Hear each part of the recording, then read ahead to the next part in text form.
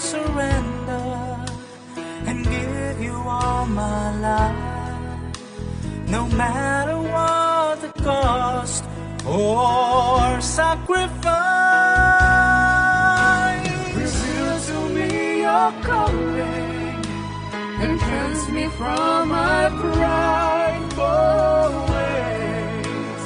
Use me now, I pray. Breathe on me, power of God, come in and change.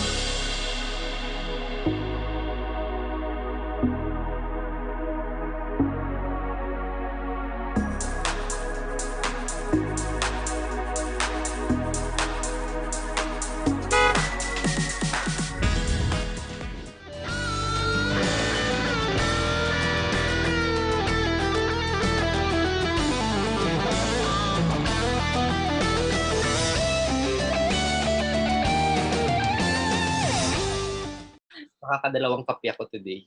All right, hi, good morning everyone and welcome. This is the first day of Hackbang, the first virtual hackathon in Mindanao, and I'm very excited because today we will be finally meeting the mentors, the sponsors, and all our mga participants and tanan nga apil aning Hackbang. And guys, this is the first ever virtual hackathon in Mindanao, and I'm so glad that I'm here with the rest of my co-host. So my name is Owen and I am with Shaila. Good morning, Shai. Good morning, Owen. Oh my gosh, ito na. This is it. Hindi na to COVID conversations over coffee. Correct. My name is Shaila. I am joining you all the way from my bedroom here in Butuan City in Mindanao. And of course, with us is our third host. Ayan siya. Good morning, everyone. My name is Jerome, and of course, right now I'm streaming live here in Davao City. Excited kaayo ko ako mga fellow Davaoenos ato mga viewers. Excited kaayo kay karon. Mahitabo na gid ang pinakaunang virtual hackathon diri sa Mindanao. Pinakauna kini sa Pilipinas ug kami excited na kay ang among mga participants excited na kayo maghatag og resolusyon sa ato mga problema. Kaya naman kamusta naman ang weather natin diyan sa inyo sa Cagayan, Owen? Well, Jerome, no, here in Cagayan de Oro City, I woke up with a beautiful sunshine. So thank you, gid kaayo Lord, for this wonderful day, and I'm so glad and I'm so pumped up because karon daghan kayo ang activities nato. So for those who are watching and naanad nga tag 45 minutes to 1 hour lang atong COVID conversations, guys, this is going to be a marathon. So from karon 8 o'clock na nagsugod na, then until unya gabi pa mi dinhi 7 or 8 bata dire Shy. Yes, that's correct. So daghan kita in store for everybody. Our mentors, our partners are already connecting through Slack. So we just really want to thank you guys for being here, for showing up. Na ay mga, in fact, ganahan sana mag-back out pero ato gid silang encourage na hadlok sa nilot. Let's do this together, Miss Kim. Yes. Guys. Okay, so we're so excited to have you here. Daghan tayo in store for them. Jerome, can you share with them what they can look forward to seeing today? Exactly. So since this is a 4-day hackathon event, we prepared a lot of expertise speakers na i-share namin sa inyo. If you wanted to stretch out, we have yoga later. If you wanted to cook with us, we have our wonderful chefs. If you wanted to have your kids exercise their extend more of their basketball skills, we have coaches to teach them. And not only that, we have also a worldwide entertainers. Right, Owen?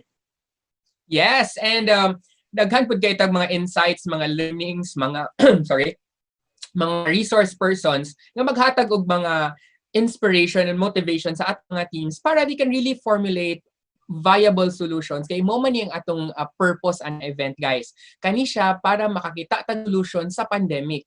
Kita man tanan, no, we have experienced a lot of pain points. Daghan kay tag mga challenges, daghan kay tag mga struggles karon.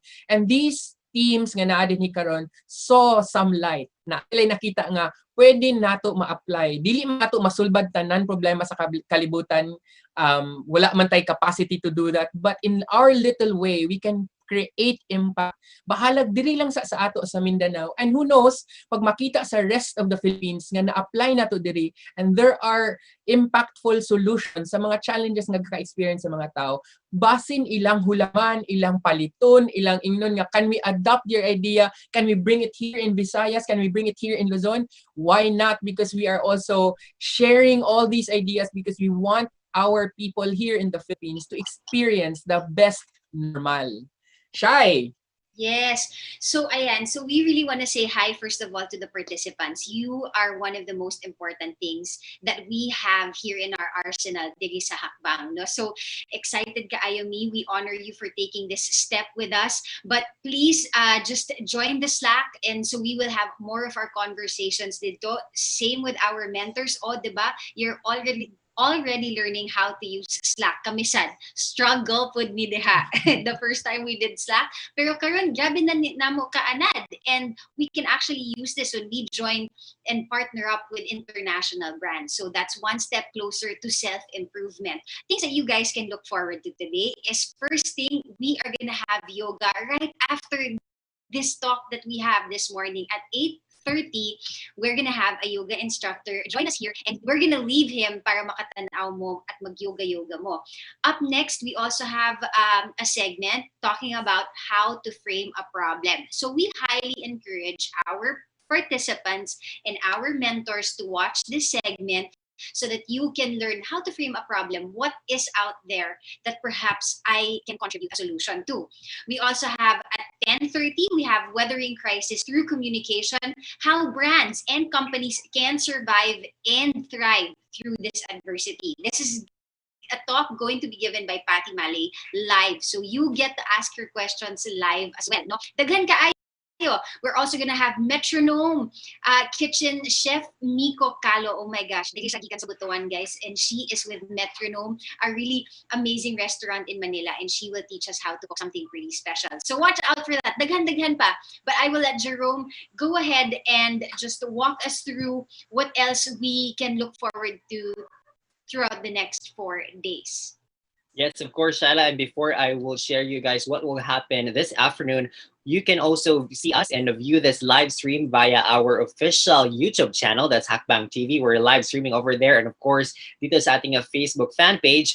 If you guys wanted to share the good news, the first ever virtual hackathon in the Philippines, made for Mindanao, made by Mindanaoans, go ahead and share their Swatch party to your friends. And of course, ngayong hapon, we also have a caliber speakers who would talk about basic of hydroponics. So if you guys wanted to know more about hydroponics, come and join us at 1 to 1:30 this afternoon. These are one of the most valuable thing to do dahil nasa bahay lang tayo. And of course, not only that, we also be giving you the power of persuasion with good intention that will come up next at 2 p.m. followed by the business side of food at 3:30. And sa lahat ng mga momshies natin na nanonood, this is your chance to join us to witness the plight of women in the face of pandemic. And of course, makakasama din natin ang Netson mamayang hapon, 5:30 o'clock in the afternoon. Kaya naman, watch this party, watch this video. We will be going live up until the end of the day. Right, Owen? Yes, that's true. And of course, this is going to be 4 days. So while our hackers, our participants, we call them hackers, and our mentors are secretly cooking up their solutions, kami din here in front of you, sharing to you all these information so that dili lang among mga hackers, the participants will also get all these amazing information from people all over the world. Filipinos and all, not even non-Filipinos are also really into this movement nga atong buhat diri sa Mindanao, which is Hackbang. So amo pud ning i-share sa inyo so that maybe in the future, if you want to join another hackathon, or maybe you just want to make solutions, for your business, for your studies, for your professional life, you can actually apply what we have shared to you today. So these are all the great things that we have for you. So mag-uban ba ta until Monday for the Hackbang? So taas-taas gini nga atong mga pagkuyog, pag-istambay din sa Hackbang nga fan page, o pag binge watching. This is a good binge watching dito sa YouTube. So guys, uban gyud ta permi kay daghan kay magma-learn, no? And this is a holistic approach to solutions. So motong giingon ganina nila Jerome and Shaila nga naatay yoga na agi mag-basketball online unsa man na. So we have that here na ay magluto, na sa stress management, daghan gid kaayong atong ma-learn. So skills, life skills are here because we are looking for life hacks or answers to problems that we are experiencing right now. So guys, join us now, June 26 until June 29. And also, for those who would like to know more about Hackbang, kay dili man namo ni ma-explain sa inyo every minute unsa ning Hackbang, you can also visit our official website, www.hack-bang.com.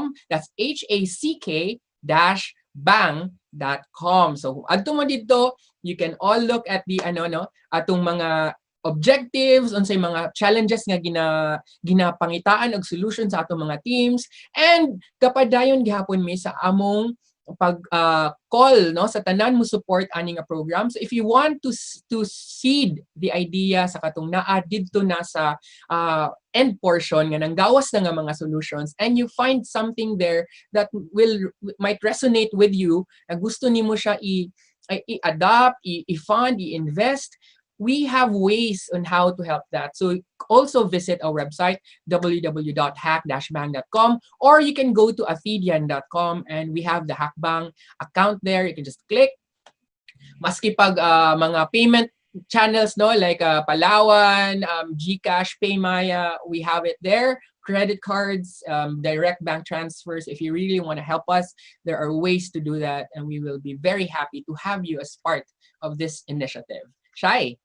Yes, my gosh, daghan yun na hitabo. In front of the screen, behind the screen, I see so many channel. Mao nang proud kaayo ko that Mindanaoans are stepping up and we are saying that we will no longer take COVID sitting down. No, we are gonna fight. We are gonna do something about it. Sure, COVID, let's coexist. Bakit dili, diba? But let's not be scared of it as well. Let's move while it's there. We can't allow it to stop our economy from growing, to stop us from growing. We can't allow the fear of COVID to just keep us paralyzed where we are. Mao nang proud kaayo me for you guys for taking this step with us. Now, let's just relax sa ta kay grabe atong energy. Yes. Kamusta naman? How have you guys been leading up to this day, this first day of our Hackbang? Would like to answer first, Jerome. Also, before I answer that, starting from the media launch, after that, I think people doesn't know that we're working behind the scene. We have our COVID conversation over coffee. Like we have a number of sponsors. We have a number of participants joining with us. And with this, I want you guys to go ahead and visit the website, Shyla and Owen, so that we can say it live right now. We can thank our sponsors. So ladies and gentlemen, ato mga kapamilya karon na nagatanaw sa tuwa, we would like to thank our sponsors because without them, we will not be able to make this hackathon dito po sa Mindanao at lalong-lalo na sa Pilipinas. We are partnered and we are sponsored by globally competitive establishment and companies. And with that, we would like to say thank you so much to 9,000 and Pixels, the Caraga Creatives, Franco, Comspec Technologies, NetZone. Go ahead, Owen. We would also like to say thank you to World Web Forum, Metronome, When in Manila, Good News Filipinas, Athedian, Tagum College in Tagum City, Father Saturnino Urius University of Butuan, Kids Who Farm, DevPost, and Cloudsploit by Aqua. Shai? And we also want to say hi and thank you to Modern Nanays of Mindanao, Echo AR, Project Lupad, Magic 89.3, We Viral, 95.3 Love Radio, JC Voiceover, Food Panda, Center Stage. Thank you as well so much to Maharlika Siargao, the Farmers Factory Slice of Life, Barangay FM 100.7 Nindutaa, Bochard Prado Photography, the Travel Club, Rocks, Recreational Outdoor Exchange, Brat Pack, Arlene Hidalgo Incorporation, Tiny Print Room, daghan kaayong salamat. Yes. And you guys know, so obviously pag COVID conversations over coffee, daghan na nahitabo. All the more today. And our studio team is working so hard. We're gonna give mig tinuod na. So guys, if you can see our setup, kung nagtanaw mo sa among story, sa among IG, you will see na, oh my gosh, it's so high-tech. And we just want to say thank you to the team that's behind doing all this. My husband is with them right now, Comspec. We want to say thank you. Taod gyud silag internet dili para dili mawalan. This is a Butuanon company. So if you see us live streaming, nagwapo kaayo among what it looks like. We want to say thank you to the Comspec team. Thank you to Dave Franco for making it look so beautiful as well. So we're getting a lot of support from the locals as well. So naay talent ang Mindanao. Kung nakita niyo na, hala, murag lagi professional Mindanao na. Yes. And Shai, I would also like to add na also from the other side naman, those who are taking care of our mentors, our participants, and our speakers and performers, I would also like to say thank you to our comms team. We have Sheena, Novi, Rhea, we have Kim. They're there also trying to make sure that everyone's in the Slack room, everyone's communicating, everyone's already starting to formulate their ideas. So salamat pud kaayo sa among comms teams, among behind the scenes team, team na sila ang dili man nato kayo sila gakakita on TV, but they're also working very hard to make sure nga ang atong teams na connect sa mentors, ready na ba sila sa ilang mga proposal. So salamat pud kaayo sa atong team. Kay kani anyong gakakita nga tulo ka hosts diri karon, we are just the faces of Hackbang, but we are not the entire Hackbang team. Naapay daghan kaayo behind us, our technical team, our visual and graphics team, our social media team, and our comms team. So thank you good kaayo to all those who are working with us, and especially to you, our supporters, viewers, and our participants. So ayan. So I guess we're ready with our with our next segment. So guys, we invite you to a space of peace, to a space of calming down amidst all these uncertainties that we have encountered lately and might still be encountering in the future. I would like to invite all of you to a few minutes of calming down and also grounding ourselves and, feeling that inner peace. And we are so thankful that we have a guest with us here this morning. So I believe that we will play something first, and then I will formally introduce to you our instructor for this morning's yoga sessions.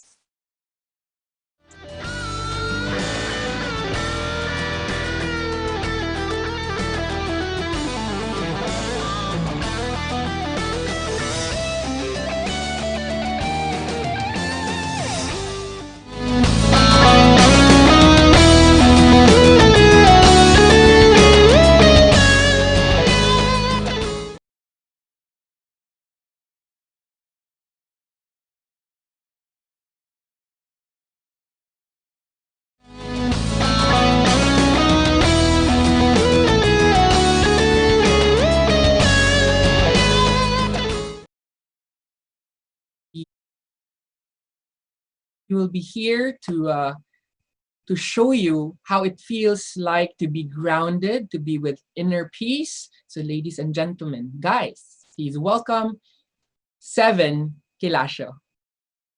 Namaste. Hi everyone, good morning. Hello Owen, good morning everyone. Thank you so much Hackbang for inviting Chakra Yoga Studio. So I'm representing Chakra Yoga Studio, and then as a start of the first day for the Hackbang Hackathon, we will be having a mindfulness yoga class for this morning. It's a very short, and actually you can do this at home. Like even you can do it before bedtime or upon waking up. It's just very, very short and very, very simple. And the poses that we will be doing are very, very familiar as well. So I call this the mindfulness class because we don't need to really move so much for this. What we just need to do is just sit, find a space, an area that we can practice. Of course, it should be make sure that it's silent, and then we could really have find time in going inward because we all know that what had happened for the past 100 days or more than 100 days really affected everyone. And I know that many of us really are having problem with the mental health. So right now, I ask you to join with me for this class. And then if ever that you have questions, you can actually message Chakra Yoga Studio on our page, or you can actually PM me, or perhaps you can ask Hakbang for any questions. And then also, we will be having 3 more yoga classes for tomorrow, the next 2 days. So I hope to see you also on those classes. I will be joining my other co-teachers.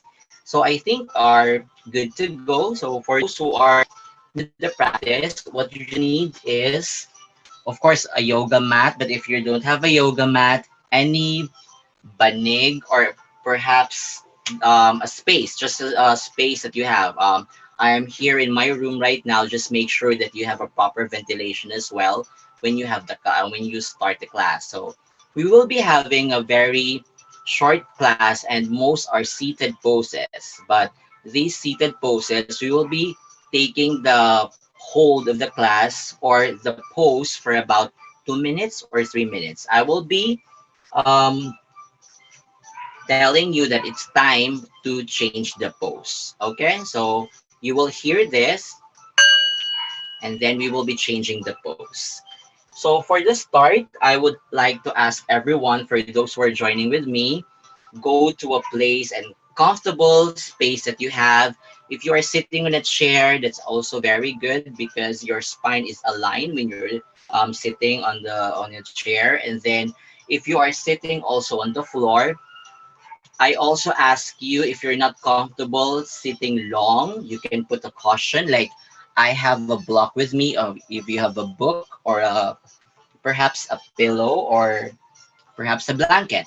And then if you have also a wall like this one, you can sit on the wall. Or you can, pwede mo diri sa wall maging mag ano lang, mag standing. So for that, I would like to ask you now to go to your most comfortable, any cross-legged position. If the cross-legged position is hard for you, just try to make sure that you're sitting comfortably, and try to find that space within you. Start to move your body. You can close your eyes if you like, or you can slowly open or close, but I ask you to close your eyes and just make sure that you are really sitting comfortably. And I ask you now to start to breathe in and out. Remember that the class is about mindfulness. It's paying attention to every detail. So right now we are paying attention to our breath, paying attention to any sensations that you can feel. Perhaps you have a bad shoulder, or your knees, your hips, whatever that feeling is, that is all valid. Just take your time in this. We'll stay here for a few cycles of breath. You can put your hands into your lap, either palms facing down or palms facing up, opening up your chest. You can gaze to your nose, gaze to the tip of your nose, or perhaps just gaze down. Or if not, if you're closing your eyes, just really try to listen. Listen inward and really grounding yourself. Stay here for a few cycles of breath. Breathe in and breathe out. Try to really connect. And as we start for this morning, for this short meditation, I ask you to set an intention. Maybe that intention is for yourself, for your family, for the person that you love, or for whatever that intention is that you have right now at the center of your chest. Just really try to focus on that intention and go back to your breath. Go on. Last few cycles. Breathe in and out. Remember that we are doing a mindful short meditation for this morning. This is a very good chance for us to reconnect and to find an awareness of whatever that is happening to ourselves internally.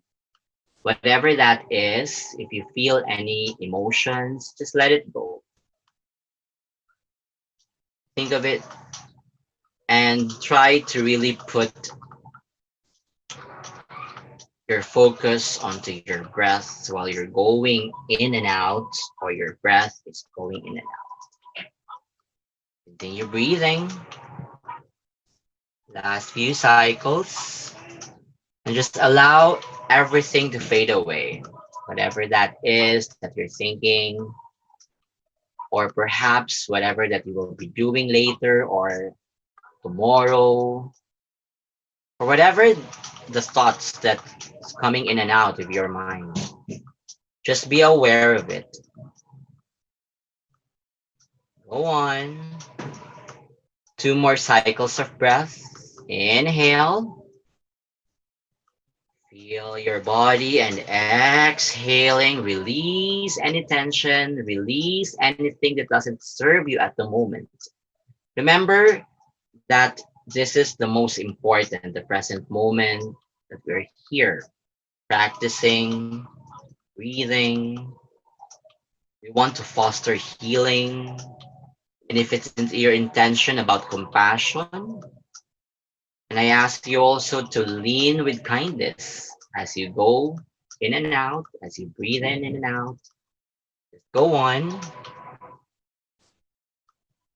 Last two cycles. Inhale. Exhaling. Breathe in. Inhale. Exhale. And slowly and gently, you can move your body, you can move your shoulders. Try to open up your eyes. I ask you now to put your palms together, the center of your chest. Come into prayer pose. And as we start our practice, we greet one another by saying Namaste. Namaste means I bow to you, I respect you. So we honor everyone who's practicing for this morning, and everyone who's giving time to be mindful as we go through the process for this day. So for the first pose, we'll just move our body a little bit, like shake our shoulders, round in circles or front and back. And then for the first pose, we are in a seated pose. Release your arms up and try to hug like you're hugging a jar. Gaze to your fingertips. And as you open, pop up your chest. Really opening your chest. You can feel that your shoulder blades are touching together. They need to see each other from time to time. They miss each other, of course. And then try to open. We're going to do this for 5 more rounds. And then try to hug a jar, imagining yourself hugging a tight jar or a ball. Then open. Synchronize your breathing. Then slowly hug it once again. As if you're hugging and try to really open. And next cycle. Slowly you take your time opening up your chest. Last cycle. Inhale. And then slowly and gently release your hands to your lap, reaching your arms up. And as you reach your arms up, you gaze to your thumbs and also try to ground your sitting bones.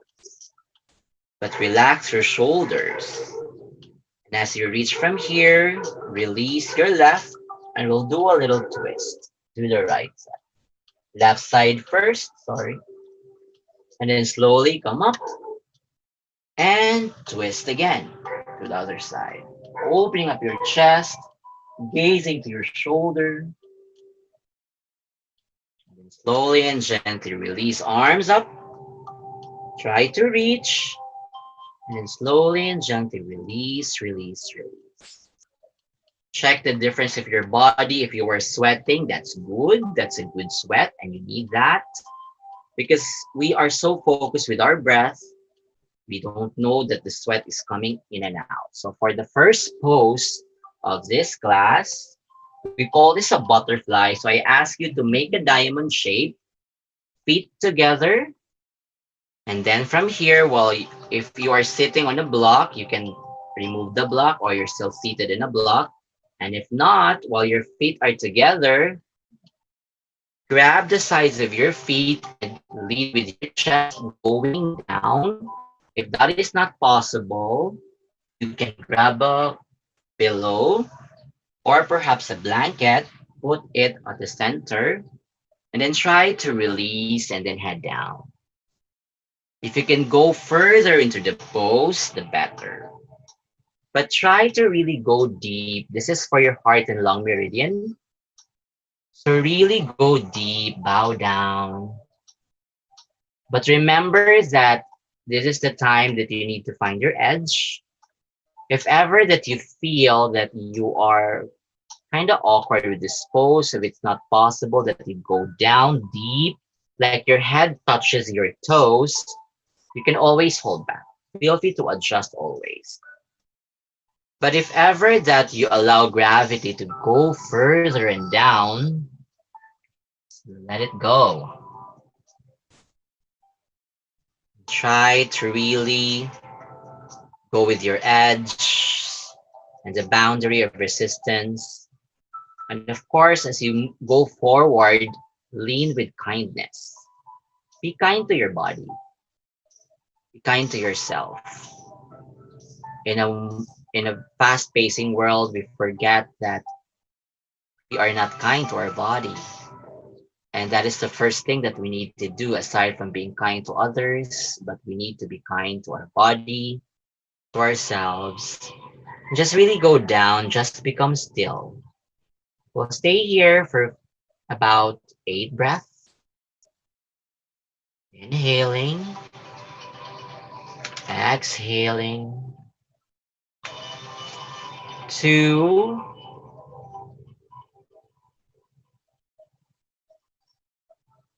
4,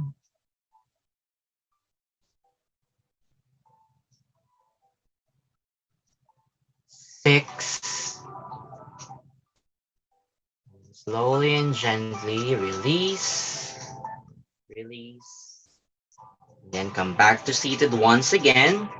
And then this time, we will add another pose. We call this pose eagle hands. So you release your hands, right over left or left over right. And then you bend your elbows. And from here, you do this. If this is not possible, just try to interlace. And once you're here, but still you're making a diamond shape, inhale, lengthen, and try to curve your spine and then go down. So we added eagle hands and then go deeper and deeper into the pose. This is good for your heart, for your lungs. The more that you go deep, the more that you can feel the benefits of this pose. Inhale, exhaling. Whenever your thoughts are wandering, come back to your breath. Going back to your body as well. Force your intention. Inhaling. Exhale. Last 2 cycles. Breathe in. And then slowly and gently come up. Then you release your hands. Then you can shake your hands. Take it to the side. I know you can feel any sensations. And then from that pose, you release your feet first. You hug your knees to your chest. And then you can do a windshield wiper. Because you can feel that on your hips. So you can just release any tension. Inhaling. Exhale. While your hands are back, you can open up your chest. Last cycle. Come back to hugging up your knees. Then let's go back to butterfly, but this time, if you did right side a while ago, we will do the left side. So left over right this time. In eagle hands. Inhale first and then try to go down, round down, and stay in at 8 breaths. Inhaling. Exhale. And as you go from this pose, try to really go deep. You can close your eyes. You let your breath surrender. And allow yourself to really go deep into this experience.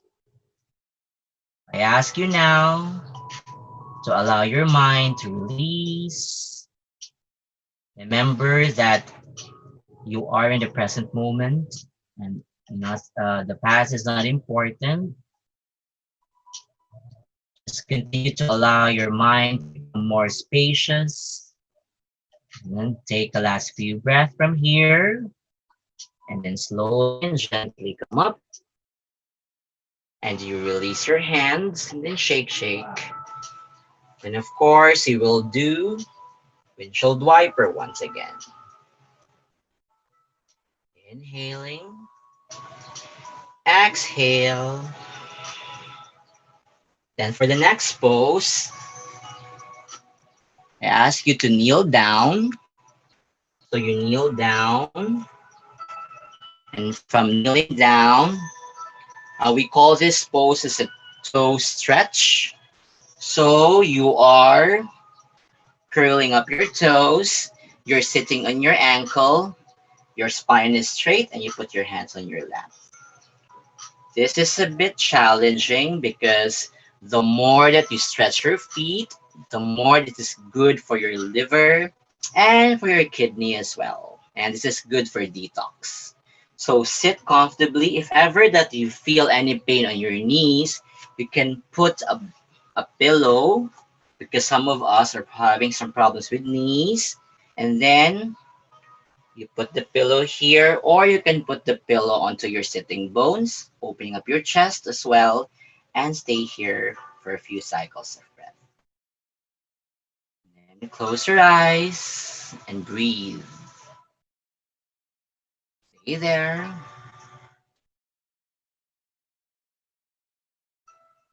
Inhaling. Exhale. Enjoy this pose. I know it's a bit challenging. I can feel it now. Breathe in. Breathe out. Last 2 cycles.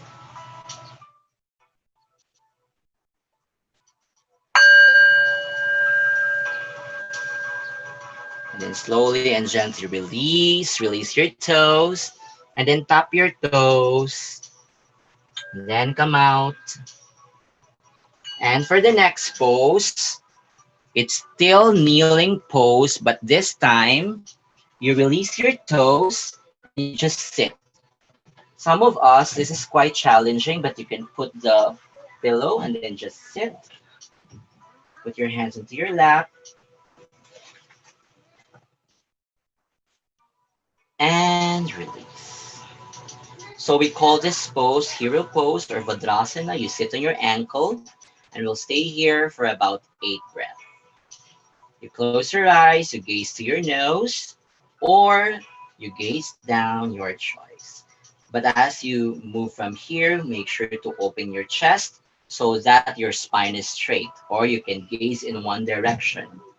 Opening your chest, inhaling, exhaling, 2, 3.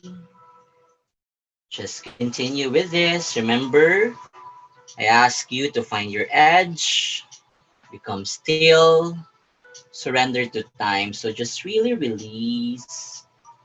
I know this is a bit stressful for others, but if you're capable for this pose, go on.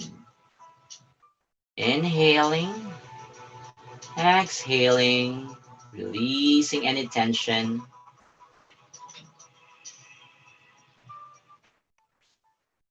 Last few cycles of breath. Inhale.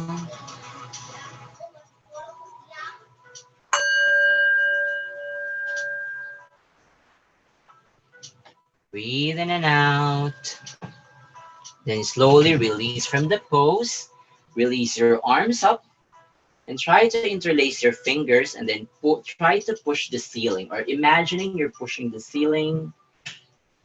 Then you release. And then as you release, you interlace your hands at your back so that your chest will pop up. And then slowly from here, go down. Feel free to make adjustment. If your head cannot touch the floor, that's all right. You can go halfway. And then slowly and gently release. And release once more. Put your hands in prayer, inhaling. So try to recover from the pose. Then if you want to adjust, feel free to adjust first. Then from here, stretch your arms to the side. Then bend your right elbow. Then you grab it with the left. So we call this a cow face. And if it's not touching, if your fingertips are not touching, it's like this. It's okay, but if it's touching, you go from here.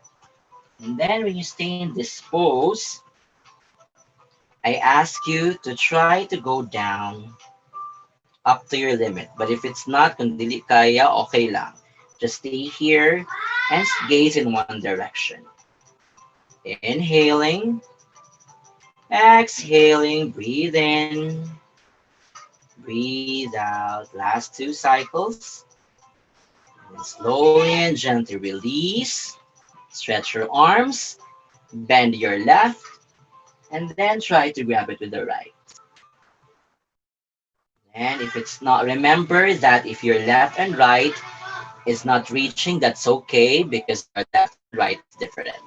So with that, you can stay in the pose, or if you have a belt, you put the belt to support, then you go to the pose. So the belt will be your assistant. So the belt is your best friend. You can do this because the shoulder blades are tight. And I know that you're sitting always, and then you're not, the shoulders are really tight. We need to open up our heart. And then slowly and gently release. Release first, arms up, and try to release. Adjust and sit. Then you sit, as you sit, try to straighten up your both legs. We come to a forward fold, or we call this Paschimottanasana in yoga. So you straighten your both legs, then you put your hands beside your legs. Then you gaze to the tip of your nose. Make sure that your toes are pointing to the ceiling and then stay here. Remember to be mindful of your body. If you feel that there's sensation, it's okay also to micro bend your knees. If dili siya mas straight, okay lang. If not, try to straighten it out.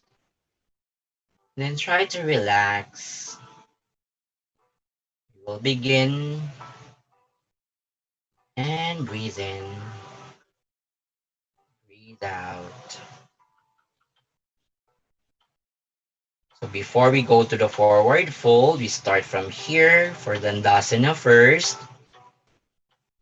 Slowly arms up and try to reach wherever you are. You can try to grab your big toes, bending your knees, grab the sides of your feet, or if not, use again the belt and stay here. Stay here for a couple of breaths. Inhaling, exhaling. If you want to go a deep stretch, try to go deeper, but lead with your chest forward. Exhale, 2, 3, 4. Inhaling, exhaling. And then slowly and gently release, and release, and release. And I ask you once again to go to butterfly pose, or you can just cross your legs, go back to the first part. Then from this position, we will be doing a meditation for about a few minutes. And then if you have a pillow as well, you can put it onto your sitting bones. So we go back to the first position and try to really recover. Close your eyes and put your hands to your lap, either palms facing down or palms up. Then close your eyes, checking your body, breathing comfortably. Inhaling, exhaling. Remember about your intention of your practice. This may be short, but the benefits that you've encountered during each process are very, very good for you. Inhale, exhaling. Just take your time to be aware of your body, be mindful of your thoughts, whatever you're thinking. Be mindful of the sensation that you can feel right now. If you're sweating, just allow your sweat to drip. And then be mindful also of your breath. So we are practicing mindfulness. We pay attention to the parts that we need. Just really go into that pose.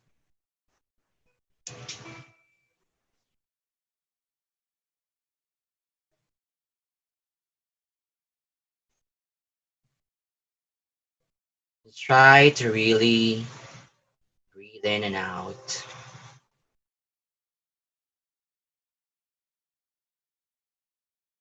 Just sit here. If you feel any sensations, you can always move a little bit, but just continue in your silence and your stillness. A while ago, I ask you to find your edge and gently lean to your kindness. And also, I ask you to be still in the pose. The poses are familiar, but I also ask you to surrender to time. That means we need to be mindful that we are taking time to be with ourselves for this less than an hour practice. But the practice itself is more beneficial because we have 24 hours and we have an hour to give time for ourselves. If you feel anything right now, any emotions coming out, just be aware of it. Paying attention and being mindful every day is very, very important, especially at these trying times. We really need to take moment to really go inward and find that sense of gratitude to ourselves, or simply find that introspection. I know that some of the poses a while ago are quite intense for others, but the more that you practice that, the more you can really go into the pose. I will stay here for a little cycle of breath.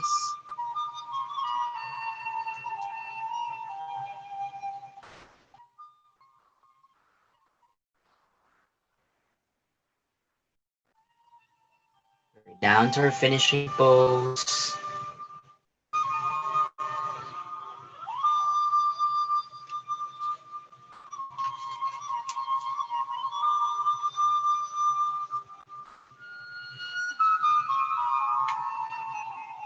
Stay there.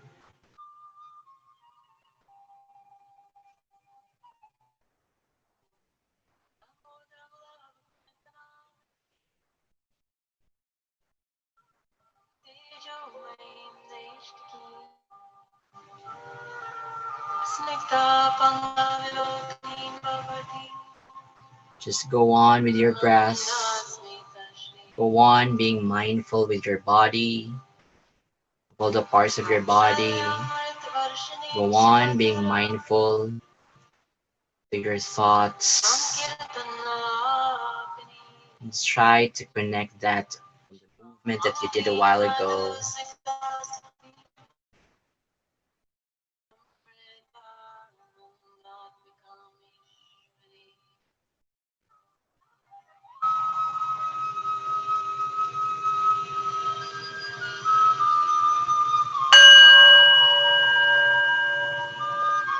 And then slowly and gently move your legs, move your knees. And I ask you to come into a yogi squat. This is very, very familiar. So what you need to do, if this is not really comfortable, you can put a blanket or a pillow as well. Then put your hands at the center. Insert your elbow into your knees. We call this malasana or yogic squat. Really try to focus on opening up your chest while also grounding your sitting bones. You can always lift your heels or heels to the floor, your choice. As I've said a while ago, that we need to find that sense of gratitude, that introspection. While we are in this garland pose or yogic squat, we can feel the benefits of the pose because we open up our hips. And we need this, especially if you're working too much, sitting more than few hours. Then try to do this, really opening up your chest. You can feel any sensations while you stay into the pose. Stay here for a little while.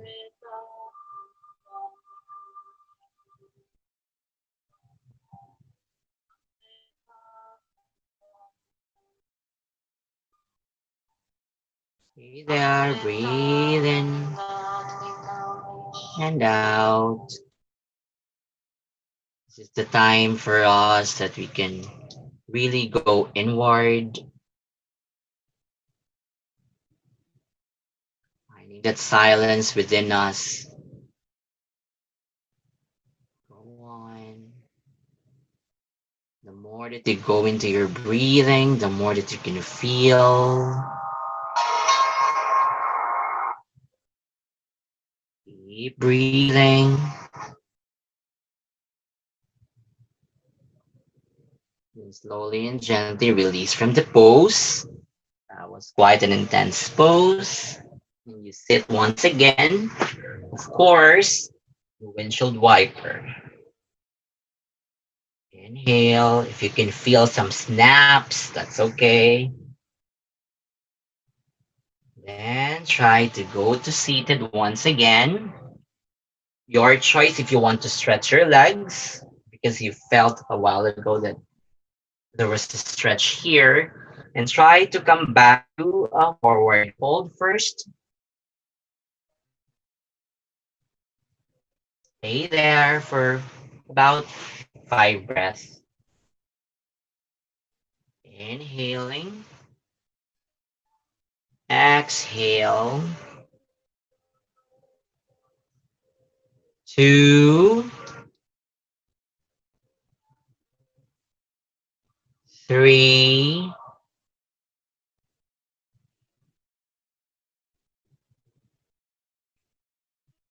4. Then slowly and gently as you release, straight your both legs. And I welcome you in lying onto your back and rest. We call this the resting pose.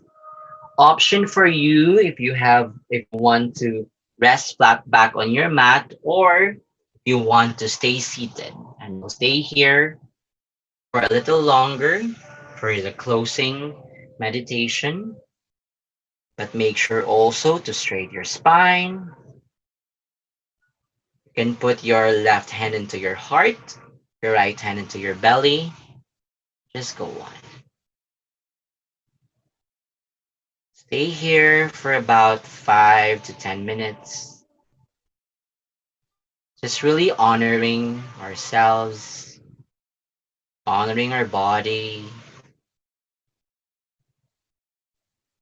Close your eyes. Breathe in Just rest. Go back to yourselves, your home, and you are in the place that you exist. Find that stillness. Inhaling, exhale.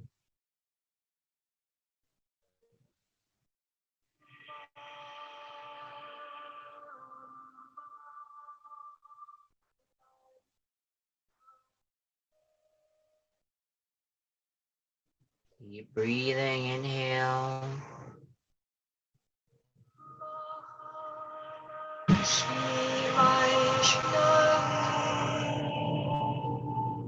Few more cycles.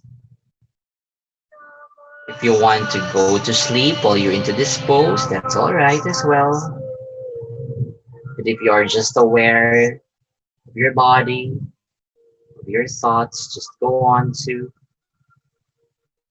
inhale,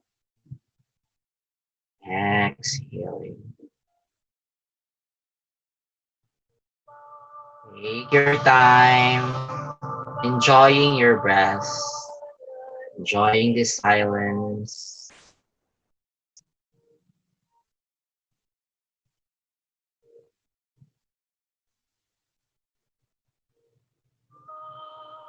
Breathe in, soft and easy.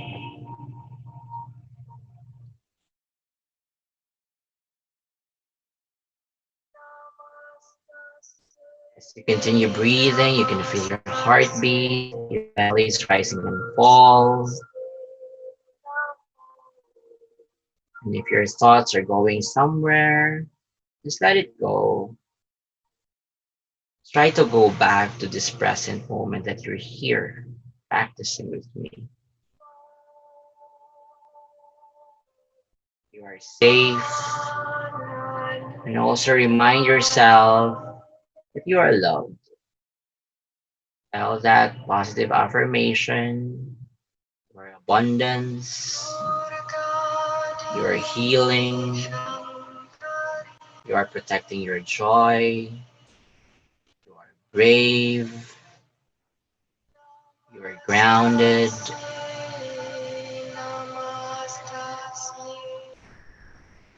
and you share your love to the world.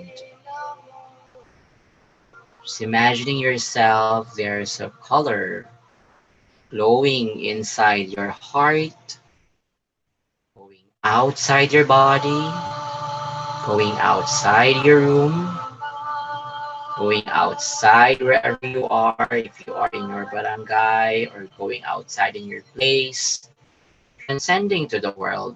You are connecting to everyone. And as we go back to that mindfulness practice, just go on, continue. Inhaling, keep breathing. Remember that sense of gratitude, that compassion, that kindness that we need. We are into this introspection as we go deep into our practice.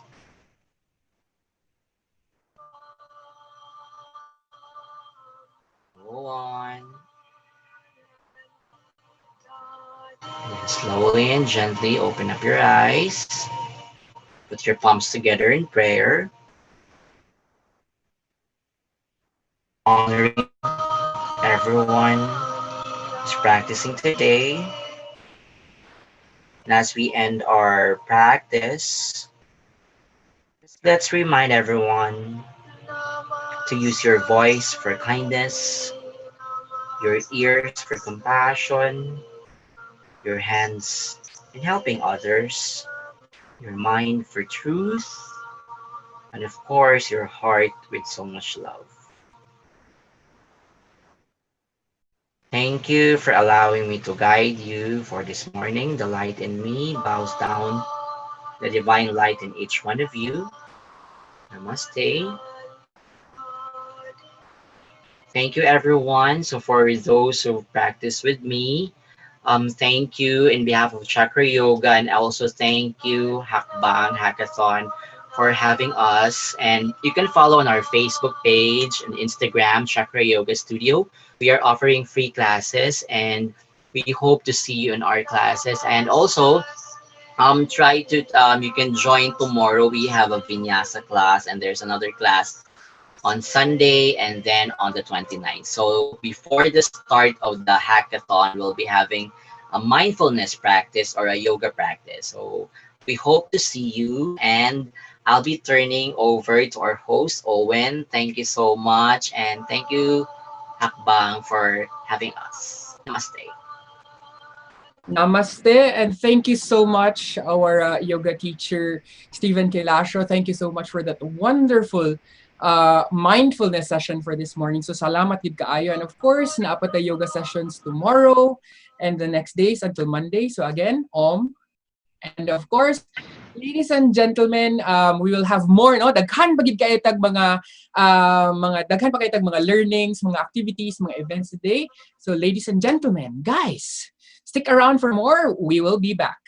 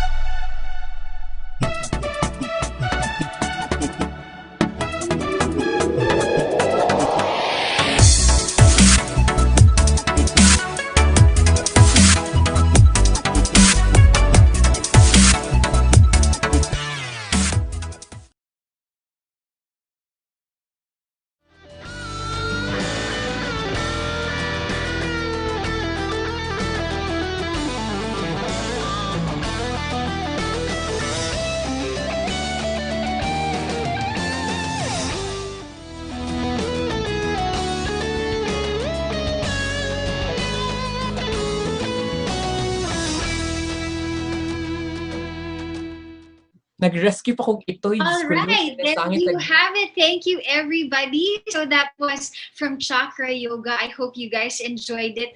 Actually, na-relax yun ko gamay, no? Tapos sige ko sabay kang 7, and I was breathing in and breathing out. And then my husband comes in, si among director, si Jimbo, and he said, "Han, I've been messaging you on Facebook." So Mauna, this is the reality, no? Is that because we're enjoying these sessions so much, we ourselves forget that we actually have a job to do. And that is to make sure that we are handling everything in front of the camera, behind the camera, for you guys, para sa atong mga participants. So I hope you guys enjoyed that. And I know my co-host Jerome is going to be joining me in a bit as well. Kay magstorya-storya sa me. And we're going to have Rhea and Owen come in and join us a bit later on as well for a segment that we really encourage our participants to join, because it is all about how to frame a problem. So Jerome, andyan ka pa ba? Hi there, Shala. Yes, I'm here. Alam mo, relax na relax ako sa yoga na yon. So gusto ko talagang mag-place ng mat sa floor. Kaso baka pag nandun ako, tapos ako na yung isasalang sa live, baka malate ako. So kaya I just breathe in and breathe out dito sa chair ko. Alam mo, napakagandang napakagandang isang segment yun dito kasi people know, yeah, yoga, naanak naman ng yoga, pero that's the proper way on how to do it. So that's really a nice thing to do. And of course, right now po ang ating mga participants ay naanas among Slack. It's one of our application na ginagamit namin to communicate. So instead of using Facebook Messenger or WhatsApp, Viber, we use Slack. Kasi yung Slack ay medyo organized. So we put channels out there. Hindi mamawala yung ating mga mentors, ating mga speakers, and our participants. And nag-pop up lahat ng ng mga messages to the hi everyone. We're so excited to meet everyone. We're so excited right now because we're watching the live. And right now, we're encouraging lahat ng mga participants natin dyan na nanonood ngayon sa kanila mga live stream via Facebook at saka via Hackbang TV sa YouTube. Kailangan ninyo mo tan-aw karon sa atong next segment kay usa kini sa inyong pinakaunang nga step nga buhaton. So aside sa nanamoy team, nag-build up na mo rapport sing team, mag friendship karon ipakita na namo sa inyo kung how you frame up a problem. So unsa ba ang sa word na frame? Akong gi-research so ba ding frame, picture frame. So from the word frame itself parang siya, parang unsaon pag-put up, unsaon pagbuhat sa problema. So the problem is there. Ang imong buhaton na lang kanang unsaon nimo pag kanang frame sa question, na frame na gyapon no. Unsaon nimo pag kanang build up sa question para napod kay gwapo nga solution. Tama Shayla? Mo, I have yet to Google it as well, no? Mao nang di gyud ko nagpaka-bright diri. Wa jud ko kabaloing ani. This is why what we mean when we tell our participants, dili ka nang lantanan kabalot, no? That's why we are teaming you up with other people who can be great additions to your team. So kana paulit-ulit gyud ni, please join your Slack channels, talk to your mentors, connect with your team already, and let's get this problem solving started already. Kay daghan gyud tay problema, no? Alam ko kami diri happy kita Jerome, no? Syempre happy kita ang naman magpakaluoy pa ta, di ba? Na grabe na gani si COVID, grabe na gani iyang gibuhat sa ato. Kinsa siya para magpa-apekto kita. Yeah. No one can stop us because we're here. We are people who are just being tested. And with that being tested, kailangan po na to mag-create og resolution para lang ani. Og karon kauban na to, dili lang kani siya basta-basta nga host, no? Isa po rin siya sa mga ideators, sa mga organizer, no? Di ka libreng event organizer diri sa Mindanao, diha sa Cagayan de Oro. Og kauban po na to karon ng isa sa mga founder ng Hackbang, all the way from Switzerland. I will give you the floor, Shaila, to introduce the two visitors. Ay, tinatawag natin silang bisita for guest today kasi medyo naghanda talaga sila sa kanilang damit, no? So, go ahead, Shaila. Please introduce our first speaker na kasama natin. Ikaw yung nasa Switzerland, dito ako sa Cagayan. Oo. So, syempre, you've seen these guys before, no? They are definitely part of the core team of Hackbang. Mura mig daghan-daghan kay daghay na hitabo sa atong YouTube and everything. Pero to be honest, guys, we're just a little more than 10 people who are sharing our giftings and our talents. So, mao nang usahay paulit-ulit lang kami kay kami yun. No? So we would like to introduce first, of course, Owen. You know him already.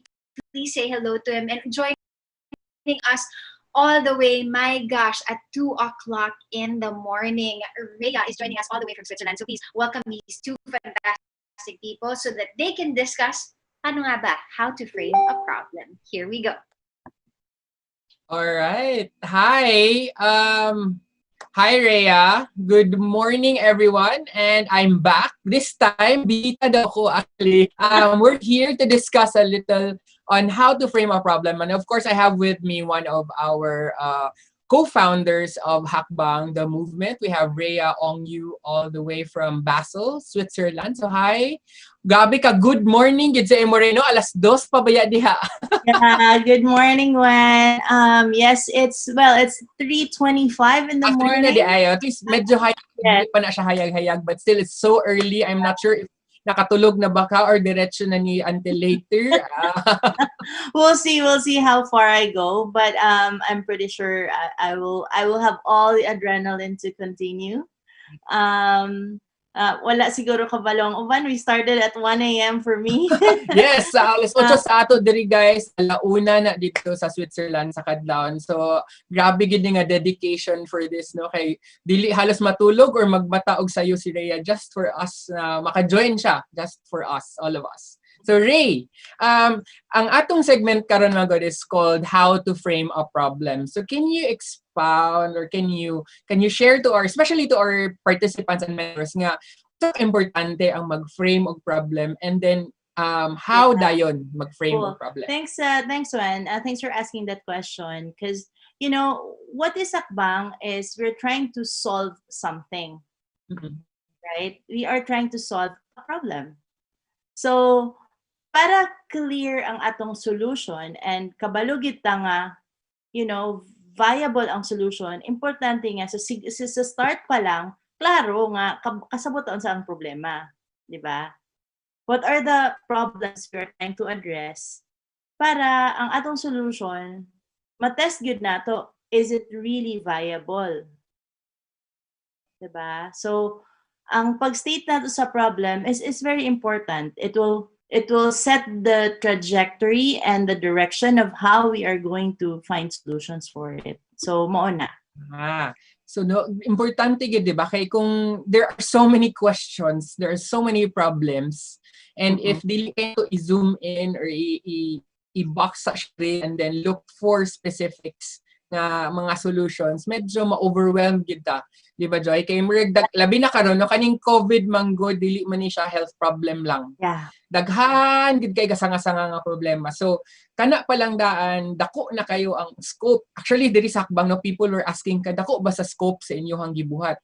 And then we told them, di ba, na dili man pud good nga diri lang naka-focus ang COVID na affected man ang wide range of areas. So from there pa lang kung dili nimo maksakto og butang sa perspective ang imong pag-solve sa problema, medyo maglisod gyud ta og formulate og solutions. So naa naman ta dinhi sa how, Joy. So unsaon naman nato siya? Unsa may steps, the basic steps for us to really boil the problem down to specifics. Sige, mangayok kog rights kang Boss Direct. Let me see if I can share my screen.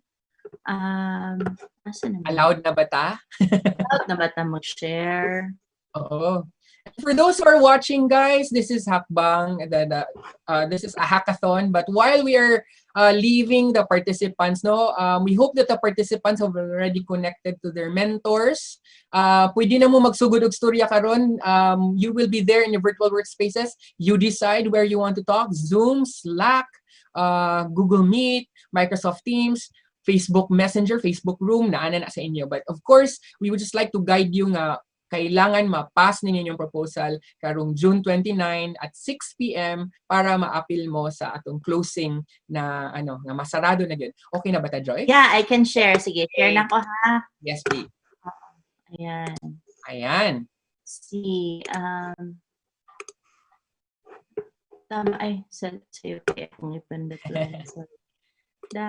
So, kaning kuan man good, no? This is really very important, especially to our mentors and participants. Hopefully, makita ni nila karon nga session. Or they can watch the replay later. Yeah. Ayan. So how to frame a problem? Sige, Joy. So these are tips, and when just ask questions as we go along. But basically, what you see on the screen, and this is just one slide for us, is unsan mga tips na kinahanglan ninyo mabalaan when you're framing your problem. So I'm gonna start from every place in the slide, so bear with the chaos. But I think it's important na mag-start ko sa pink. It says here the 40-20-10-5 word rule. Pasabot ani. Di ba kanang mag-state di ba when we started, we always talk in like loops kan kay hika. Tama ana kay mawala ta sa passing, di ba? So ang kaninga rule, it says na okay, start with 40 words. Okay. Put your problem na 40 words siya. Pero kung 40 words, daghan pag na siya kaayo. So, condense it, make it 20. Okay. Yes. Diba? Tapos, try to say, okay, daghan pag kaayo, make it 10. Kung kaya, make it 5. And then try to state your problem with 5 words. So, mas clear interesting. siya.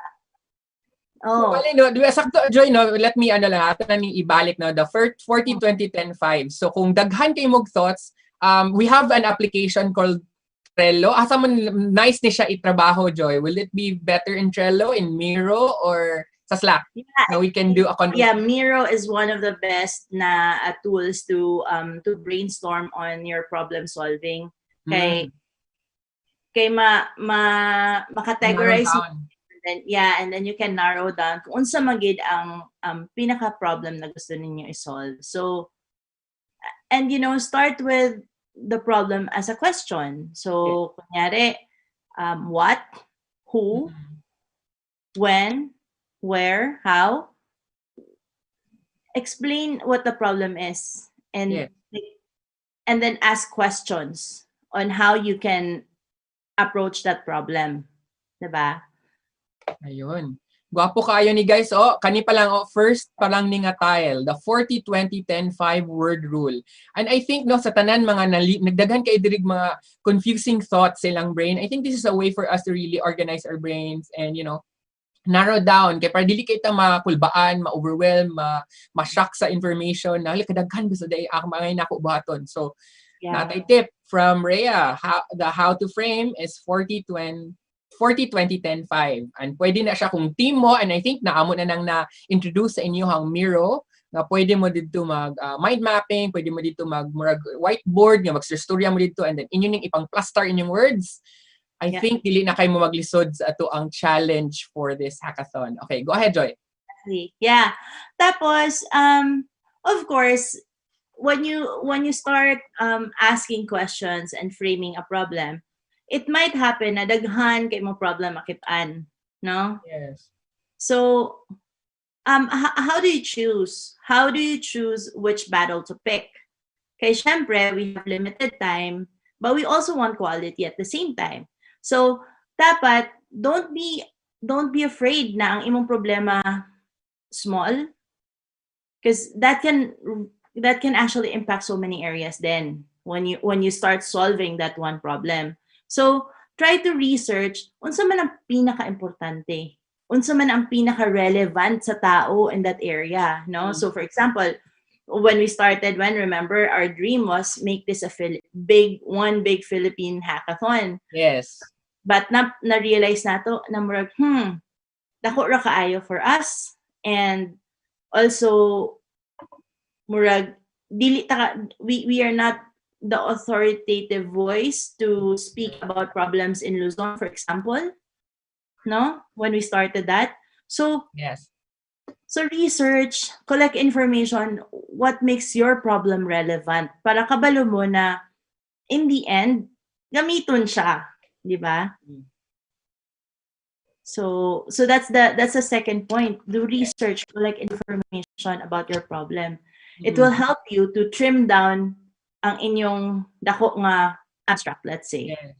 No, okay, if you don't really have enough basis, the more nga confusing ang inyong questions na and the solutions that you get, kay dili ninyo ma-target directly or zero in mo sa usa ka situation kay kulang pa mo sa information. So guys, research is one good thing, no? So, and don't be afraid to research. The beauty of the digital age, kay information is everywhere. Just make sure that you are discerning enough, no? Kung asa po nagikan inyong sources, kay basin mga personal blogs lang, mga ana gani, or kanang editable site na pwede ra po nila ma-edit by anyone, open source. So hadlok po, no? Kay basin na-add dito nga dili necessary. So make sure you go to mga sites that are really with good information. And we have partner sites ba nga later na nako i-introduce nga pwede po nato makuhaan og information. Exactly. Yes, and aside from that, not just research online, kay syempre karon COVID times, online man kita mag-research. There's also a tool called Survey. Okay. Na pwede gamiton to do research. So ask our friends, ask our constituents in that area, unsa may importante sa ila. Listen to them. Listen to what is really bothering them. 'Di ba? So when we started this one, kadumdum ka, murag kuan kaayo, puro English ang atong ano, but then we realized that we need to listen to the people and dili kaayo comfortable ang tanan nga English is the main is the main language. So we start to adapt. And that's important as well. When you frame your problem, make it relevant. So collect information. That's the most important thing. Para may mo siya relevant. Ayun, collect information. No? And Joy, sometimes you have also too much information. Saan man nato na, what if there are so many data, if you're from that side of the world, data, and saan man na nato be, if daghan gid kaayo, kanang makulbaan na mo sa tangang daghan naman, mubalik na sa tas kakulba. How do we do that? Yeah, this brings me, thank you, Wen. Okay, this brings me to the next point, and actually the next 3 points of this picture, which is, ang una is first rephrase, then focus. So, unsaan man na pag-rephrase? So, kunyari, when I state the problem, akong pagsabot nun, ani. Diba? Yes. Pero, pag si Owen ang mo state sa problem, lahi naman. Or si Owen ang mamati sa problem, lahi man ang mag-resonate sa iya. Kay lahi man iyang frame of reference. Yes. So, what we mean by first rephrase and then focus is try to rephrase that problem na gipangutan na siya sa mga tao. Right? So, kunyari... So, let me cut you on that. So, dili siya sa imong perspective, but imuhang pagtuo, unsa ang pag-question sa mga tao, ani, ang ilahang own viewpoint. Exactly. Okay. That's how it will resonate with them. Okay, kung if I'm gonna speak in, like, for example, in Dutch, di ba kakasabot, di ba? Correct. Magngangarok dili karon. No, exactly. So I have to adjust and rephrase my problem para it will be relevant for you. It will be clear for you nga what am I trying to say? Yes. Yun. So that's one, right? Yeah, and then focus. Focus means nakay timeline. No, we start with a timeline usually, and then we say, "This is the end result I would like to see." So pag maabot na imong end result, okay, I would like to take step back in time and see what can I do within a specific time frame, within a milestone. Okay. So when you state your problem, it has to be achievable. Nakay enough focus to be able to address that within a timely manner.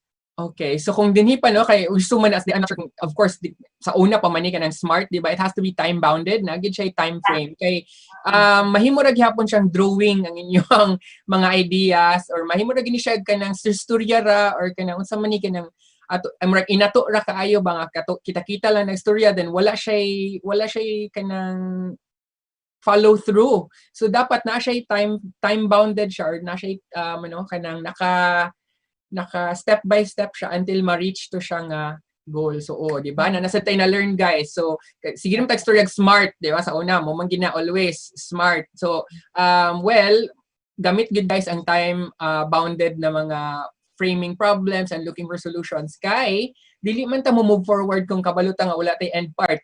Di ba? Marag, unya na kay layo pa man to. What kabalo asa na kalayo ang layo. So, if we put na next week, or pareha sa atong mga, di ba, mo-remind lang ko kay time-bounded baya po niya atong hackathon, June 29 baya. So, kung karon na learn ninyo nga ing ani di ay, so dapat ba June 29 by lunchtime, almost gamay na lang gid unta ang inyuhang i-andam sa inyuhang proposal nga i-up sa ato ang dev post. Kay by 6 o'clock ba to, Joy, no? Ang ato ang deadline. 6 o'clock Philippine time ha, klarohon na to. Okay. Kung 6 o'clock sa ila, ugma pa na sa to ha. Or 12 midnight sa amo, no? Ang 6 o'clock nimo sa gabi. Dili iyahang 6 o'clock ha, atong 6 o'clock sa Philippines. So, make sure it's 6 o'clock standard time. Munang time-bounded, so importante kay na. That was the second point ni Joy sa katong how to i-sift through the information available. So, unsay third, Joy? Yeah, the third is, this is more of, kita ka ng eyeglass din ha. Yes. Okay, try to see it through different, perspectives bitaw. Na, Oo. are you looking, like, in short term, unsa may mamakitaan. So, kanang mga nearsighted din ha, unsa ako makita within the short term na pwede maklaro na ako nga mo ni a part of the problem I want to solve. But then, when you put on the glasses and then you can see far na, unsa man pud ang long term. So if you take that back to Hackbang, when we started, what we said was we just wanted to have an avenue of expression for people. Yes. But as we went along, we also said, you know what? Once we have this platform, you not only have an avenue for people to express themselves, you also have an avenue for people to connect and collaborate and learn.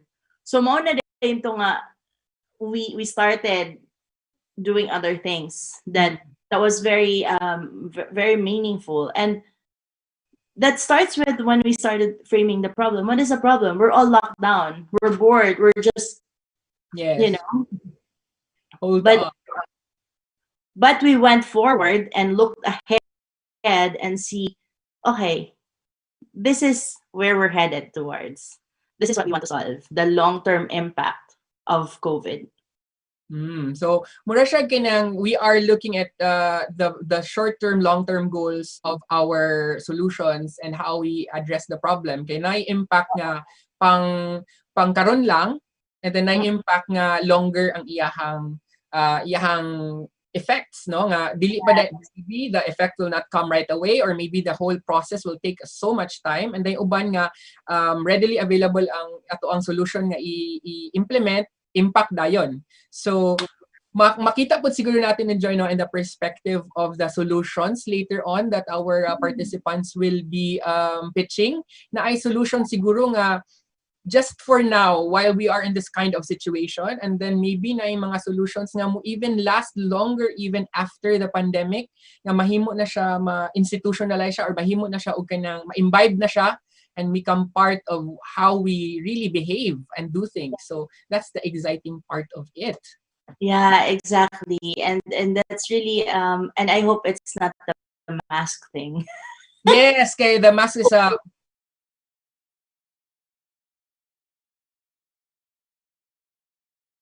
I always miss people and their smiles. Kay, di ba?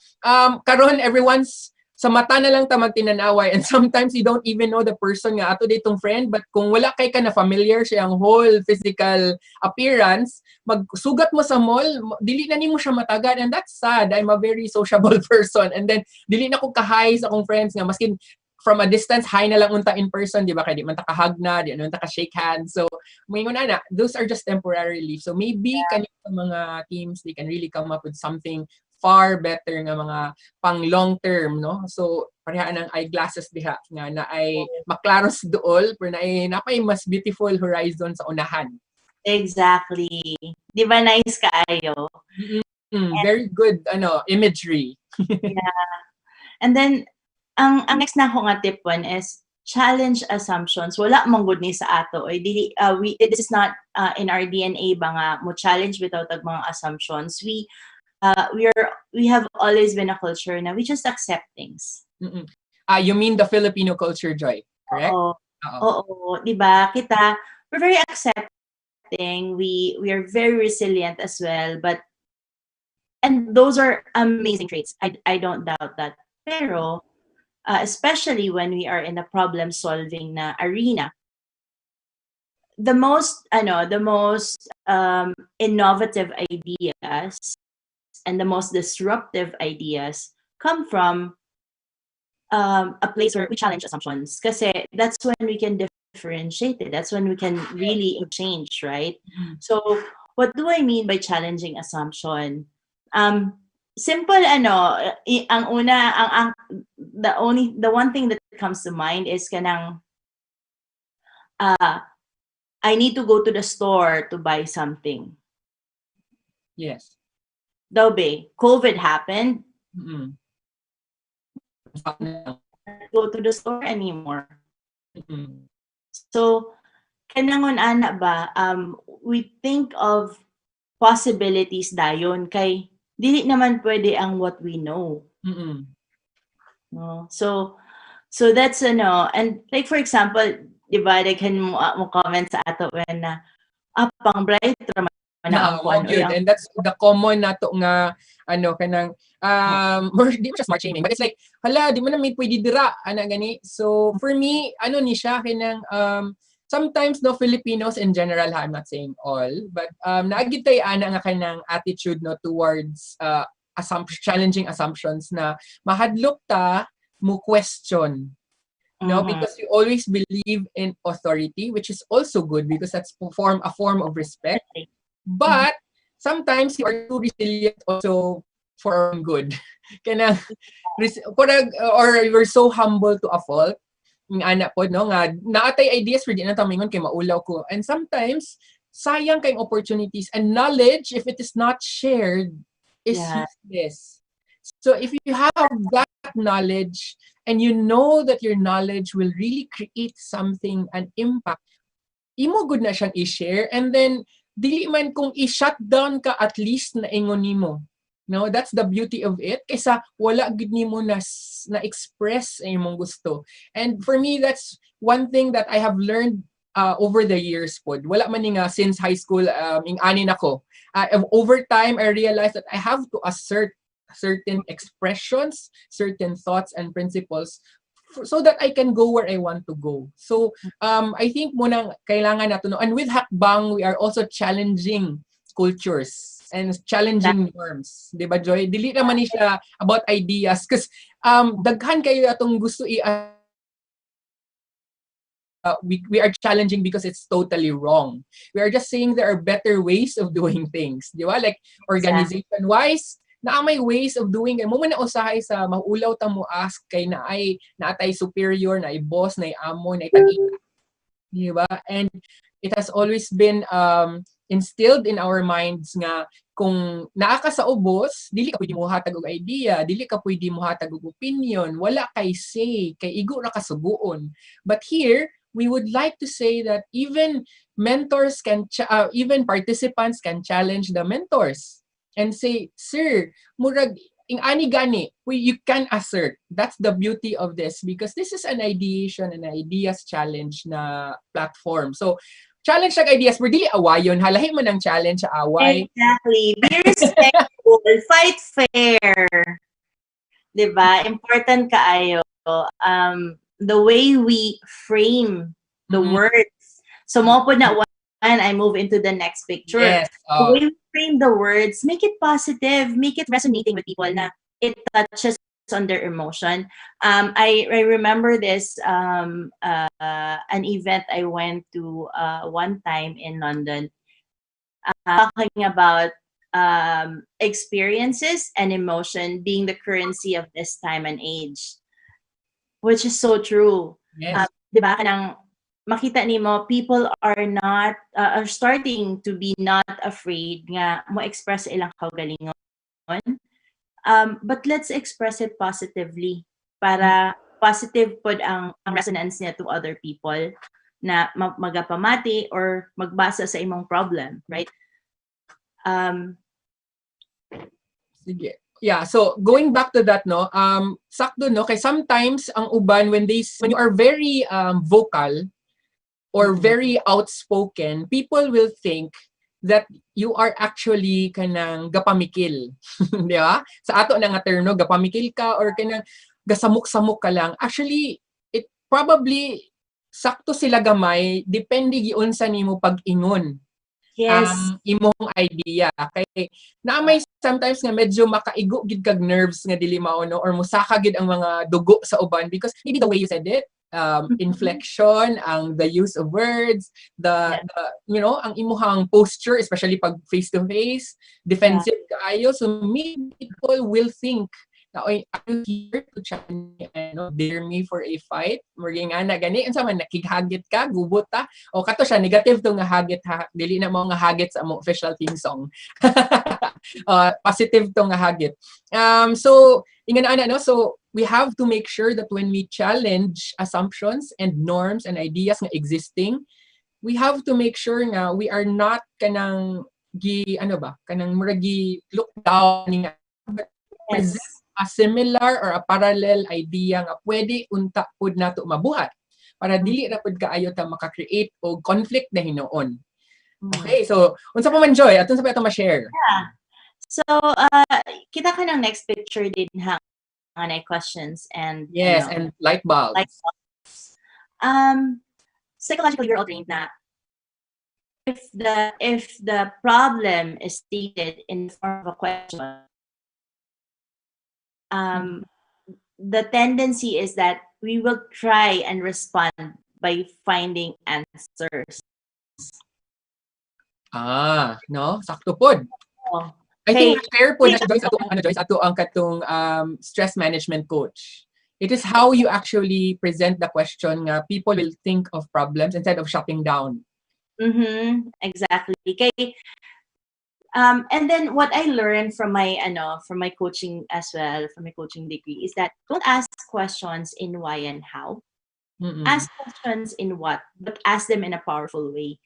Kaya nga sometimes God, why are you doing that? Mura mag-insinuating na siya na judgment. Diba? Pero what is it in the behavior? So observation. What is it about the behavior that you observe? So use one where very objective, open questions and state your problem, so that you can actually be triggered to find the right solutions. That's a nice way of presenting that nga. Kay sometimes when we ask someone, dili siya kanang triggering ba nga makapahuna-huna sa ila mo shut down yan sa nga wala gyud wa ko idea dili na lang ko matubag. And then for sure open dili siya kanang yes or no ra gani kay sometimes if the question is a yes or no na hapon na wala gyapon tay mahatag nga solution, but if it ato siyang i-frame og insakto, mas magdagan ng ilang mga huna-huna nga mapukaw ilang mga damdamin nga exactly. And you can zoom into a specific thing, like so for example mangutan ako what is it about let's say COVID in Cagayan de Oro that is triggering people to go party on a Saturday night. It's out of the question, but you know what I mean? Pwede ko mo answer pero di lang sana ko na-answeran. Pero di ba, pwede ni mo maka-brainstorm yung mo under din imong brain kay psychologically you're triggered to figure out sa I'll start observing, let me start looking. Na siya ang nice ni nga trigger ha kay dili ra ba pud sa Philippines when we say triggered, it also creates a negative thought. When you say triggered ko, meaning gi-agitate ka as an individual, giigo imong ego, gitapakan imong pagkatao, triggered ako. But here we are looking at triggered as a positive word.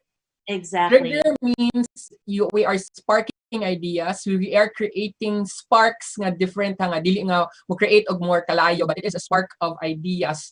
Nga when we say we would like to trigger your ideas, pang gini siya kanang muuyog gid ang atong mga minds and manggawas ang atong mga creative and imaginative juices. Guwapo kay ni guys na nga conversation because this is us telling you that we have to be really critical karong mga panahon na. And dili na siya enough nga mo accept lang tag information. We have to question information and say how can I contribute or how can I make this information even better? How can I make life even better? Kay kung sige lang tag accept sa information, it will boil down to again wala ta nag-challenge og assumptions and we will just accept things as it is. And usahay okay ra man. There are instances in life na we really have to accept and let go. But there are things in life that we have to also discern and move forward and bring better ideas further. Kay lisod kaayo, kay dili naman ta mo grow as an individual, as a part of an organization, or as a living organism. Correct. Yeah. Yes, And sir. then last part of this deck is the scamper. Scamper is a framework. So um, I want to encourage you to dive deeper in this, but not in this hackathon because it will take you a bit of time to get used to it. But I'll just like give you a little bit of flavor how scamper works. So kunyari makabuhat na mong problem. Diba? Use words. I-substitute daw na ang uban words din ha. How does your problem look like now? No? Or kaya i-combine mo ang words. Or you add something to it. So you adapt. Or you change it totally. Kay kunyari, imbis na for Luzon, for Mindanao, ang inyong focus, let's try to put it to maybe to Hong Kong, for example. It's a very completely different situation.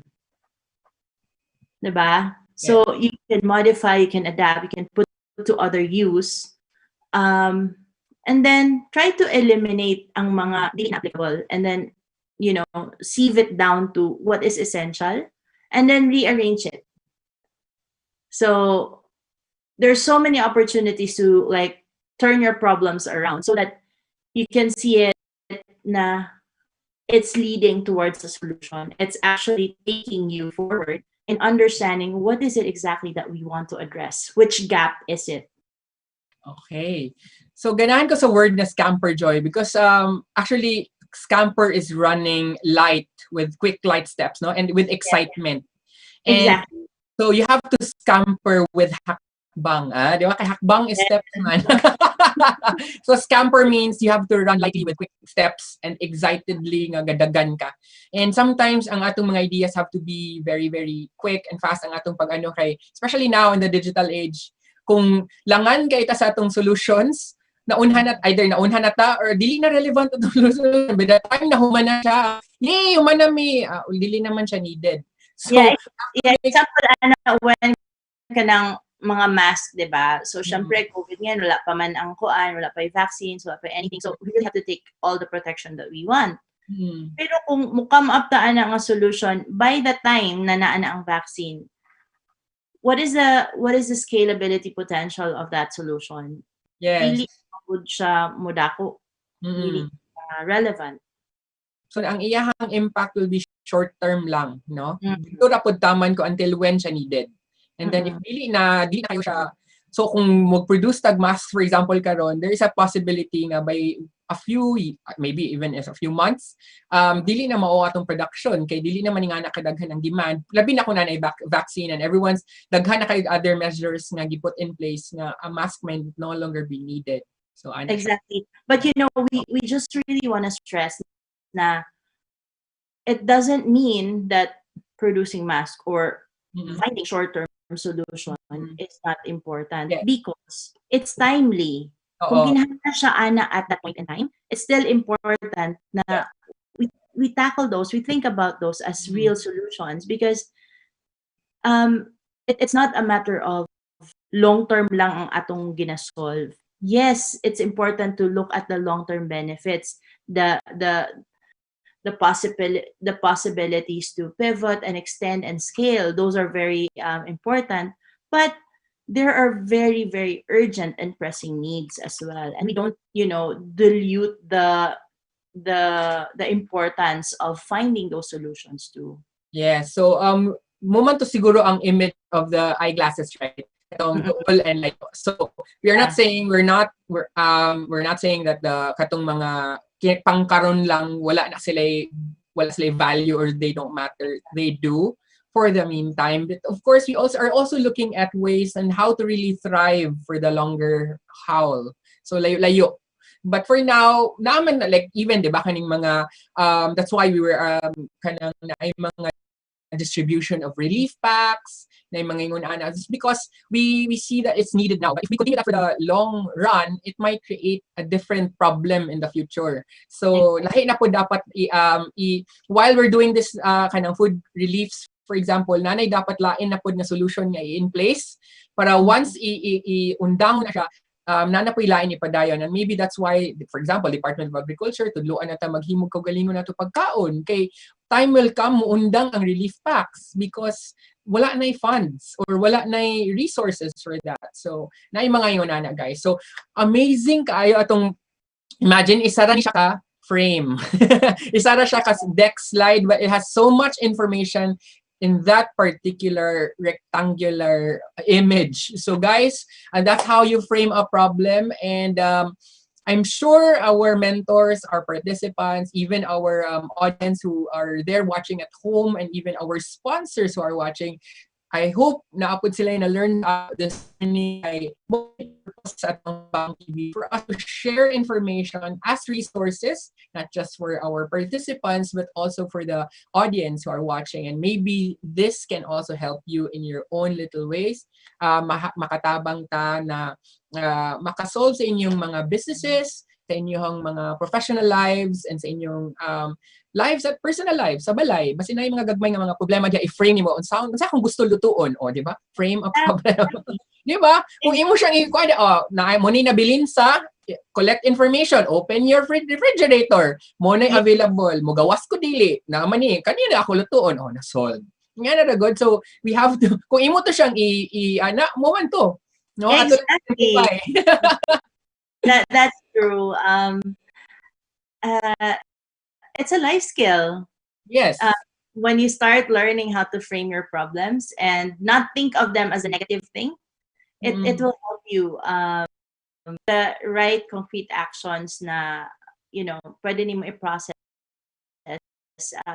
and pwede ka maka-decide. Yeah. Yes, kay sometimes mo man ay makakause og stress, diba, Joy? When you have so much on our mind, no? Kanang wala kadaghan bedian, unsa may akong lutuon kana palang daan ha. Like for example, in the first thing in the morning, pag unsa man akong lutuon later, and then maglabad na din imong ulo, adto ka sa imong kusina and then open your pantry and check kung unsa pwede niyo maluto. There lies the answer. Kaya sometimes magproblema ta na dita ng ingredient, na dita nga dilata, na dita, di ba? So magsige na ka, adto ko grocery, ngano mo ato pamangka nga na may available na resource na sa imong tubangan. So simple as that. So aron di ka ma-stress, look for the nara sa mga tubangan, probably ang mga tubag. There. So I think we're done with our sharing. So yes, thank you so much, man. Thank you so much, Rhea. I call her personally Joy. Habang mag-wonder mo nga. She's Rhea sometimes, she's Joy sometimes. And when we grew up together, we've been together since we were like, 6 or 7 years old. Yes, so, exactly. nga na namin close ba? So, I fondly call her Joy. But she's Rhea. Especially now, Rhea na siya. Okay. Sa ba, dinhi, one word naman lang mga pangalan. So, it's also the first one. So sa first always, so especially sa gawas, diba? First is always your first name is how you will be called. So, din ha, Rhea. But kami, Joy, pag ani ka nang gagbay pa.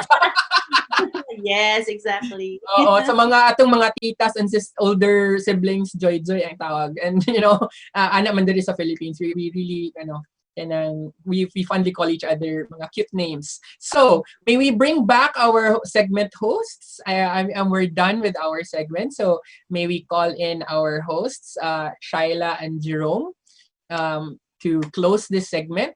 Kay we're done, guys. There you go. Thank you so much, Owen and Rhea. I think all of the participants are really busy right now in Slack, jotting down notes sa lahat ng mga sinasabi nyo. I think they're so excited. I think they would know now how to really frame that question to resolve a certain problem. Right, Shyla? Yes, correct. Ang dami na nating natutunan, guys. Day 1 pa lang. And morning pa lang ng day 1. So we have a lot more in store for you guys. So please, thank you to Rhea and to Owen. Rhea, who has been up since 1 a.m. this morning in Switzerland. So we're really grateful that she is sharing her talents with us. No? So we're gonna be back also in a bit. We've just got a couple more ads lined up for you, syempre, from our sponsor, so we can go ahead and do that, diba? Yes, you're right. So, but we'll be back right after a few reminders.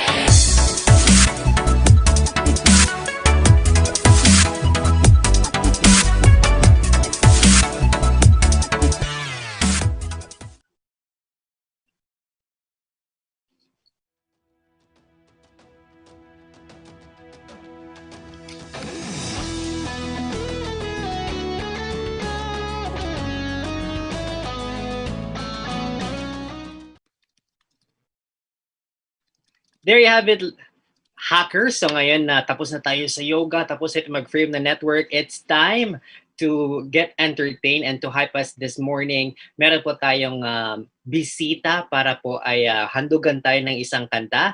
I would like to introduce our guest artist performer ngayong umagang ito. She is an aviation machinist mate, first class petty officer of the United States Navy, a career jet engine mechanic of MH-60S, SH-60B, MH-60R helicopters, and currently an instructor that trains and mentors sailors and Marines as they become the backbone of the fleet. A graduate of Butuan City, FSUU, and Cagayan de Oro City Saviors University, she has found her way to starting out as an instructor for our very own AMA CLC College Butuan, planting her fleet to a U.S. sailor. Mga ka-hackers, abangan niyo po ang next na to dahil ito na po ang ating pandemic.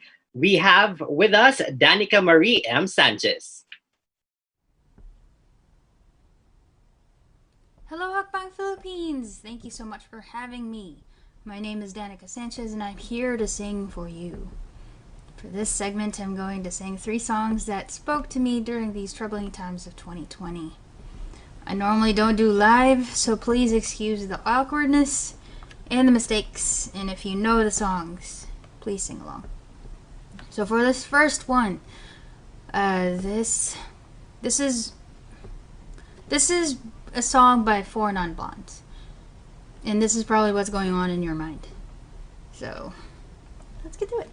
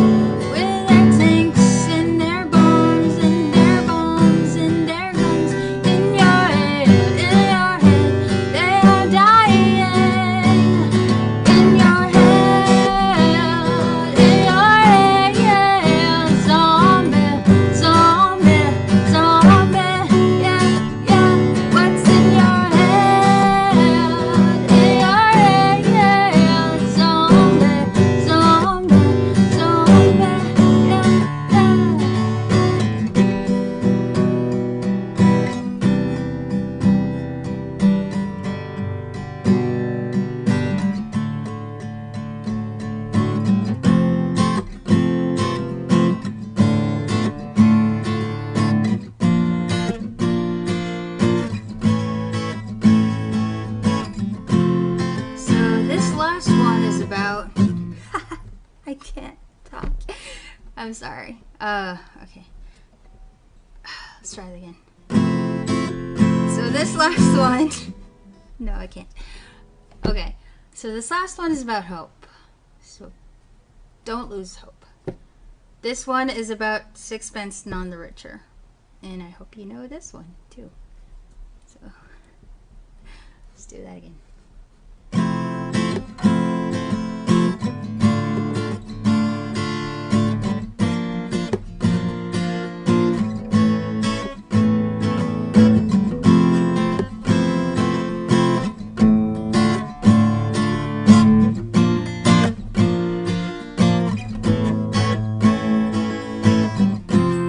There's freedom within, there's freedom without, trying to catch the days in a paper cup. There's a battle ahead, many battles are lost, but you'll never see the end of the road while you're traveling with me. Hey now, don't dream it's over. Hey now, when the war comes in, they come, to build a wall between us. You know that they won't win. I'm towing my car, there's a hole in the roof. My possessions are causing me suspicion, but there's proof. Paper today tells of war and of waste, but you turn right over to the TV page. Hey now, don't dream it's over. Hey now, when the world comes in, they come, to build a wall between us. You know that they won't win. I'm walking again to the beat of the drum, and I'm counting the steps to the door of your heart. The shadows ahead, they're clearing the roof. Get to know the feeling of liberation and relief. Hey now, don't dream it's over. Hey now, when the world comes in, they come, to put a wall between us. You know that they won't win.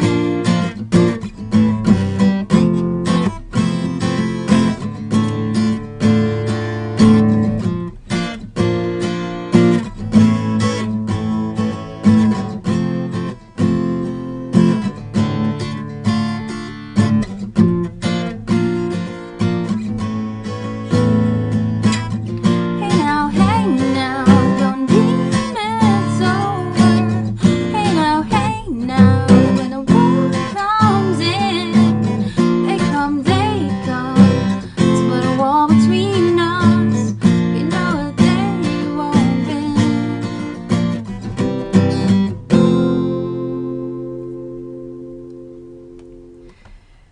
Okay, I hope you enjoyed that. And thanks again, Hackbang, for having me. Stay tuned for more of this hackathon. I'll see you later.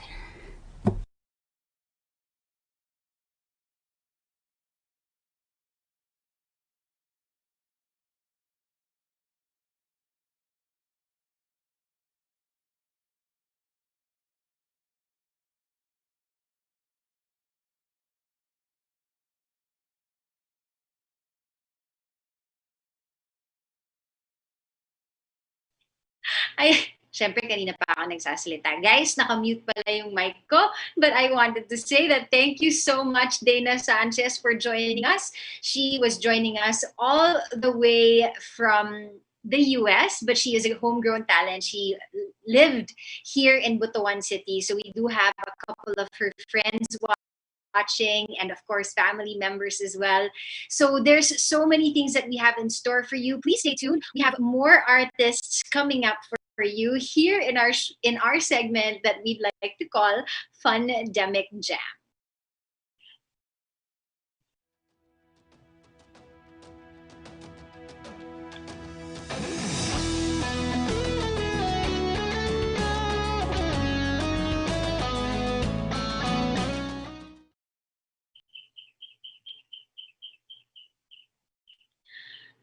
All right. So, and up next, I'm sorry if my cat is joining me. She refuses to stay away from my lap. So she is joining me this morning. And I guess she just wants to say hi to everybody.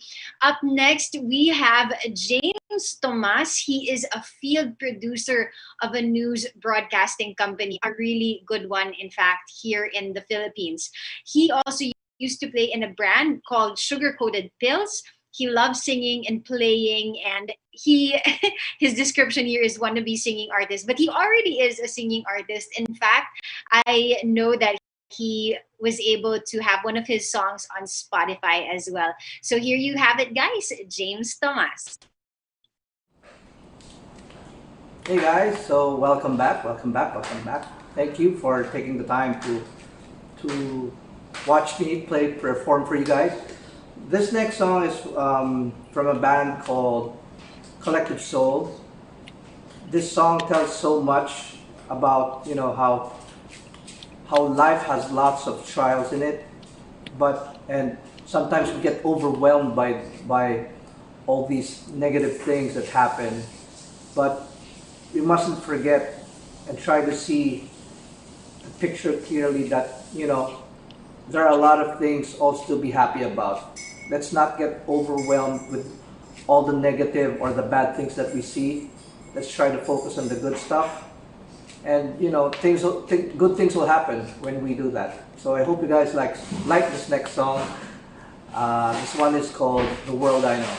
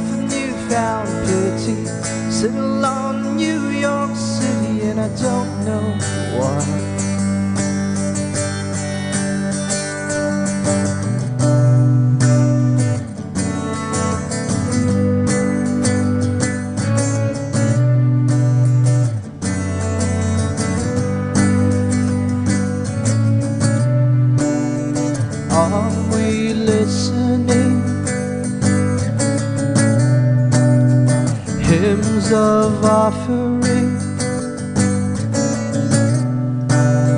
have we eyes to see? Love is gathering,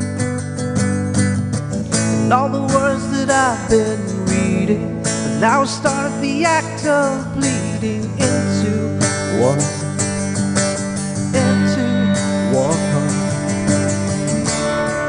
So walk upon high, and I step to the edge to see my world below.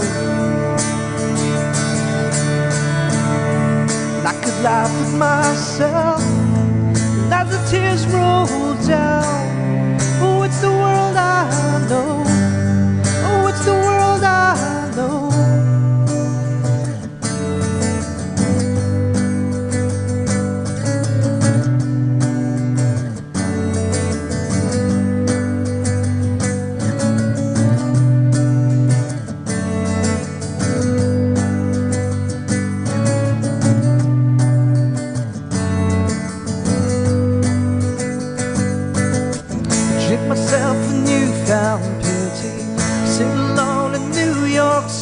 And I don't know why.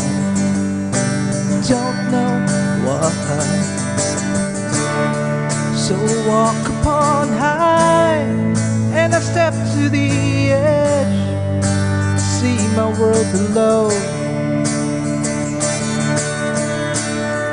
And I laugh at myself as the tears roll down, 'cause it's the world I know.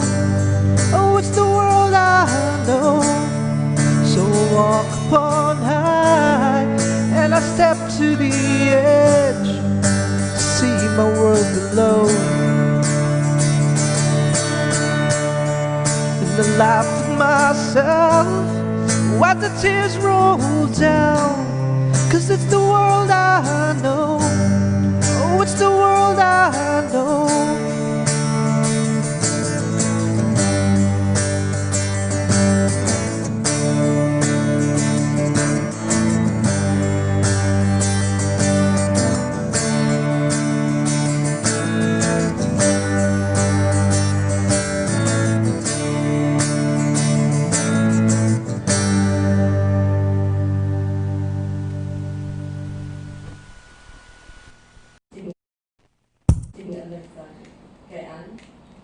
So this last song I'm gonna be giving you guys is an original that I made. I made it for my wife, actually, and I'll be giving you the video that I did for this one. It's a small video that I made and edited, so I hope you guys like it. Also, you can find the song on in Spotify, iTunes, and Deezer. It's under artist Sugar Coated Pill. Song is Face Alone. So I hope you guys like this one and have a good day.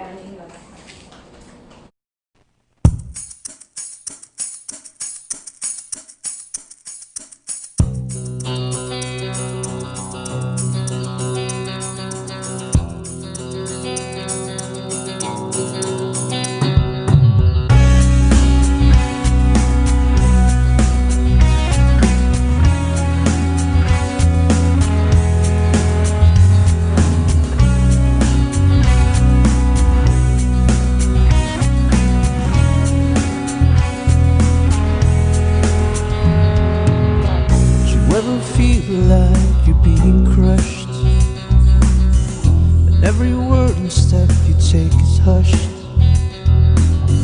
You ever feel like you're breaking down with all the things that's happening all around? I don't wanna believe that this is all there is. Life could take you up, down, circling around, break down to the ground and wonder, would it ever be right?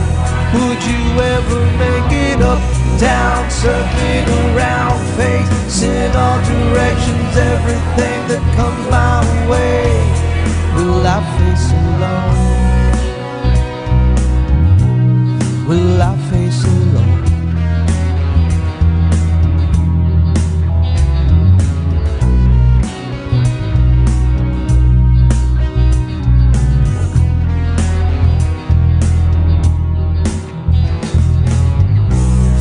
Tightening grip of doubt, want to give in and just give out. Hear the cry of sorrow in my ear, fills my heart and soul with fear. I don't wanna believe this is all there is. Never believe this is all that's meant for me. I can take you up, down, circling around, break down to the ground and wonder, will it ever be right? Would you ever make it up, down, circling around, facing all directions, everything that comes my way? I could take you up, down, circling around, break down to the ground and wonder, will it ever be right? Would you ever make it up, down, circling around, facing all directions, everything that comes my way? Will I face alone? I won't face alone.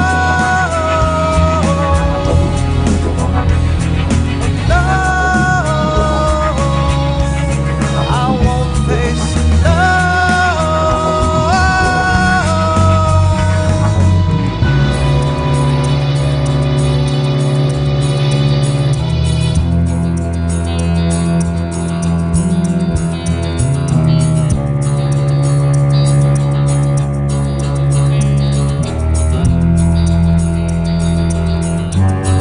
I know I have you right by my side. I know I have you after time.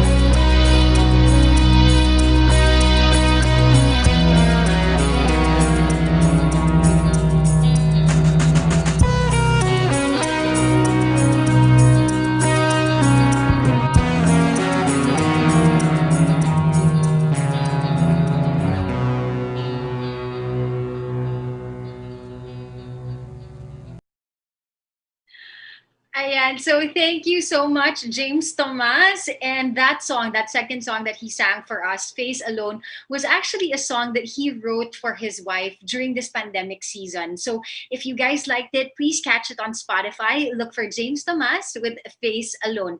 And that was Fundemic Jam.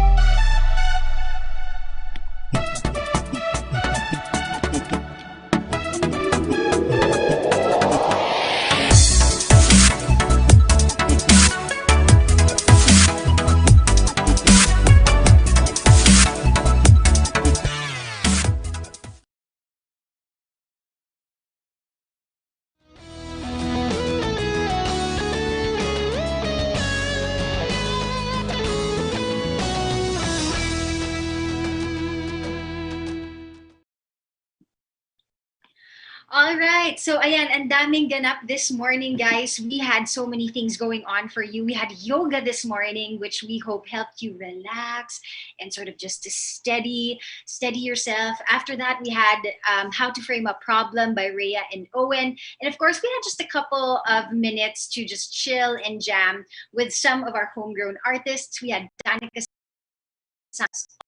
all the way from the US. And we had James Tomas, who joined us from Manila. Up next, we have somebody who is going to speak to us about my cats. This is what happens. This is what happens when you're doing things live. This is the new normal, and all we have to do is simply to adapt, right? No big deal.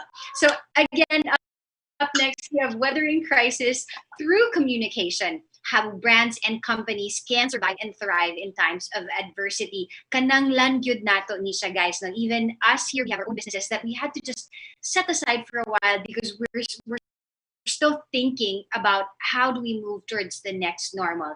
So if you're interested in that and you're wondering how to move through this crisis, because we can't wait for COVID to be gone, because it looks like COVID is here to stay. So we might as well get to work around it and figure out how to move even with COVID is around. So up next, we already have her in our backstage, what we'd like to call backstage, and she's already up and ready for you guys. Hold on, let me, because we're all chatting, right? This is happening. You think this is okay? You think I'm cool, calm, collected, but a lot of things are happening, right? So we have up next Patty Malay. She has led successful and award-winning campaigns across a variety of industries. She has mastered corporate and consumer PR, healthcare communications, and medical marketing, event management, digital PR, and content creation, public and government affairs. She is also an ARC, Certified Crisis Consultant. She is a frequently invited speaker, so we're so lucky to have her here with us in Hackbang. Diba guys, dili mo basta-basta, panangga gyud ka namo, Mindanawan man kano, taga Pilipinas man ta, so panangga gyud namo kamo. We get you guys the best speakers. Her talks are attended by students and professionals. She is passionate about sharing the power of communications. She was also an award-winning radio DJ for a few local FM stations. And she continues to be a voice talent for many popular advertisements. She also hosts a podcast and a YouTube channel dedicated to one of the most universally loved subjects, pagkain. Syempre, she thinks there's no better way to get to know different people and cultures than through sharing a meal. So here we have her, guys, Patty Malay. Hi, Patty. Hello there. Can you guys see me? Yes, we can. We're Okay, great. Yay. This looks great. So it works, I guess. We were having a little trouble a while ago. But Yes. Can you see my screen now also? Yes, we can, Patty. So, Patty, Okay, I'm great. gonna let you go ahead and talk through your deck. If you have questions, just say Shaila, I'll be here. Awesome. Okay. Okay. For now, Fantastic. I'll leave you. Enjoy, Patty. Thank you so much, Shyla. And thank you everybody who's joining us this morning. I'm so excited to be with you. And I'm really excited to show you what I'm here to share with you. And it's again what Shyla said, it's weathering crises through communications. As you guys well know, we are in the middle of a pandemic. So this is a crisis. We are definitely in the middle of one of the most difficult and most challenging times of our life, right? So we would like for you to hopefully wait. Let me just figure out my. Okay, there. Okay, I think this is better. Sure, Patty. Would it be Yeah. okay if we ask you to turn on your camera as well? Because what we can do on our end is we can have your video even as you're talking through your deck. That way people can see your beautiful face, Patty. Correct. Okay, let me do that. My iPad actually froze, so it's a good thing my laptop is open. Let me just switch over there. Okay, yeah, Okay. sure. Take your time. Okay. We are rolling with the punches here. Right? Can you see me now? Yes, we can. We can Okay, perfect. see. Okay, cool. And you can hear me. Yes, perfectly. Okay, let me share my screen now. All right. Thank you guys so much for being patient. Absolutely. This is the new normal. We do have I know. connections with one another. It's a difficult time. It is for everybody already. As Exactly. So just like Shyla said, this is definitely the new normal. We have to roll with the punches. And let me just quickly introduce what our agenda is for today. Speaking of the new normal, we are going to cover some results from our agency research, from our in-house research group called True Global Intelligence. And we're going to share what people are feeling and thinking about during this pandemic. So it's going to be an interesting look into what other countries are also feeling, because I think we're going to see that it's going to be very reflective of even what we are dealing with here. And we are also going to be looking at what your brand can do now. So it's not, you're not totally lost. You don't really need to think that, that there's really nothing that you can do. In fact, there's plenty for you to do. And we're going to walk you through some of those ideas for you in a little bit.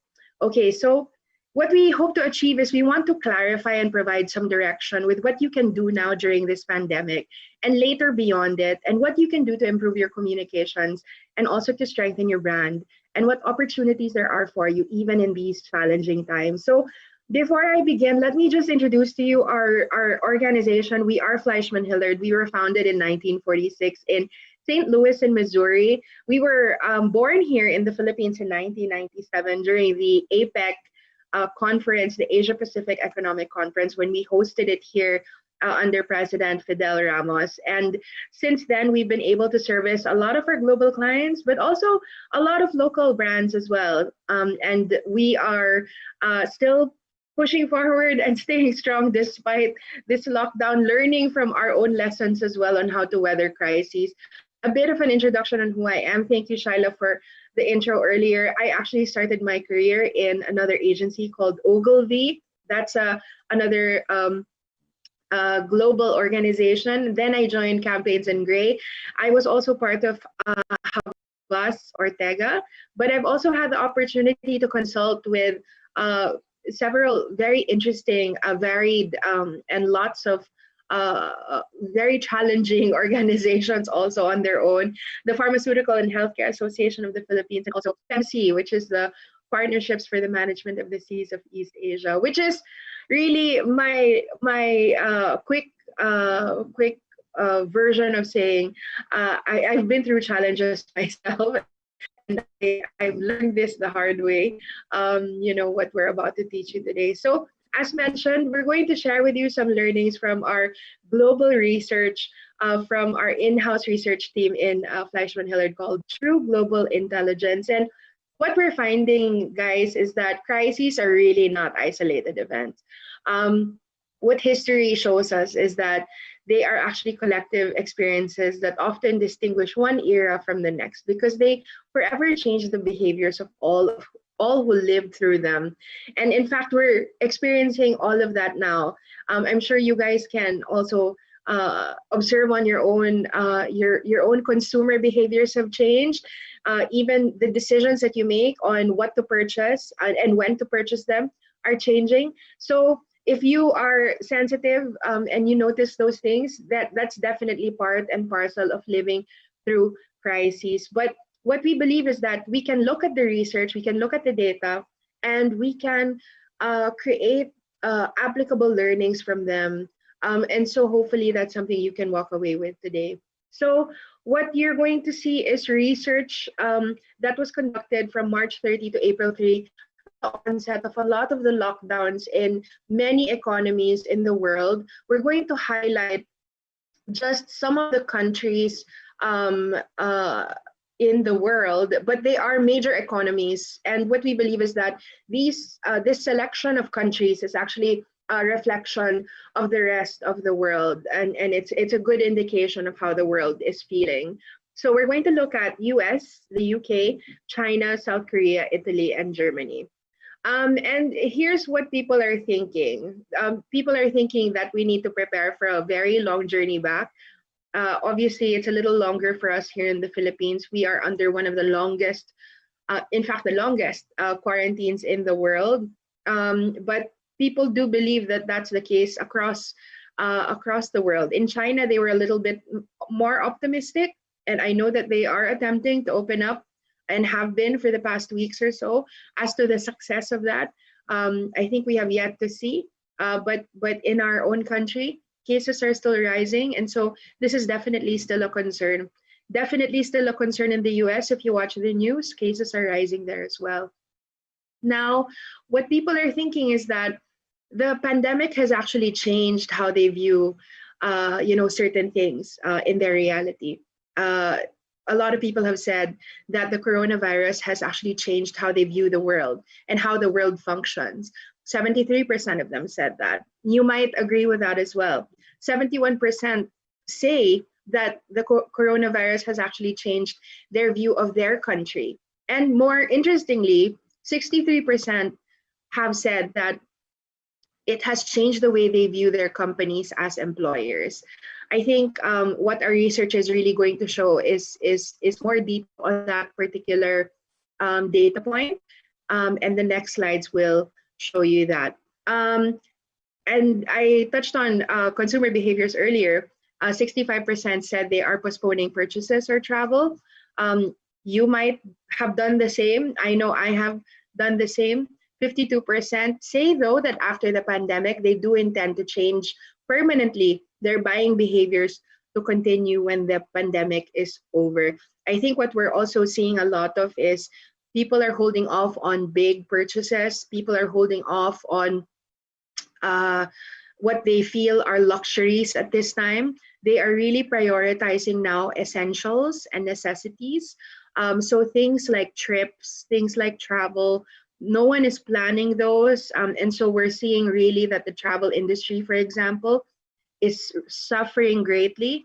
In fact, there are predictions that the travel industry might not even bounce back until about 2022.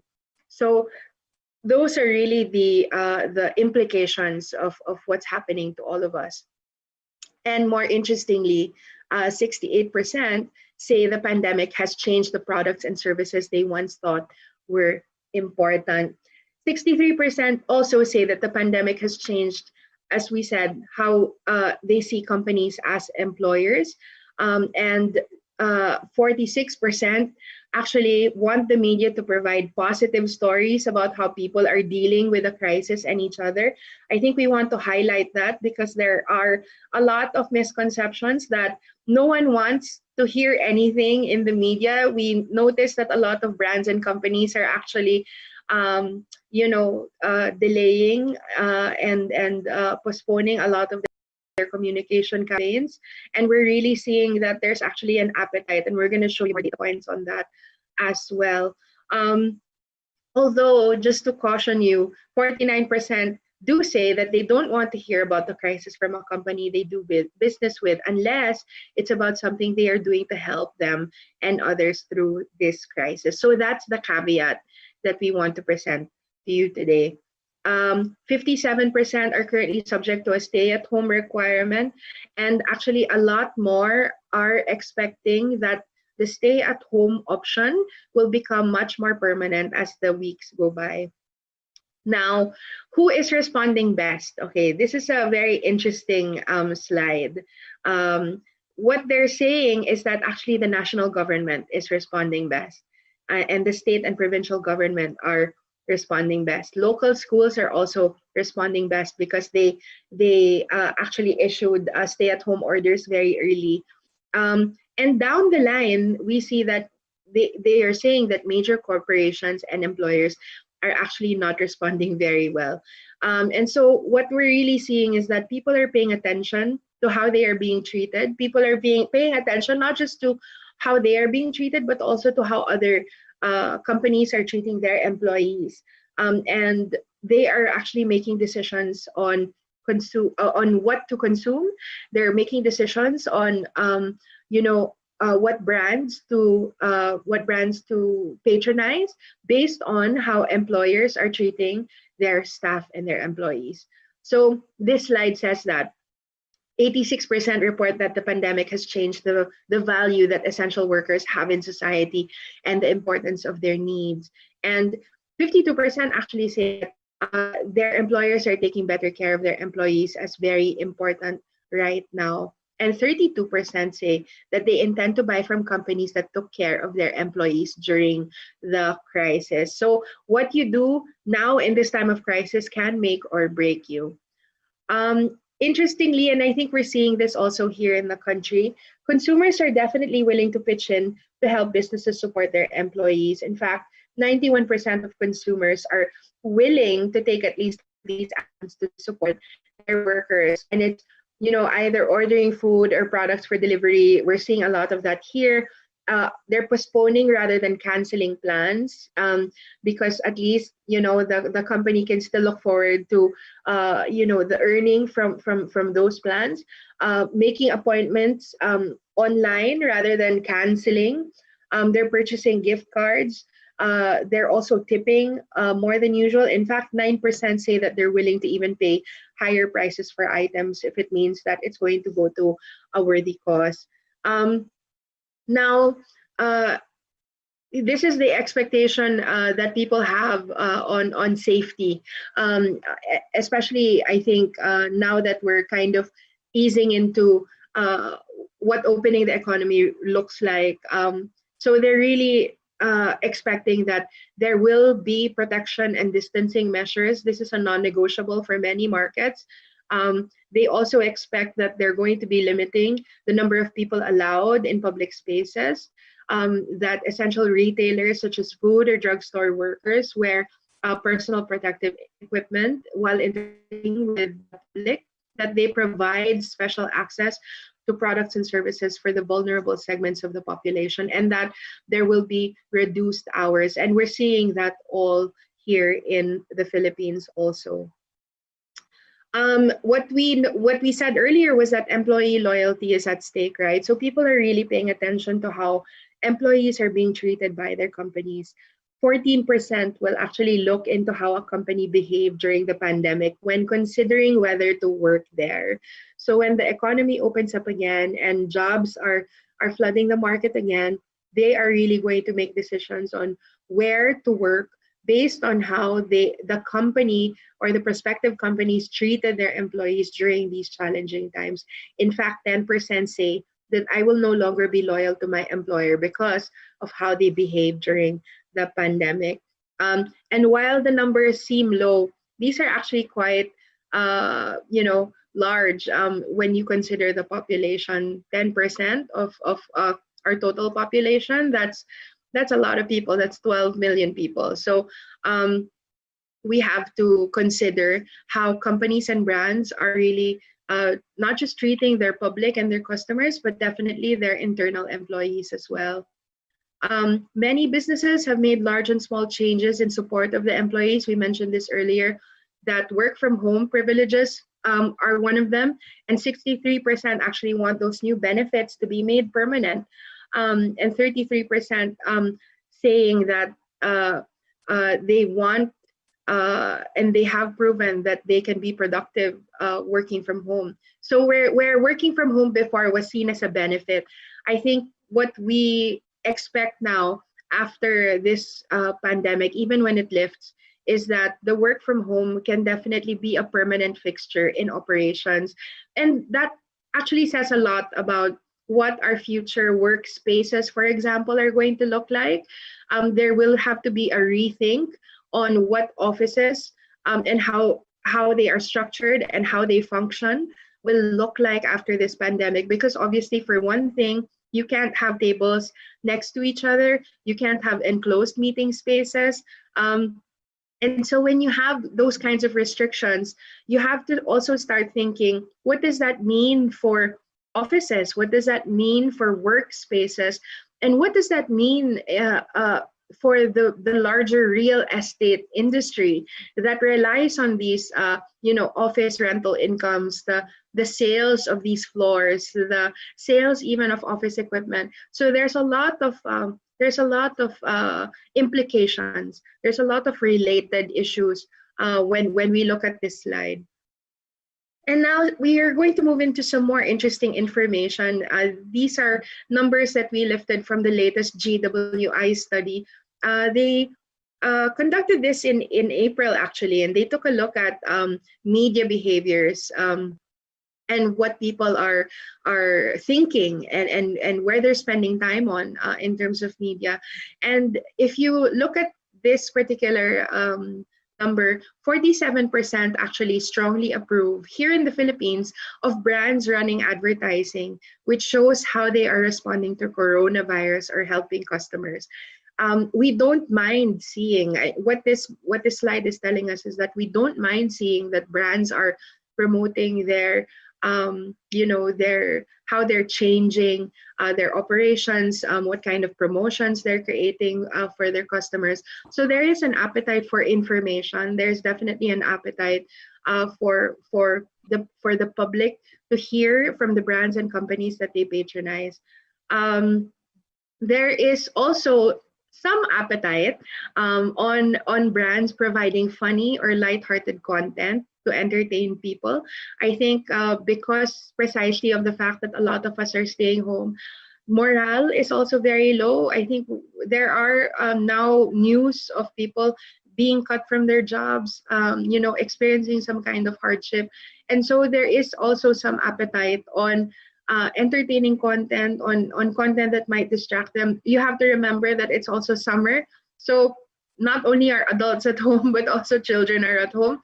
So this might account for that 46% somewhat approved for lighthearted content to be consumed. Now, this is a slightly higher number, 69% disapproving of brands providing practical information or tips which help to deal with the situation. 69% approving, 69% approving of brands providing practical information or tips. And so definitely, if the content that you're producing is going to provide value, it's going to inform them how to purchase your product, where to purchase your product, how safely your product is being manufactured, what kinds of safety precautions the ones who are handling your service or product are taking, then those are information that definitely the public wants to know. 69% want to know that. They don't want to be kept in the dark about that. There's also 41% who somewhat approve of brands running promos and offers and loyalty perks for customers. So we're seeing a lot of that. I think if you've noticed the last big Lazada sale, a lot of the brands really slashed their prices. A lot of the big consumer brands doing promo bundles, and that's also because they're affected, right? If the larger retail economy is really curtailed at this point, they have to really look at other channels for their brands and their products and their services. So definitely promotions at this time are something that people appreciate, and definitely something that they're craving. And this one is very interesting. Okay, so we want to highlight 3 things here. This is a slide that tells us what people are doing now at this time of the pandemic. And you can look at the leftmost column here. There are people that say that they're creating and uploading videos, that they're listening to more podcasts, etc. But what they're doing the most of is actually they're spending longer on messaging services like WhatsApp, Facebook, and Messenger. A lot of people, and what this tells me is that a lot of people are actually spending time on the informational Viber communities, the selling Facebook communities, and also perhaps they are also looking for ways to bridge their loneliness and the fact that they are isolated. So people are reaching out now more often than ever. And the next number that we want to look at is the 69% who are watching more videos. Example would be videos on YouTube, but definitely videos online. So there are 69% of people who are spending their time watching more videos, and that's very interesting to note, right? So videos are definitely what this is telling us is that videos are definitely a platform of communication that we need to consider when speaking to our stakeholders. And finally, 72% are watching more news coverage. So like what we said earlier, that there's definitely people that want to know more. They want to know more information. They want information that is relevant to them. They want information that will be helpful to them. So we have to consider all of these things when we create our communication campaign. So what do all of these slides tell us? That number one, you have a captured audience, okay? You have an audience that's largely staying home. You have an audience that's obviously paying attention, not just to products or services, but definitely to companies and how they are treating their employees. You also have a population that wants to engage with your content. There is an appetite for people who want to engage with your content. So rather than playing it safe, there are actually ways for us to maximize and use the current situation, and not to take advantage of it, but there are ways for us to use it so that we can still connect and still communicate the things that we want to communicate about our product or services. So we want to move now into the next phase. And how do we translate all of these information into applicable and concrete steps on how to create our communication plans? So what we believe is that it's really ABC. Let's not complicate it. But the first thing that you want to do is audit. And what does that mean? You want to do a brand audit. What we have in Fleischmann Hillard is a model called the authenticity gap. And in the next slides, let me show that to you.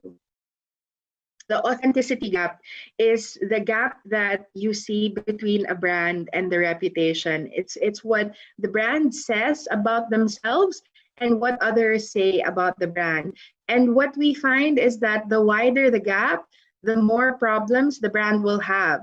The closer the gap, the better the company is going to fare. So what we need to do is to make sure that there is an alignment between the expectations from a brand and the experience that people actually have with the brand. And I know that there are already brands and products in your head that you're thinking about, that are examples of this. And I'm not going to list them for you because I know that you have had your own experiences for yourself. A lot of this is actually quite subjective, but sometimes it's also very objective, because if the alignment is wide enough, there's enough people that can vouch for the misalignment, and definitely more people experiencing those problems, then it doesn't become subjective anymore. It becomes a fact. And what we see is that when the values of the brand don't align with its reputation and the experience that people have from the brand, there's definitely going to be a lot of issues that they have to deal with. So there is going to be multi-generational differences. There's going to be issues on data management, definitely issues on competition. There may even be issues on regulations and government interventions, etc. So this particular slide illustrates that even more. So when there is a misalignment between what your brand is experiencing from its public and what your brand is saying, you're actually more vulnerable to crisis. And like what we said earlier, internal employee engagement is also very, very important. And there will be poor employee performance if there is a misalignment from what you are saying and what they are experiencing. The leadership may be attacked. The leadership, your C-suite, may be more open to character assassinations. In fact, they may be maligned, and they may be more prone to getting ambushed for interviews, for example. There may even be stock price issues, especially if you're a publicly listed company. You may be open to shareholder activism. So instead of your stock price maybe going up, it may go down. And it will definitely be easier for competitors to gain growth on you if they can see that there are pain points in what you are communicating and what people are experiencing. And you're going to have difficulty retaining and recruiting people to join you. And this is going to be an opportunity for others to define your narrative. We've heard that Taylor Swift has said that and made it popular for us, when she said, "Take me out of this narrative. I would like to be taken out of this narrative." And what that really just means is that there's an opportunity for other people to tell your story instead of you taking control of yours.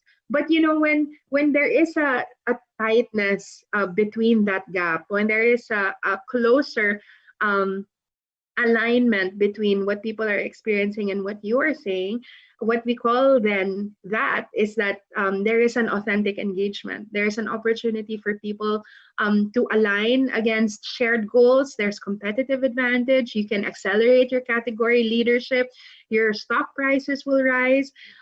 You'll have more effective advocates, more passionate brand advocates who can speak for you, who will fight for you. You don't even have to fight for yourself. You will also have a shock absorber, so in case anything does happen, you might not really experience the full brunt of it because you are so loved.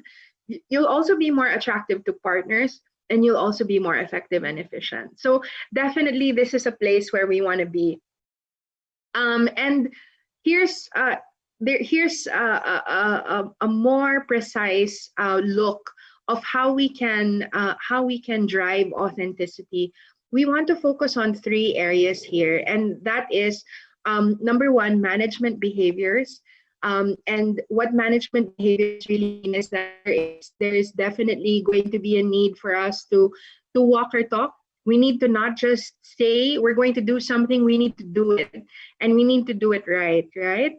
And then we also need to consistently do it. It can't be a one-off. It can't be a one-time, big-time kind of situation. And then there has to be a thrust on credibility and integrity. So management behaviors are very important. This is actually a third already, a driver of authenticity.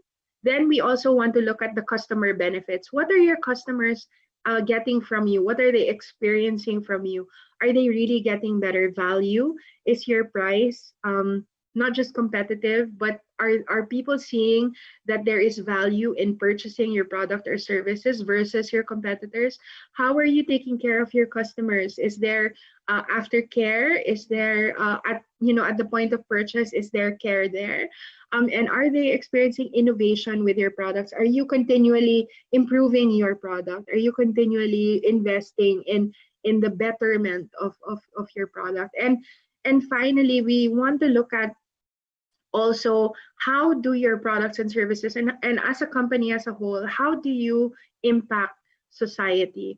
Because right now, really, if for example, if your company isn't engaging in the dialogue that people find important, you're really missing out. And a lot of people are really looking for companies, being that you're part of industry and you have such a big stake in the economy, that you really have to be part and parcel of these conversations that are happening in society. We're seeing that now in the US with Black Lives Matter. A lot of companies are being canceled and boycotted precisely because of how they are handling their Black Lives Matter responses. And we might not be seeing that as often here, but definitely increasingly as our economy grows and our economy becomes more powerful, there will become that shift where people will really start demanding more from companies. And what we're saying is that let's not forget, right now you need to already be thinking of that if you aren't yet. Okay, so when we look at society outcomes, we are looking at how you're treating your employees. We're looking at how you're impacting the community you belong to and the community that you are servicing. And there's also now a greater need for us to look at how your company is impacting the environment. So you want to look at all of those 9 drivers for authenticity. So we want to go back to audit. That's part of that. We want to check that authenticity gap. Is what you're saying aligned with what people are experiencing? Are your values authentically being conveyed? Are there any misalignments or vulnerabilities? Do you know who your stakeholders are? Not just your target audience, okay? Because you also need to be looking at who can be your brand champions, who can be those people that will rally for you and fight for you, because you need to be speaking to them and really prioritizing them in your communications. Are there also internal government, other industry stakeholders that you need to be partnering with and talking to if you aren't yet? let's fix them now. This is a time to fix now instead of later. This time that we are being given should not be wasted. It's not, we're not on pause. We should be using this time with intentionality.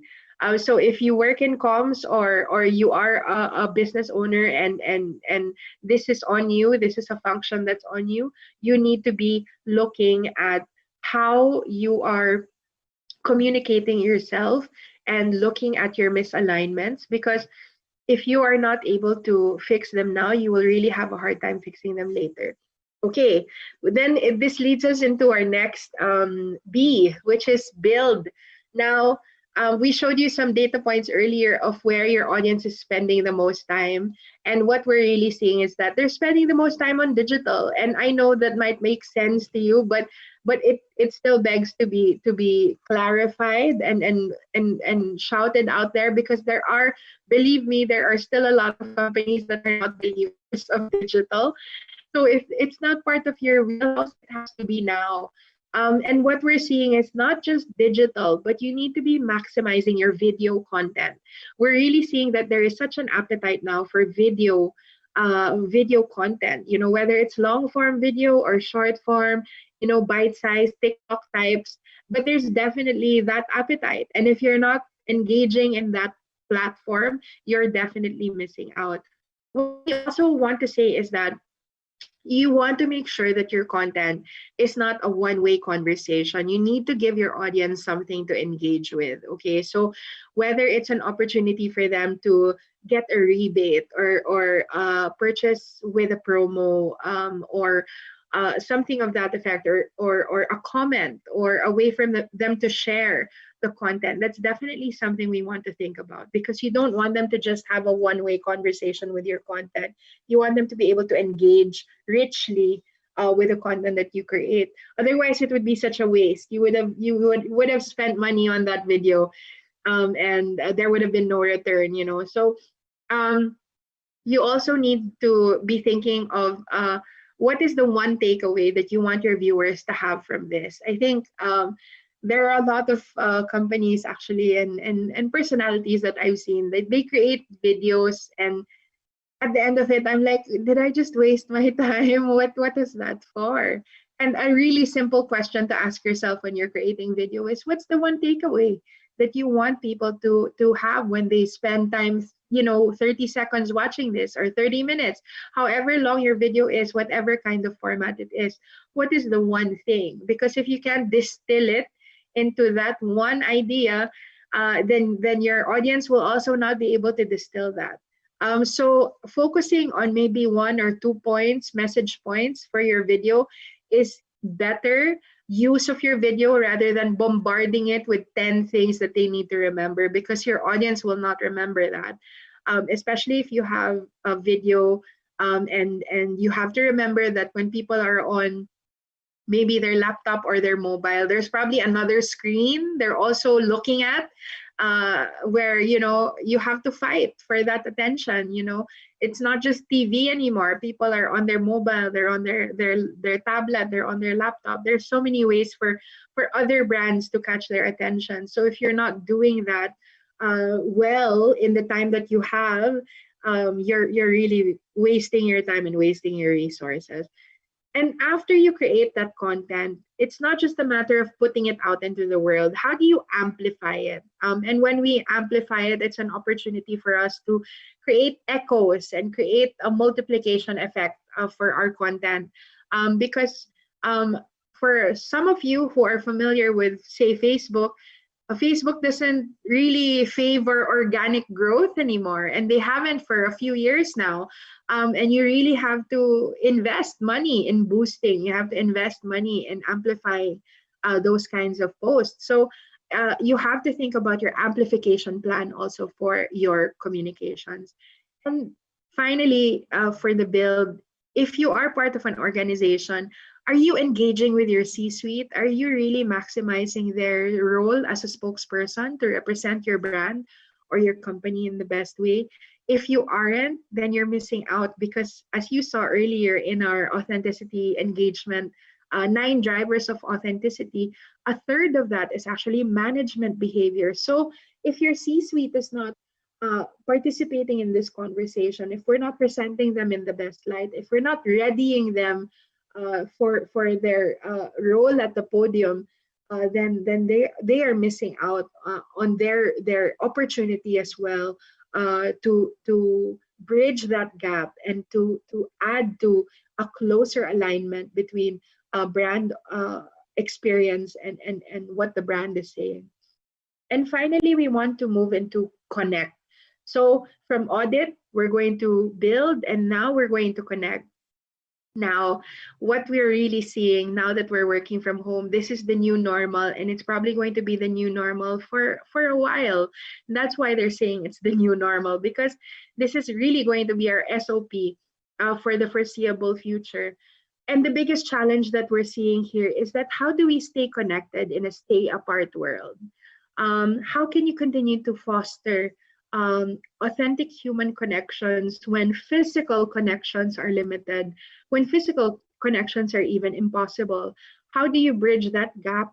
And how can you still talk to the truth and still put your thumb on the pulse of your audience when you're not even able to really engage with them and talk to them? So this is the time for you to become socially relevant. We saw earlier that there is actually an appetite for people to know what you are doing for your community, what you are doing to impact, and how you're helping not just your stakeholders, but definitely your employees as well. People are paying attention to how people are being treated. And so we need to make sure that there is integrity and credibility that we're building in that area, that we're not just going for the easy profit. This is not a time for us to take advantage of people, and people know that. And so there are going to be a lot of, I think it's already a well accepted fact that, as we enter this recession, that we're going to experience losses, and some people have started already experiencing losses. So how do we then show that we care? How do we then show that we are concerned, that we are walking our talk when we say we are there for our community? There's going to be a higher expectation for companies to really exhibit that and to show that. How are we contributing to the social justice conversation? And so this is bringing me to the end of my talk. And we want you to really just walk away with 3 things to remember here. Okay, so if your content is not going to provide help or information, you need to rethink that. If it's fluff, if people think it's just pointless, they're not going to engage with that, and there might even be blowback to you. If they feel like you're taking advantage of a certain community or taking advantage of the situation, they're also quite sensitive about that right now. And the second point, how can you continue to provide a guiding light within your category, your industry, for your community or your audience? How can you be the model for integrity? How can you be the model for credibility in these trying times? And finally, how can you foster human connections in this stay apart world? That's really the biggest challenge that we're seeing, is that if we're going to continue being isolated for long periods of time, how can we continue bridging that gap for people? Maybe it's an opportunity for companies to provide platforms where connections can happen, to make it easy for people to connect. So these are definitely things that we need to be thinking about. So that ends my talk this morning. We're going to move into questions. If you have questions, we're going to take them now.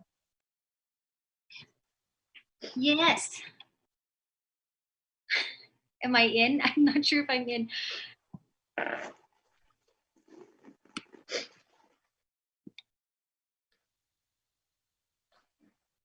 Okay. Hold on, I think I'm unable to hear you.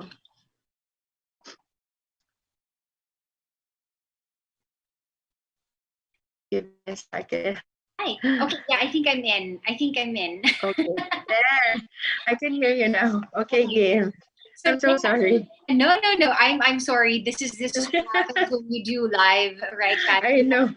For us here, this is something that we're doing for the first time, Yeah. broadcasting live from 8 a.m. to 8 p.m. And we have one speaker after another. So even I as know. you're sharing with us these insights, and I'm so interested in your talk, and then somebody's going to message me like, Shaila, you have to do this. But yeah, what we're getting is we were actually have a pretty good number of views with your session, Patty, which really just tells me that there is interest. I like what you said a while ago, how you sometimes feel like you watch something and then after a while you're like, did I just waste my time? And I Yeah. feel Yeah. like with your session, I didn't waste my time at all. Oh, that's good. I'm Yeah, glad. Thank you. and it looks like it did resonate with a lot of our viewers as well because they are sticking around for the rest of this conversation, and you did give us a lot of insights as to even for us here at Hackbang, who we are, what we're doing, what our vision is, why we're here, and just having you around showing our participants this is why we're here for you guys, we're here for each other, Mm. we're here to Mm. figure out this crisis together. And if Mm. somebody like you, by giving us just these details on Mm. how to better go through this crisis, then we have a fighting chance, Yeah. right? Yeah. I mean, it's definitely a challenging time, and I think what we're seeing is that there's a greater need for us to show up for each other. There's a greater need for us to have generosity of spirit, and we saw that in these past few months. You know, where all of a sudden people are selling their lutong bahay, you know, because they want to augment their income, and people are buying, you know, and there's such an appetite for these kinds of mom and pop operations now, and so our economy, even our buying behaviors are changing and shifting because of this pandemic. I think really the goal of what I said is that if you are working for any of a company or a brand, or if you are a business owner, this isn't really a time for us to be overcome by our fears. It's so easy for us to do that, but it's an opportunity for us to actually use the time well. And that's why we wanted to break down into ABC, that there are actually things that you can do within the communications, you know, arena, that can really help you, not just now in the interim, but definitely, you know, to make you even stronger as we come out of this, whenever that might be, because no one knows at this point, you know. So this is really just an opportunity, I think, for all of us to lock arms, and to really make that be more intentional about connecting with each other, and events like this help. You know, you guys are so good about doing that. Thank you, Patty. We do have questions coming in as well. Sure. As my cats are running around the room, I I see that. a bit. But yeah, so one, I have a question here from a he's a social media influencer, and he's just asking how do we get organic views, subscribers, followers on social media without spending money? I think I know the answer based on your talk a while ago, but I'd like to hear it from you. Well, if you're not creating relevant content to begin with, you're going to have a really hard time. And I think one of the things that will help you create relevant content is you need to get to know your audience. You need to know, you also can't say I'm targeting the Philippines. You have to find your niche. You know, and whether that's high school students, and high school students also, there's so many niches there. Is it senior high? Is it high school students that are passionate about music? You know, so we need to find our niche. You have to determine that. You have to know who you are. Otherwise, people are really going to see, and we talked about it earlier, an authenticity gap. And so if you are just creating content for the sake of, reaching certain people, I think they're also going to know when they're being pandered to. I think people now are quite sophisticated. In fact, people know when posts are paid, right? They know, like, oh, they're just getting paid to it say sounds these paid things. even So already, even if you're trying not to. You as a consumer know, like, yeah, no, this one is definitely paid. exactly. Exactly. We're super sophisticated now and we can smell from a mile away. And so you really just have to go with your gut, also with what you're comfortable with, because if it's not something that's comfortable for you and natural for you to do, you can't sustain that. And that's the part of communications too that people forget, is that you need to be sustaining it. It can't just be a one-time thing. So you need to think about what your communications and your content is going to look like, not just in the next week, but in the next year. You need to be planning that. You need to be looking at it from a quarterly, even a weekly basis. So hopefully that helps, Mr. or Miss Influencer. Yeah, because especially at this time, you don't know whether, as an influencer, whether what you're talking about is still relevant. Are you being culturally sensitive? Are you being sensitive with the situation that is happening right now? Is it really a good time to talk about certain things? Will it hit a lot of people hard? So these are some of the things to consider. And I did like what you said, just something that you're comfortable with. Start with that. Yeah. That's Yeah. within your arena, and then see from there if there really is a need to learn more things from other people or from you as an expert. So thank you. Absolutely. Thank you, Patty. This was so helpful. Thank you also. It was very informative. I wasn't bored at all. I really wanted to listen, and I was even taking notes. I like what you said. It's simple ABC. And even our viewers, so there are some watching from the EU. I don't know where exactly. She just said EU, from the US as Wow. well, Philippines. Hello. So, yeah, thank you, Patty. Amazing. Us, how can they connect with you? Because they've learned so much from you. Make this our simple way of giving back. You can point them to your company. That way they Yeah. can. Absolutely. Absolutely. You guys can reach me via email if you have any questions at all that you think I can help you with. It's patricia.malay@fleischmann.com.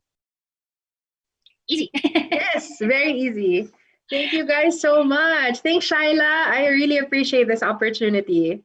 We really appreciate it, Patty. You coming in as an expert and just sharing with us your talents, voluntarily. That's what we appreciate about what's happening in Hackbang, is people are really just rallying behind this cause.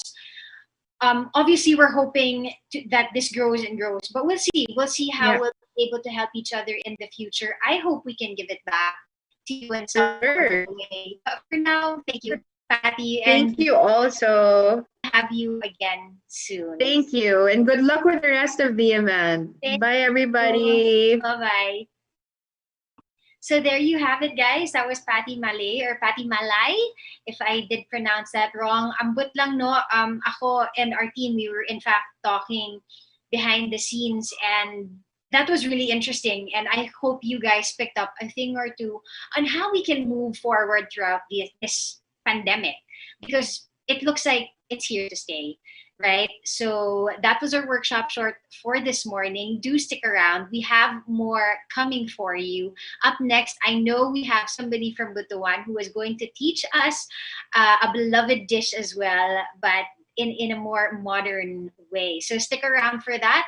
My name is Shyla. That was Patty Malay with our workshop shorts here in Hackbang, a step towards the next normal.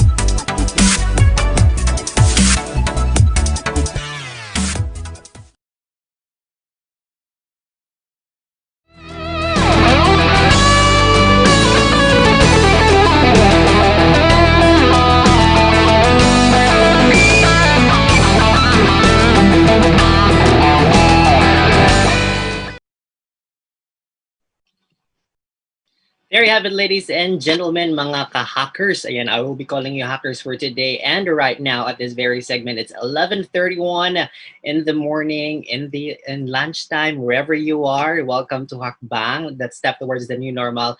Right now, it's the first segment of our Pandem Eat. So that's PANDEM dash Eat. And right now, I am honored to introduce to you our worldwide chef who will be sharing with us a good cuisine. Let me introduce to you Chef Miko Calo is a heart and soul of kitchens and Metronome, a fine dining restaurant at the heart of Makati prior moving back to the Philippines. She spent a decent amount of time abroad by building international credentials in the Michelin-starred kitchens of the late Joel Robuchon. She started as the strategier at the La Table de Joel Robuchon in Paris, of before moving to London and Singapore to work as the Laitier de Robuchon restaurant. Her repertoire is to blend the simple yet sophisticated French cuisine infused with local ingredients. Miko originally hails from Butuan here in Mindanao, a little town gem of a city in Caraga region, and a very proud Mindanaoan who is very much connected to her roots. She will be bringing with us the Hakbang a sneak peek into her word as she dished up a signature ceviche with a characteristic kabayawa from Butuan. Ladies and gentlemen, mga kahackers, please watch out for our pandemics. Hi, I'm Miko Calo of Metronome and Lazy by Metronome. Today I'm going to be making one of my favorite dishes in our menu, which is called hamachi. It is a ceviche dish that's inspired by a local Butuan kingdom. The ingredients are premium grade hamachi loin, some local tomatoes, shallots, spring onions, radishes, and kabayawa or biason. We also use lemon vinaigrette, some tomato coulis, and extra virgin olive oil. We start with seasoning the lemon vinaigrette,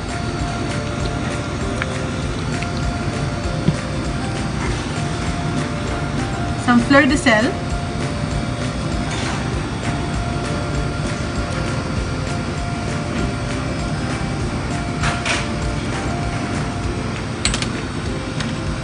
some piment espelette,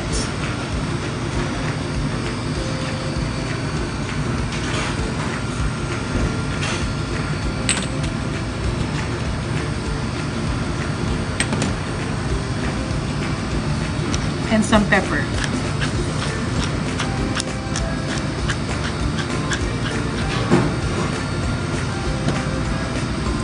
Then we put some shallots,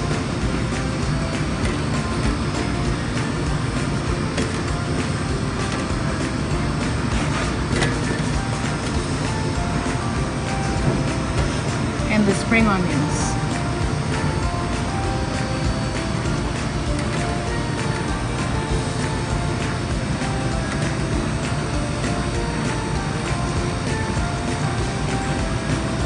Then we put some tomato coulis on the plate.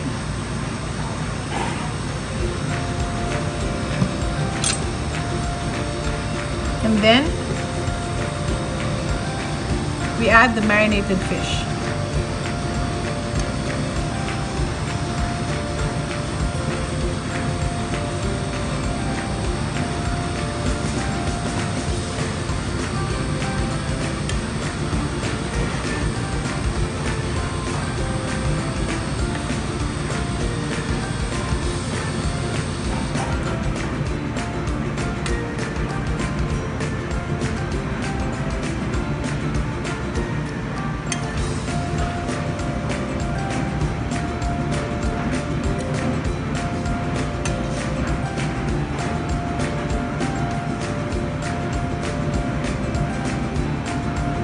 We garnish with pink radishes,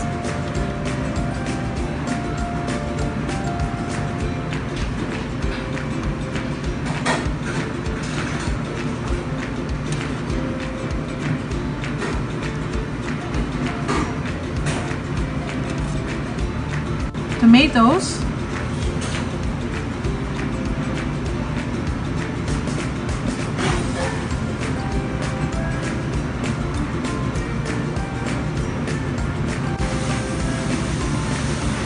and some little salad greens.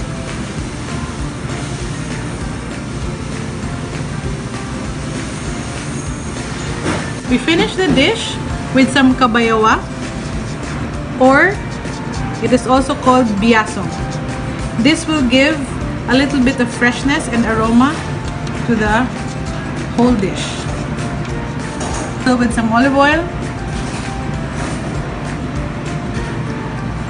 and we're ready to go.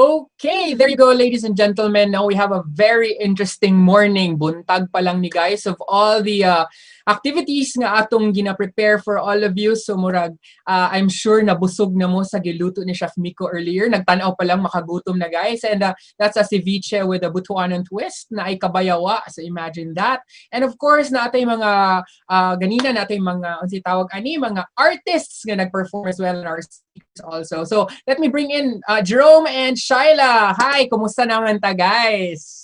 Hello, okay naman ako. Kamusta naman yung ano mo dito, Shyla? Kere pa ba? Ang mga neckerchief dyan. Kasi ito ni Jerome, sabi niya wear Hackbang colors. O, edi ayan. I am wearing ako lang ang hindi nakasunod. So siguro ako ang font ng Hackbang. Bibigyan ng kulay sa'yo. Oo, ganyan. So, guys, ano na itong mga update before we move forward to our afternoon segment? Yeah, but before that, no, bibigyan po na natin sila ng isang pinaka-bonggang QR code na ibibigay sa atin ni Shyla. At ibida namin sa inyong lahat dahil ito po isang once-in-a-lifetime opportunity. Kaya naman grab na. Go ahead, Shyla. Yes, no? Yan. So, I will share this because you guys can join our... Okay, so here we go. Ito talaga, this is social media and technology working for us, no? Habang may mga chat na nagaganap dyan, itatago ko muna yan. So we'll just have to scan this, no? If you really want to, just like your correct. camera, if you have a different gadget, like if you're watching from your iPad or laptop, no? Ganun lang. Correct. Guys, all you have to do is point your phones towards these two QR codes. Okay, so let me tell you what that's about. Let me just put out what doesn't need to be seen. So this one on the right is the QR code for Nourishing the Home with Chef Melissa. Unsa ba ibig sabihin nato? Guys, no, we are allowing 4 people to join the Zoom room so that person can cook with our chef live. So hindi lang mo magtanaw mo sa YouTube ni tanaw lang mo join good mo no sa among Zoom rooms and you cook alongside Chef Melissa. This is happening tomorrow. So all you need to do is grab your phone, take your cameras and use it to take a photo of these QR codes. Or if you have a QR scanner, that's even better. So this is going to take you to the event link where you will get to sign up and secure that slot for yourself. Naana diha ang ingredients. Chef Melissa will be cooking tomorrow. Ang gwapo gyud sa iya, naganahan gyud ko, is she has one main ingredient. I forget what it is. But from this one main ingredient, she's gonna teach you guys how to recycle it and make it to 3 more other sumptuous meals. Oh, diba? Ang interesting nito. Super. Yes. So that's this one. That's this one over here, guys. You can go ahead and scan it. Our tech team is flashing it for you. And this one over here on the left is for Lime and Zest with Chef Jeffrey Ngo. Right here in our backyard here in Butuan City. Alam ko na miss nyo na ang paggawas. So hantod, dili pa ta makagawas. Guys, okay ra na. Pwede ta mo luto. Kaya ang mga chef nato, nagikan sa mga gwapo nga hotel, mutudlo sa ato. He is going to teach us how to make Chinese pork dumplings. So I've seen a lot of my friends buying. So this is our chance to learn how to make. So that's this one over here. All you need to do is scan it, get on with technology na guys, and learn how to cook with our chefs. Only 4 slots per show. So ayan na siya. So we'll give it a couple of seconds, tama ba? Guys? Yes. O, diba? That's something new, no? If dili na ka siya link lang, dili siya, no? We are also sharing this kind of technology because you can also actually do that for your businesses, no? You can use a QR code to engage with your participants, with your audience. So that's what we are introducing to you right now. This kind of technology, this is actually available sa other parts of the world widely, like China. Grabe na gini, no? You can just point at mga shops, mga posters, mga signages, and you can even have like mga other information of a particular building. Ingon ana siya. So we can actually use that as initiatives here in the Philippines, and that's why we're introducing it here. Although this is not something new, but we would just like to remind people na naingon ani nga technology we can actually use. So ayan. So Jerome, napo ba tayo line Yep, updates? of course, we have update dito sa ating partners, no? I've scanned the website of Awesome Planet. Maganda yung kanilang na-feature dahil for now, they are featuring the Palengke Go. This is an online palengke that delivers fresh fruits and vegetables. Napakaganda kasi sabi dito, it is important to store canned and processed food in case of emergency during this pandemic, what we're facing right now.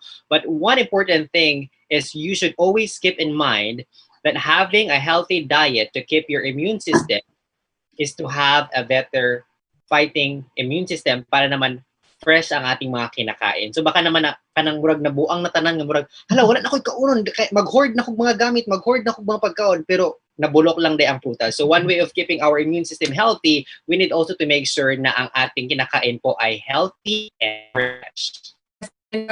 Ako lang i-add kay sometimes in the start of the pandemic, I think everybody nag-add to tanan sa grocery. Nagpalit tanan og mga dilata, murag unsa man ni, murag 3 years na kadili mo gawas, di ba? You're spending all your extra cash kay palit ko ana. And then realizing na we also need fresh food. So, pagkatong murag medyo na-relax na nga, pwede na makapalit sa fresh food. Ako po mismo, no, I realized na kaunon sa nako uning mga fresh fruits and vegetables while we are still allowed to do it. And then later na ako hilabtan akong dilata. Later na ako mag-experiment kung saan na ako mga sardinas nga dili ko masumulan. So giuna na ako ang fresh milk, fresh eggs, fruits and frozen products nga kanang mga meat for example kay while allowed pa ta nga naapay supply. Later na nato na hilabtan natong mga katong wala na gyud, di ba? So as much as possible, let's try to keep it healthy. So nice kay itong insights no from our Awesome Planet. Sa tingali Palengke Go ang ilang gi-feature. Oh, that's also an initiative, di ba? So maybe naapay mas gwapo nga initiative ato mga participants nga nakatago lang diha karon while they're doing their right now, no? They're doing their innovation na meeting. So Shai, from your end, mga mga balita. Yes, from our end, syempre, one of our partners, our media partners, is wheninmanila.com, diba? So, ayan, tumingin tayo sa wheninmanila.com and let's see what is happening all over the Philippines. And I got to see here that may article siya, how Holiday Inn and Suites Makati is maintaining health and safety in the new normal. So, I'm not gonna go through it, but here are just some tips for our hotels and restaurants that maybe you guys can apply because this is what they're doing in Manila. And if that's doing good and well in Manila, then why don't we apply it where we are? No, dito sa Mindanao. So, okay. So one implementations that they're doing is guests, visitors, and employees are required to fill out health declaration forms upon entry or check.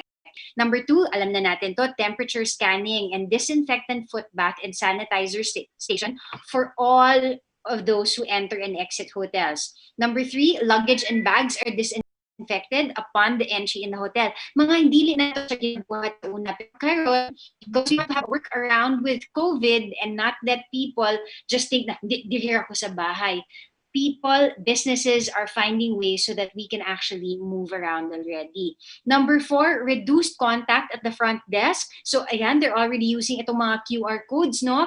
Yung mga plastic screen barriers, meron na din sila para touchless transactions and paperless checkout na rin. Key cards are sanitized before issuing to guests and instead of returning it to the front desk, meron na siyang box na you guys, the guests, can drop it off there. And then hand sanitizers are available in public spaces and hallways all throughout the hotel. And the use of PPE or personal protective equipment such as mask and face shields of hotel colleagues and guests are required to ensure everyone's well-being. So there's a lot more happening in this article. If you guys want to check it out, When in Manila is our media partner. So just go ahead, wheninmanila.com, and you will find out kung saan na ba yung nahitabo sa Pilipinas. What is happening? Yes. And speaking of Pilipinas, also one of our online media partners ang Good News Pilipinas. So especially diri sa Hackbang, all we want naman po is always to share the good news, the better side of things. Although we're not denying there are other, dili kaayo maayo nga energy ga float around in the world. But here we kay daghan naman na sa didto nga side, diri ta sa good news pod spread. So speaking of good news, we have here from Good News Pilipinas. Kaya siya, this is very helpful for those who are at home. This is the 15 ways to poison-proof your household. No, this is really important, especially nga ang atong mga kids nowadays are at home most of the time. And naingon ba ya nga here in the article it says na around 7,000 or 7,000 people were referred to hospitals for poisoning, and that's just one no sa Philippine General Hospital na in Manila. Imagine, because naay mga items in the house nga medyo wala, napabayaan siya, nga actually poisonous to children, to animals, and to you personally, even if you're an adult. So, na-adere 15 ways. I'm not gonna go through all the 15, pero I'm just gonna pick out some that are really very important, no? Store food and potential poisons in separate cabinets. Basin na mo accident, diba nga magtuo sila unsa ni nga powder, basin baking soda ni dili di ay. It's something very poisonous, so it might, cause some accidents, especially if you are kanang naa siya sa taas, dili mo makita, wala na siya labels, or diba ngit-ngit, things like that. So that's very dangerous. And then naapon ni, do not mix household cleaning products together to prevent the formation of dangerous fumes. Okay, sometimes if our cabinets are closed nga walay ventilation, that's also very scary. So mag-create siya fumes, and it might create, mga poisonous gases. Oh, isa lang na. And then wash children's toys and other playthings regularly to lessen the risk of ingesting lead containing dust and other environmental pollutants. Diba? Ang mga bata karon arabi sa balay. So either magdula sila sa ilang mga toys and then they just leave it there and then go, and then sometimes from ilang, especially small children, ilang they try to get very curious and ilang makaon unya ang mga toys. So that's also something. So again, if you want to check out this article and other good news, please visit one of our media partners, goodnewspilipinas.com. Ayan. So tulo to ato na feature our Awesome Planet, When in Manila, and Good News Pilipinas. There. And of course, ngayong hapon po ay magkakaroon na tayo ng ating second segment dahil kailangan din nating kumain at mag-energize. Abangan niyo po kami mamayang hapon. We will be talking about basic of hydroponics, that's 1 p.m. At saka pag 2 p.m. naman, tumatak ng alas 2 ng hapon. Magkakaroon po tayo ng The Power of Persuasion with Good Intention. Ayan. And aside from that, we will be having the business side of food ng 3 p.m. At saka ng 4 p.m. po, the most awaited part ng ating mga momshies, ang plight of women in the face of pandemic. And not the least, the most, but the most important thing is our artificial intelligence. Alam kong maraming mga tao dyan, maraming mga IT persons ang interesado dito. Kaya naman abangan kami mamaya-maya lamang na hapon. Yes. So, diba, daghan pa day kaayo tay angay abangan. So, actually guys, this part of the broadcast will actually end in a little while. And then for those nga wala nakaka-catch up sa tanan episodes for starting this morning, you can actually do a replay. So dili ta mabalaka na naapa ko'y work, wala na ko nakuha ang discussion ni Patty Malay or katong amo ni Rhea on how to frame up. Actually, guys, you can go to Hackbang page and do a replay of this one, or you can visit our official YouTube channel, Hackbang TV, and create, put it on replay, and then while pwedeng mo himo ang background later, kung naana mo'y time to actually watch this. Okay, so murag amazing na kaya tong morning. And this is just half of day 1, di ba, Shai? Grabe ka, Naka-mute, Shai. I know. Minumute ko siya. Nakakatawa because my cats, I don't know, I think they're feeling the energy that we have. So it's just so full of excitement. And so they've been running around, the COVID conversations. And the energy is usually more relaxed. And children sila. Pero karon, I don't know why. It must be the energy that this room has today. It's just packed as well. And so they're just as excited as me as well. So ayan, tapusin na natin itong morning edition natin ng Hakbang. But please come back at 1 o'clock because we have a lot more things going on for you guys while our hackers, or we'd like to call them our mad hackers, are doing their thing in the background. Ang daming nangyayari, pero ang nakakatuwa is people are engaging. If you're a participant and you haven't engaged with our mentors just yet, this is a gentle reminder No, really. It's a makulit reminder to get on already with the team and meet them already. Kaya excited na ba kaayo sila to meet you? Plus, your mentors are coming from all over the world. So please, get in touch with them and get started already with Hackbang. Anything else from your end, you guys?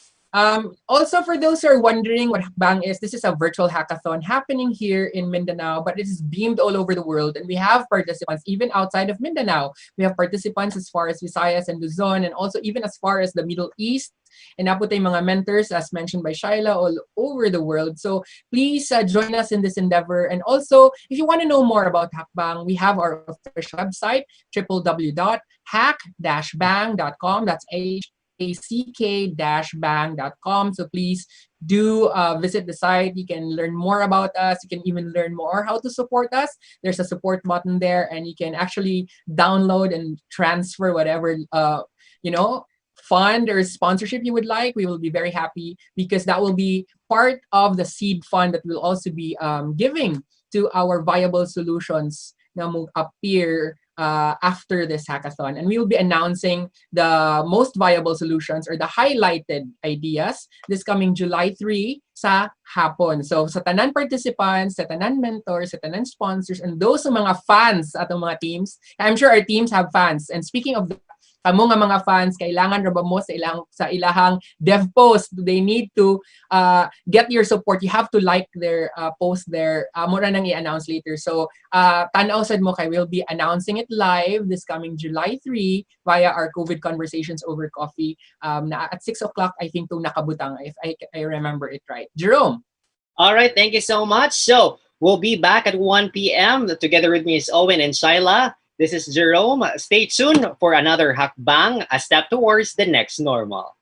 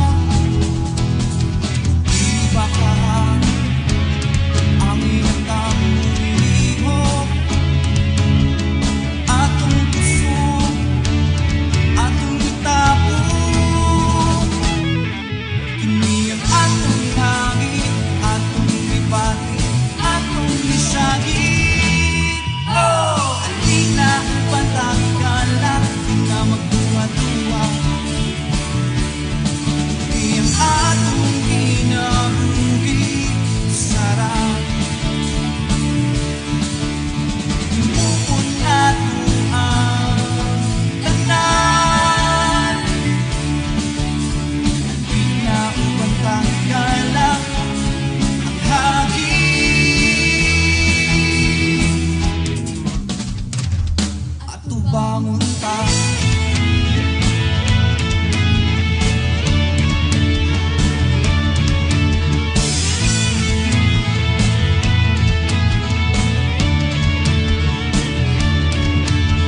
Ikaw ako ikaw, magkahiusap. Problema at upang hindi mabalaka ipakita ang atong hugma. Iba ka, amin kang lihok. Atong puso, atong itapo.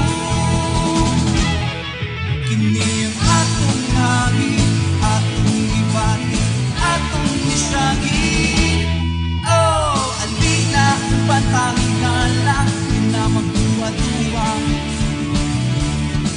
Kaya ang atong hinabuhi, sarap. Hinuon natin ang tanan. Alina kung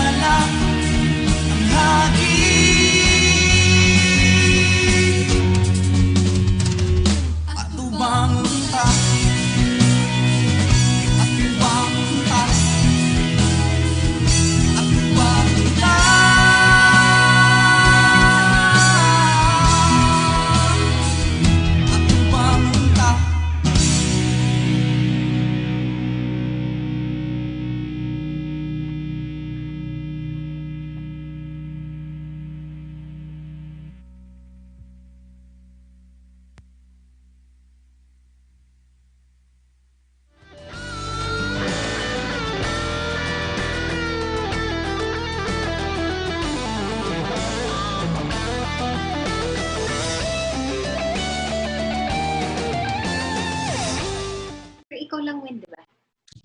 All right, good afternoon everyone. It's 1:05 on my watch and maayong hapon sa tanan. This is the second half of day 1 of Hackbang, the first virtual hackathon in Mindanao, and we are so excited kay daghan na pud kay i-offer sa inyo ng mga resources, mga learning na inyong makuha karong hapuna. And this is not just for our participants, our mad hackers who are in the virtual workspaces, but kamo nga nananaw nga wala man tuod naka-participate sa actual hackathon, but we are giving you a lot of information right here at Hackbang TV. Katong wala pa nakasubscribe, we are officially naata sa YouTube, Hackbang TV, naata sa Facebook, Hackbang page, naata Instagram, Hackbang PH. And of course, my name's Owen, streaming here in Cagayan de Oro, and we have on the other side, we have from Caraga region, we have our very beautiful host. Hi, Shai.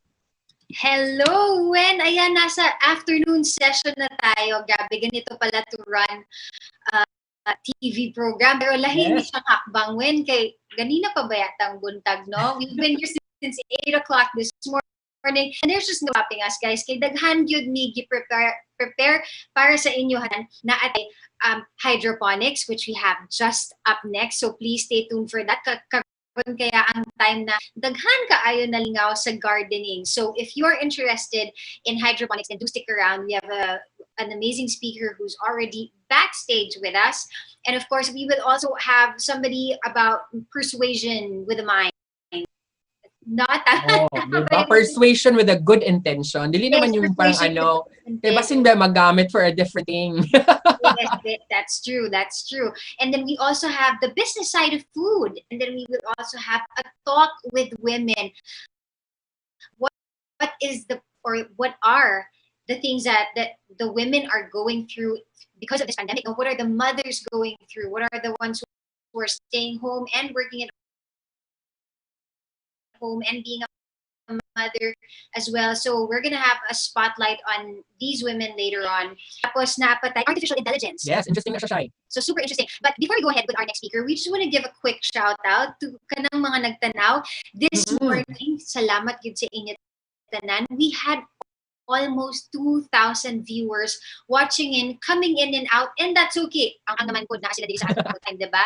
Pero gwapo kaayo kay they've really been interested in what we've been showing, because as much as possible, we really try to make these topics relevant to the times and of course helpful sa inyo tanan. So we want to say hi to Hazel Fuerzas, Noel Tanza, Christian Catalogo, Angeli Bagasbas, Durf, Pael Dajao, Neneng Sanoy. So those are just some of the people who are watching us karon. Salamat kaayo Mindanao. Go ahead, Well, on your side. On my side, I would say maayong hapon to Jemsay Berdos, Marie Fabria, Tita Gay Jimeno Achacoso Tidalgo of DTI. We have one of our mentors, Miss Angie Culiera. Maayong hapon, ma'am. We also have Kath Pineda of Project Lupad. Thank you for watching this afternoon's edition of Hackbang TV. Shai. Yeah. So, and dami nating naka-line up talaga, Wen. And even as we are going through this, so syempre nakikita nyo kami, we're cool, we're calm, we're collected. But in truth, grabe na among pag-type sa harap, no? Grabe na among... lalim, guys. lalim, but it is a lot of fun because we ourselves are just trying to cope with the limitations as well. And tignan nyo naman, guys, diba? Thank you to our team who is our technical team and our prod team working in the background. These guys are making us look good with their graphics and everything. We want to thank them real quick. Dave Franco, thank you. Comspec, you guys are just a pillar of strength to us here. Direk Ramsey, ang tawag namin sa kanya. Si Direk Jimbo yan, thank you for directing us. Kong and Aldre, Aldrin, thank you so much for making us look good over here. Pero delay yun sa lalim, guys. There's a lot going on in the background. And yet, para tayong kanang swan, yung gabi winter sila. Yes, and also thank you to Dan Baulete, our broadcast engineer, and also to our production designers, Dave Franco and Kim Lim, for all the wonderful graphics na inyong kakakita on screen. They're so amazing. And of course, our EP, all the way from Switzerland, Rhea Ongyu, and of course, our communications manager in Dubai, Sheena, and our sales director here in Cagayan de Oro, Novi. Muni sila ang busy po dito sa Slack, Shy, nga nag-entertain sa atong mga mentors and participants. Diba? Daghan kaayo. So, you have an international team working behind the computer. This is the new normal, guys. So we're really there are limitations, di mi makagawas. As you can see, naarami sa among balay, pero it's not impossible to do things behind the computer. Mao nang proud kaayo mi once again sa mga mad hackers. We would like to call our hackers that, no, na even if naalang ta sa balay, that's not stopping you guys from making a difference. Busy na kaayo sila sa atong Slack.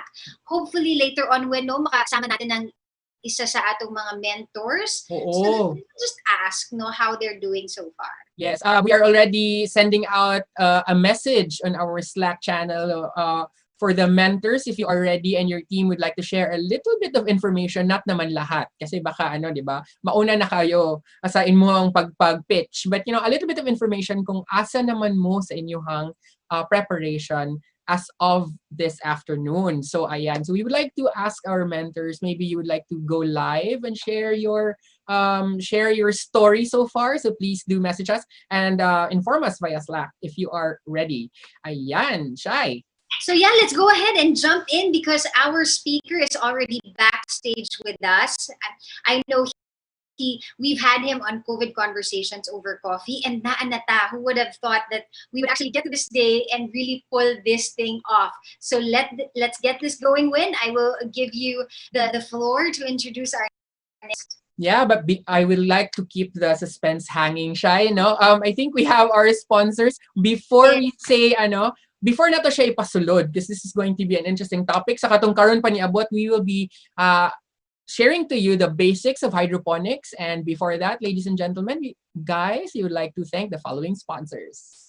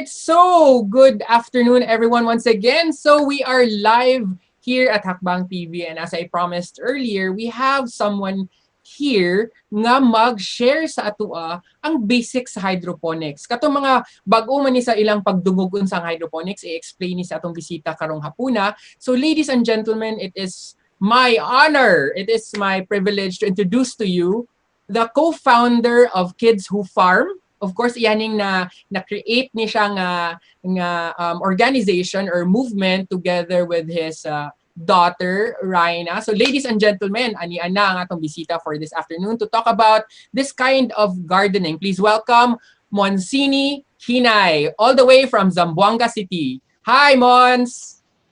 Hello, maayong hapon, buenas tardes, good afternoon sa atong tanan, and welcome sa day 1 sa Hackbang. Yes, so we're very buenas much tardes. happy to be part of this. Yeah. Sige, Thank Mons. you, So, Owen.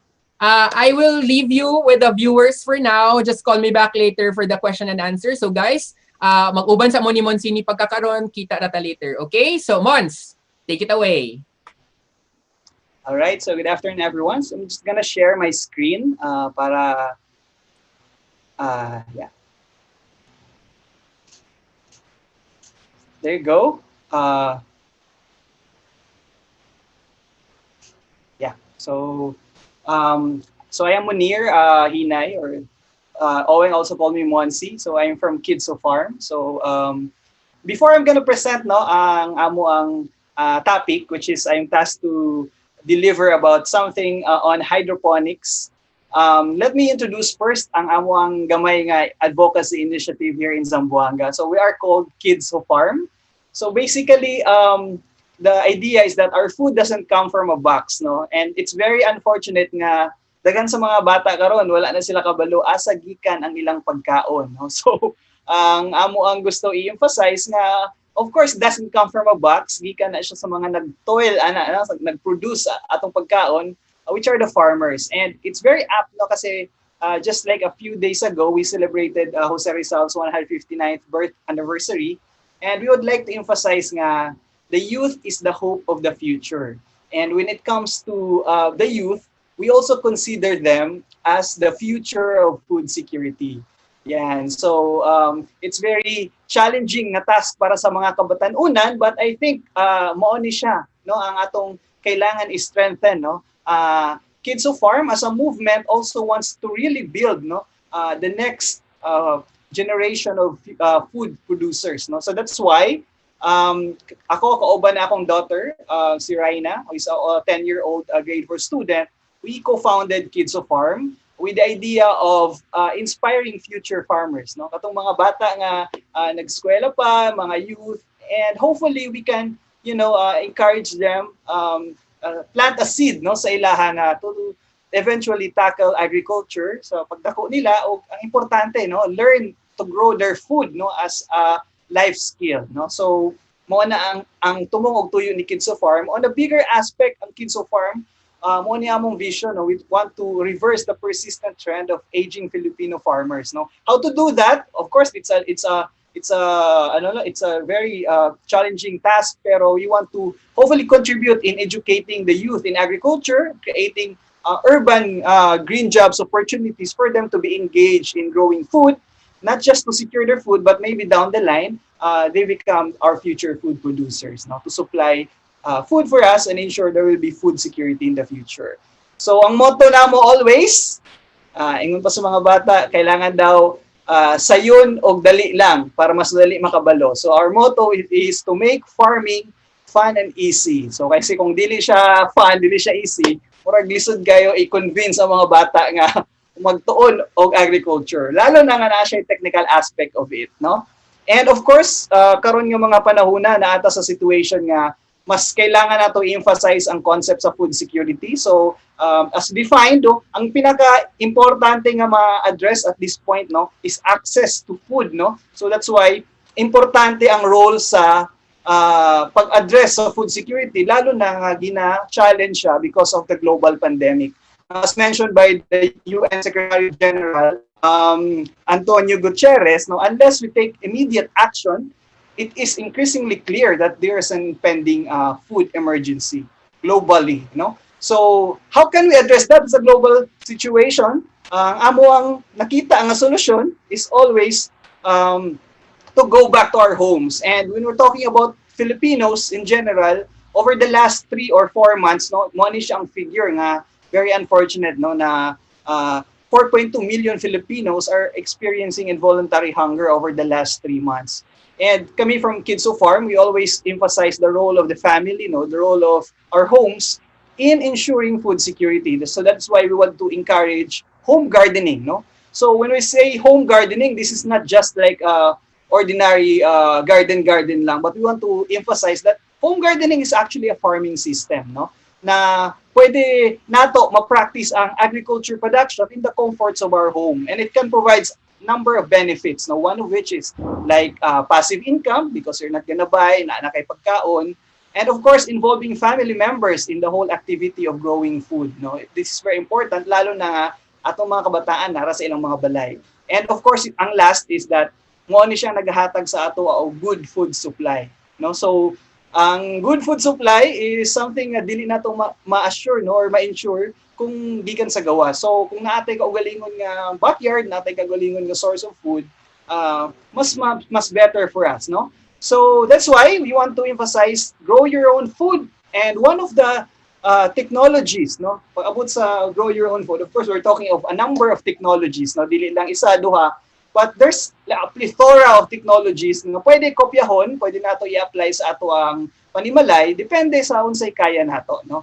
So kami diri sa Kids Who Farm, we're exploring, we're promoting a number of technologies, and one of the technologies that you can actually do that makes farming fun and easy is hydroponics, no? So I'm sure na-encounter na ninyo I mean, there's a lot of people who's doing hydroponics. Kami, we're also a student, no? Estudyante po Miss Hydroponics. So that's why our presentation will focus more on introductory topics, no, on hydroponics. So although naami gamay nga demo on DIY starter kits down the line sa among presentation, but we want to make this something that will tickle your imagination, will encourage you to start your very first hydroponic container. Okay? So, hydroponics, review lang takadali about history. So, it's actually a term coined by Dr. William Jerick of University of California in Berkeley. It's about growing plants in water, no? So, kung sa ano pa soilless, so wala yuta nga involved, no? And in hydroponics, no, the plant roots absorb a balanced nutrient dissolved in water that meets all the plant development requirements. So, it's just a proof na you can actually grow food in water, provided that the nutrient management is being addressed. And in the case of hydroponics, ang tanan nga nutrient nga kailangan sa atong tanom naadya sa tubig nga mooy tubuan sa inyong tanom. So, and of course, ang hydroponics is also is a term, no, that comes from the word hydro, meaning water, and ponus, meaning labor or working in water. So, mo na siyang brief history about hydroponics, no? And hydroponics has been around, no, for decades, no, since 1920s pa, but over the years naga-improve ang technology sa hydroponics, and basically na-set up nga ginasunod ang mga naga-hydroponics, no. And kani akong ginapakita sa inyo karon is just a basic setup, no, dili pa siya complicated, no. Ang among goal is just to really start, you encourage yung kaya ra man dai, no, kaya ra mag-hydroponics, no. So if you look closely, ang hydroponics, ato ang pinaka source of food, no, sa atong tanom is the nutrient solution. So in the nutrient solution, na-added to ang tanan nga fertilizer nga atong kailangan for the plant to grow well. And of course, naa siya growing media. Ang growing media niya dili siya yuta, no, posible siya nga other material, no, other than soil. And it's a compact production system wherein very gamay lang ang ang kailangan nga area for every plant, gamay lang imong kailangan. And you need of course water to ensure that nutrients are there, no, na i-absorb sa tanom. So in the photosynthesis process, ang kailangan lang actually is carbon dioxide, water, glucose plus oxygen. And it will enable the plant to grow well, no, under that condition. Okay? So what are the advantages kung hydroponics? So ang gipili nimo nga way to grow your own food is hydroponics kasi maybe interested ka or sa inyong balay na kay enough space to set up hydroponics or limited lang yun ang space nimo, you want to optimize productivity and dili ka ganahan mag-work sa soil, no? So gusto nimo wala ka dili mo hugawan imong kamot. So one of the advantages is that because your nutrients plant nutrients no dissolve siya sa tubig, ang tanom diretso siya mo paka-absorb no sa nutrients nga naa sa tubig no. So ayun pagali nila ang tanom wala siya naga-discriminate as to the nutrients kung unsay naa nga available, what's there that's ready to be absorbed by the plant and then ready for the plant to be roots to be absorbed, that's the nutrients that will be absorbed by the plant no. So the nutrient solution provides for the food of our plant, no? Second advantage is that you can grow plants in a limited area, no? And at the same time, you can maximize the use of your space, no? So you can set up hydroponic systems in a limited space, no? Because unlike planting in the soil, syempre if you're planting in the soil, the roots, no, travel a lot, no? So in the hydroponic setup, the roots are there just in your container to absorb what is the nutrient, no, that is available.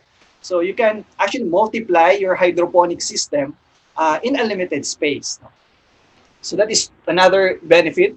And the third benefit is generally there's a more view na if you're growing hydroponics, you're actually growing in a hygienic growing system.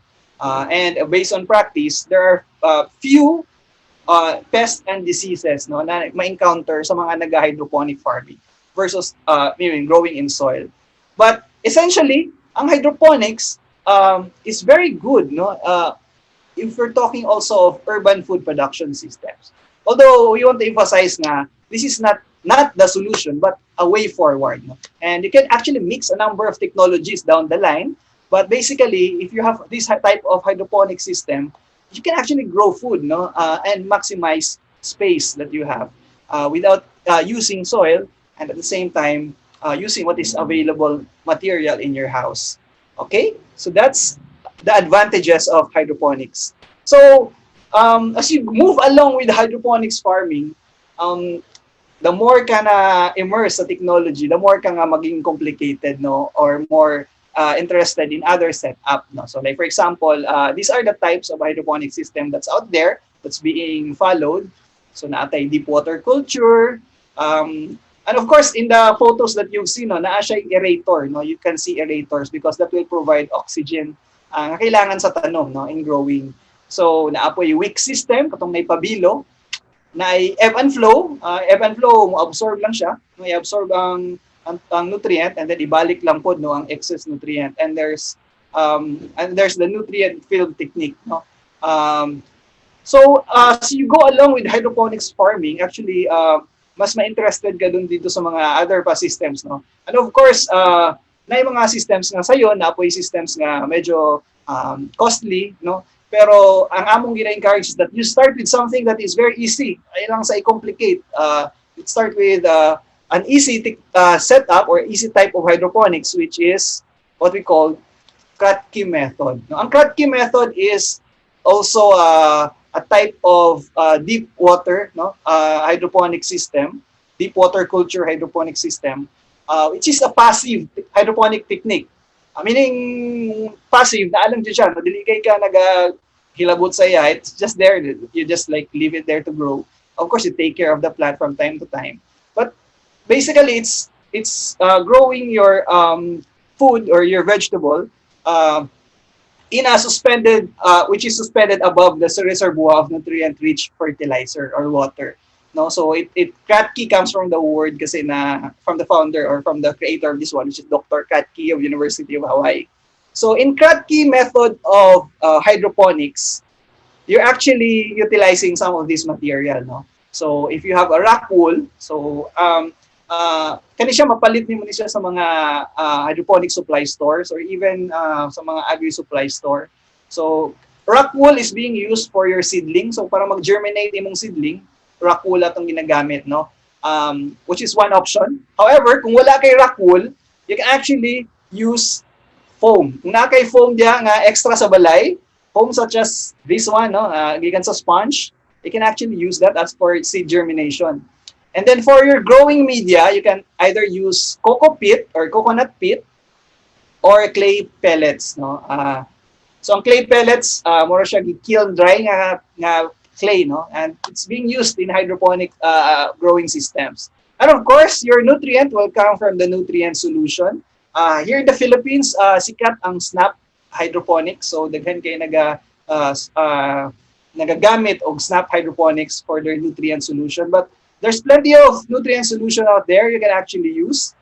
In fact, in my own, I'm experimenting on using organic nutrient solution, vermicasti, using fermented fertilizers, no, in growing my leafy greens. And of course, you need container or reservoir kasi dito nato ibutang ang atong growing media or atong seedlings, no. Ang container can be a balde. You can actually use whatever you have in the house. In my case, I'm setting up some mini hydroponic system using this ice cream bottle, no? Ice cream container. Nga ako lang gibuslutan, gibutangan din ako siya og akong holder sa seedling. And then, yeah. So, mo nang pinaka DIY no nga hydroponic system nga naa ako diri sa balay. And of course, ang logic behind Kratky hydroponics is that punon lang gid mo ang container og tubig and then nutrient-rich water, and in growing leafy vegetables in a span of 30 days, slowly ma-absorb, no, sa roots sa inyong tanom ang nutrients o the longer nga mo taas ang iyang roots, and maybe around 30 days mo na siyang makapag-trigger para motubo gid atong tanom, no? So as shown in the diagram or in the slide, you can grow like leafy vegetables in a short span of time. And of course, I would like to encourage you to grow what is very easy to do, easy to grow na mga leafy greens and herbs, such as your basil.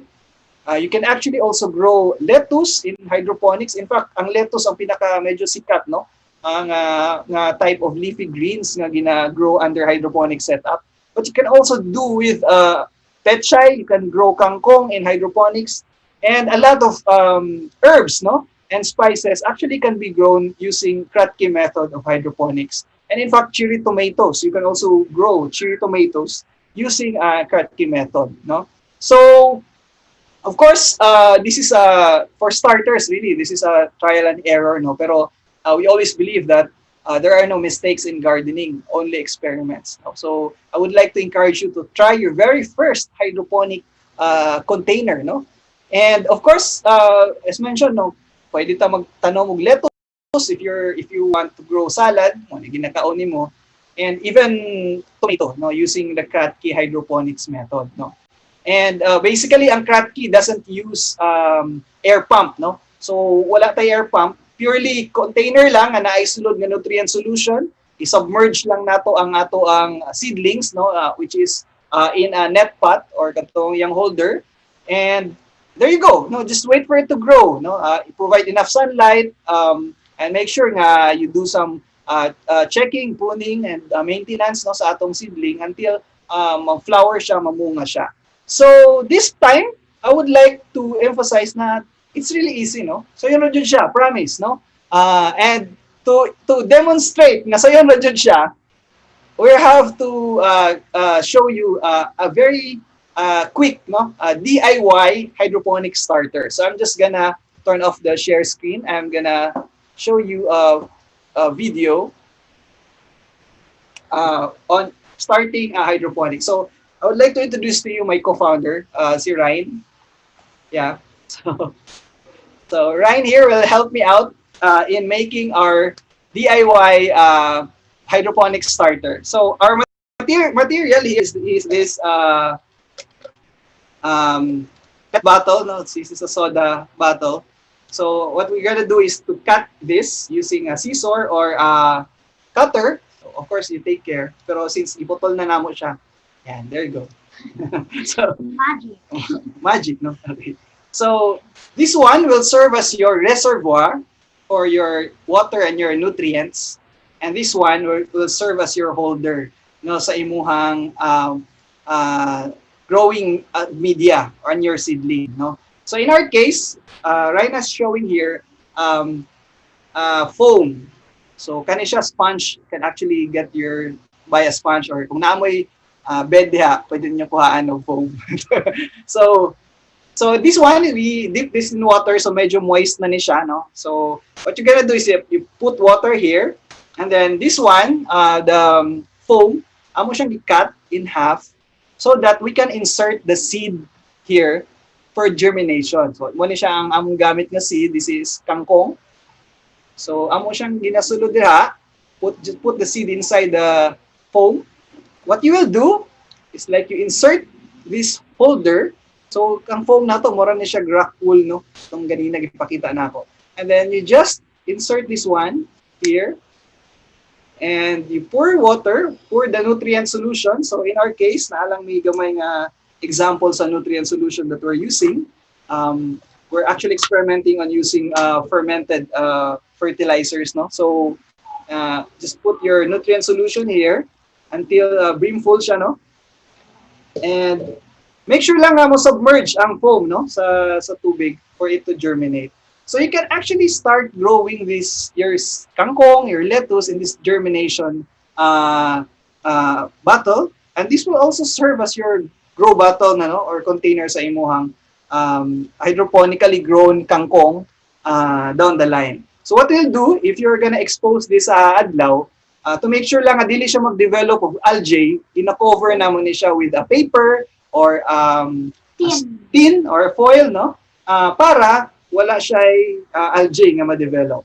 So this is one approach that we're using, and I'm sure after aning a lecture pwede na ninyo sugdan pag grow inyo ang Kratky method hydroponics, no. Dali lang kay siya. So the other one that we're gonna demo, still using this type of container, is how to grow your herbs such as your basil, no.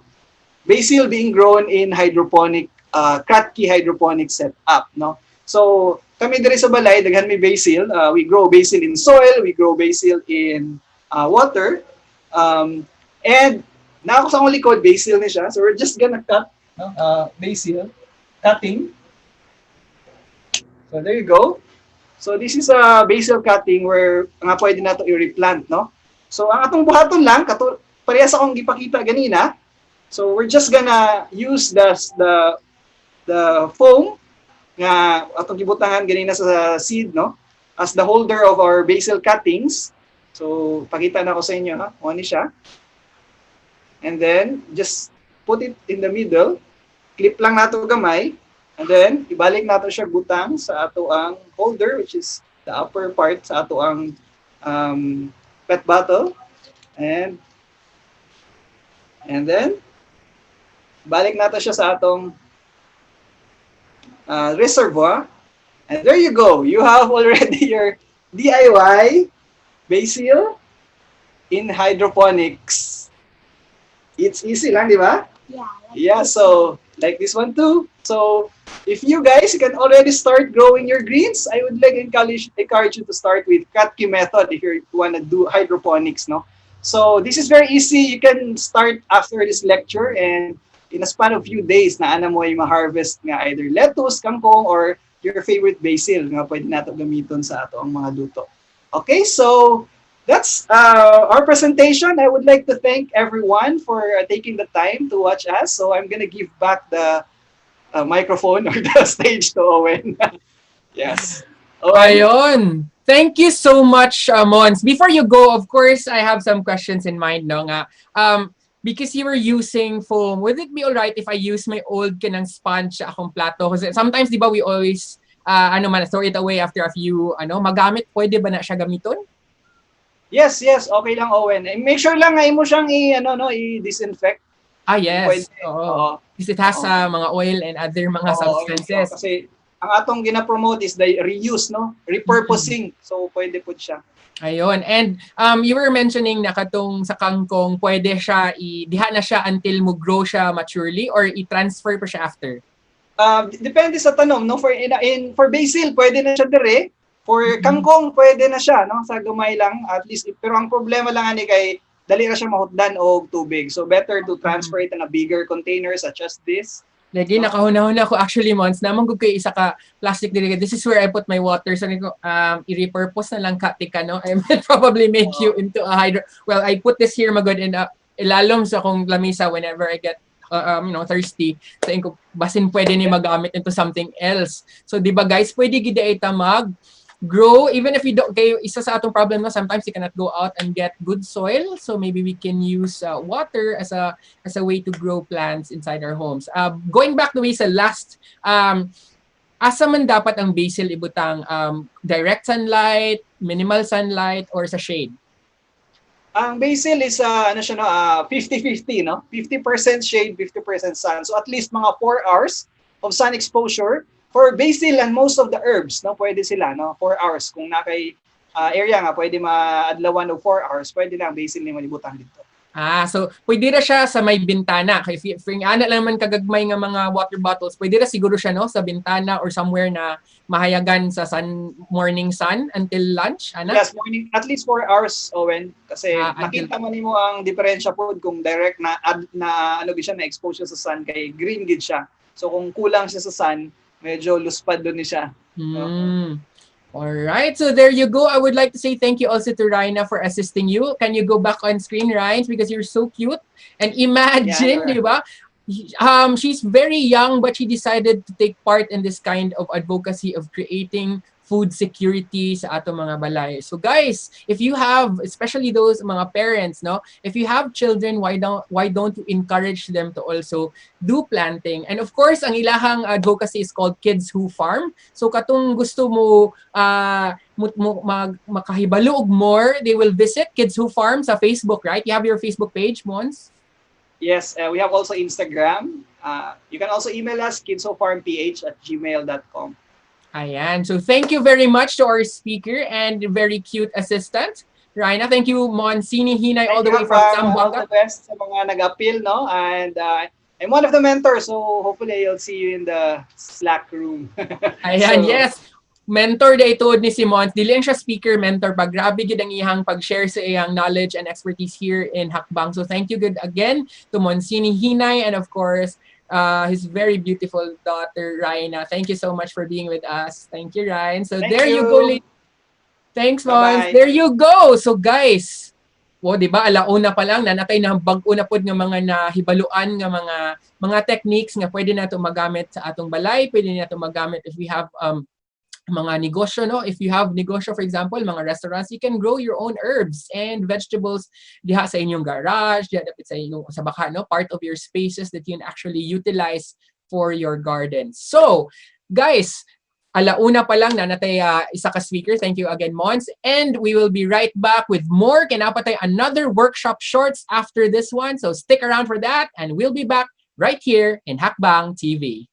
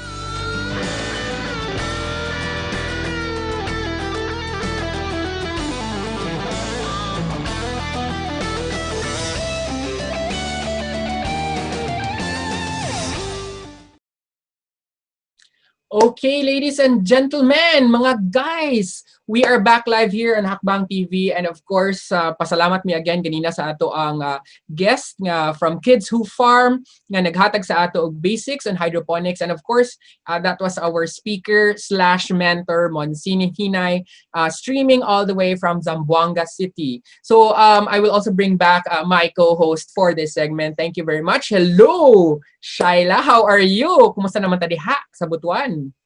Ay, ayan, very good kaayo, Wen. Ang energy nato, patuloy-tuloy lang. We can do this. We are hosting until a few hours na lang. And then after Yes. si Jerome, our co-host, who's also helping our director, Jimbo, in the background. So, napakagaling talaga ng team natin. Guys, akala nyo madami kami. But Super multitasking. Super multitasking. And when we even counted a while ago, 12 tayo, no? 12. Napaka-Bible-based pa rin, no? Yes. Parang disciples pa rin. But yes, guys, we're so excited. A lot of people are really tuning in and are watching. If you're watching us on YouTube, please tell us where you guys are watching from. Kung naaman po mo sa Facebook, pwede i-intro mo kung asa mo para makahay ninyo ba na nagtanaw mo diha. Diba? Correct. So, ayan. So, we do have a lot more coming up. But in the meantime, I checked our katong atong gi-share ganina. And we only have one more slot left para sa atong cooking segment ugma. Uy, exciting. Sa season Oreta. So, isa na lang na slot, guys. So, I'm going to show that again sa inyo para maka-join pod mo. Na-added to ang ingredients, na-added to ang Zoom room also para maka-join na mo sa amo ugma, no? So I will share it with you right now. So ito siya. Ayan. So nourishing the home. This is what ang inyo lang buhato, no, when is they have to get their phone, get your scanner, QR scanner, point it in this QR code, and it will bring you to the invite link already. So you just join. Eventbrite, di ba? Yes, Eventbrite link. Kay usa na lang yun ni siya nga slot. Ang gwapo diri is makaluto yun mo inside the Zoom room. So lahi po siya, no? Dili lang mo tanaw mo sa Zoom o mo tanaw mo sa YouTube, mo join yun mo sa atong Chef Melissa Season Oreta. So exciting kaayo. She will be cooking one main dish, and then she will break it down into 3 other dishes para lalo na sa inyong mga mommies diha na gikapoy na kung maghuna-huna kung unsa may ang iluto para sa mga kiddies, no? When yes, and I agree also, and also for someone like me, no, nga living solo, it's also very kanang practical na tudluan mi og things like that, because for sometimes, di ba, magluto ka og isa ka bunch of chicken na mga slices, and then pag may sobra pagkahapon, you don't like to eat it anymore, masayang lang siya. So there is dapat ay ways on how to kanang i-makeover or recycle imong i-upcycle lang atong mga atong mga i-upgrade ang atong mga meals, and dili lang basta-basta kay chef gyud ang magtudo sa ato ani. And this is something practical, this is a life skill that we should all learn, no, na dili ta magsayang og pagkaon labi na karon, no. Lisod sige lang tag food waste ba, sayang nay mga tao nga halos dili makakaon. So we should make sure that the food we have on our tables are just enough for us. Dili lang ka nang di na ko ani and then labay or sayang man. And also limited atong resources karon, guys, kay lisod ang mangita og kwarta. So make sure that you use your money well. Ayan, we're napatay lain QR code, Shai. Yes, napatay lain na QR code. So, I will share that with you guys again. Ang mahitabo man gud ani is this is with Chef Jeffrey Ong naman. Yes. So I think we will show it to you guys again because we have 4 slots pa for this one, no? Yes. Na ni Chef diri, he really is in one of the prominent restaurants diri sa Butuan, Chef Jeff Ngo, who is with Line and Zest Restaurant under the Watergate brand as well. So naan na siya karon, we're flashing it for you guys. We also have the ingredients in that link that you will have to prepare. And you will also see the Zoom link. So exclusive ni siya. Not everybody can enter. We're just giving 4 slots to join Chef Jeff on on, what's today? 26, 27, on the 28th. 28. Third day. So, iandam na ninyo ang ingredients, guys. Diba? Kaya naan naman dito ang tanan details. Ayaw na mong kabalaka. It's not difficult ingredients to look for and to find anyway. So, ayan siya. So, that's the link. I hope you guys can use it. This is what we're teaching here in Hackbang, is the technology is ready and available for us, like these QR codes. Gamito na to, guys. And this is one way we can use that. Yes. And of course, again, for those who are wondering what Hackbang is, you can visit our official website, www.hack-bang.com. That's HACK-bang.com. And there you will find all the details of what really is a hackathon. Nag-unsa mi dinhi nga nung sige mi dinhi ga live stream sa inyong Facebook, nakakita ninyo ga when you scroll up, and then kung friends ta makita ninyo nga ga live mi, because this is our way of sharing knowledge, sharing information to our participants nga nagtago karon sila mga virtual workspaces. Actually excited pud kay kuno kung unsa ang ilahang mga ipagawas nga ideas. Dili nato na mahibaluan until June 29 when they post it sa atong official partner site, the home of the hackathons in the world, devpost.com. So dito nato na makita, guys. And pwede na siya ma-share balik sa atong Facebook, sa atong LinkedIn, kung sa atong uban social media accounts. And of course, karon marag natay bisita, no? Yes, we do. Yes, we do. Correct. When we have already somebody here who is naana siya sa atong backstage, nakastorya na si Derek Ramsey. Kaya ang atong mga names there, si Derek Ramsey naana. So ang atong next is already, let me just check because he is already here. Gabi, no? Ayan, daming nangyayari talaga. Oh my gosh, I'm in the wrong day. That's what's happening. But I hear Justin Pinon is already... Right. So I guess I have to leave you with our next guest. Oh yeah, sure. Sige. Yes. So guys, see you later. Kaya si Shaila na ang bahala sa inyo for this segment. And of course, if you have questions, please do type. Naara ko guys sa backstage. I will be also chatting with you sa ato ang Facebook Live. So if you have questions, you can also direct it to me and I will help direct your question to our guest. So guys, see you in a bit. Ayan, thank you so much, Owen. We're so busy, we're so pumped. Everything is just happening simultaneously, and yet we are enjoying it. This is the new normal for online events, and I am so proud of the team. We are at the forefront of online events. It's not easy, but we're doing it. Praise God. So up next, we already have somebody who is going to talk to us about the power of persuasion with good intention. We have Justin Pinon who will join us in just a teeny tiny bit. Sa mga wakakaila sa iya, no? He is an award-winning mentalist and corporate trainer. He has been featured in a lot of TV shows, so we're so lucky to have him here with us. He has also been on radio and internet shows, including his own TV special. He has a weekly series and his own radio show as well. And one of his most in-demand topics in trainings or in his workshops is using your intentions in persuasions. So guys, we're so lucky to have him here. Usually people get to hear from him, but at Hackbang, he is here ready and willing to share his gifts and talents with us for Hackbang's workshop shorts.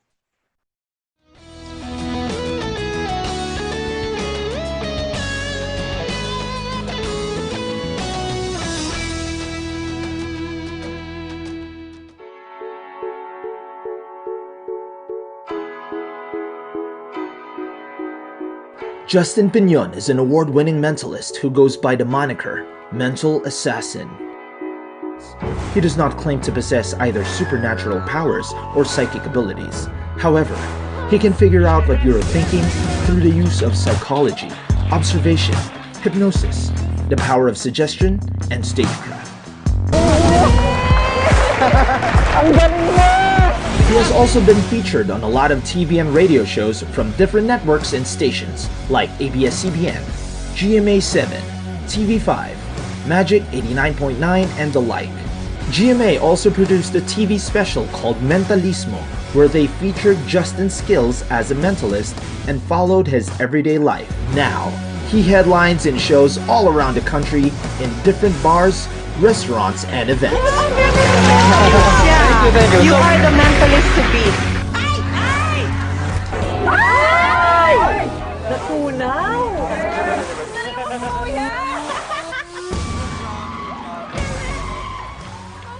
Ladies and gentlemen, prepare your minds for the most sought-after mind reader in the Philippines, the mental assassin, Justin Pinion!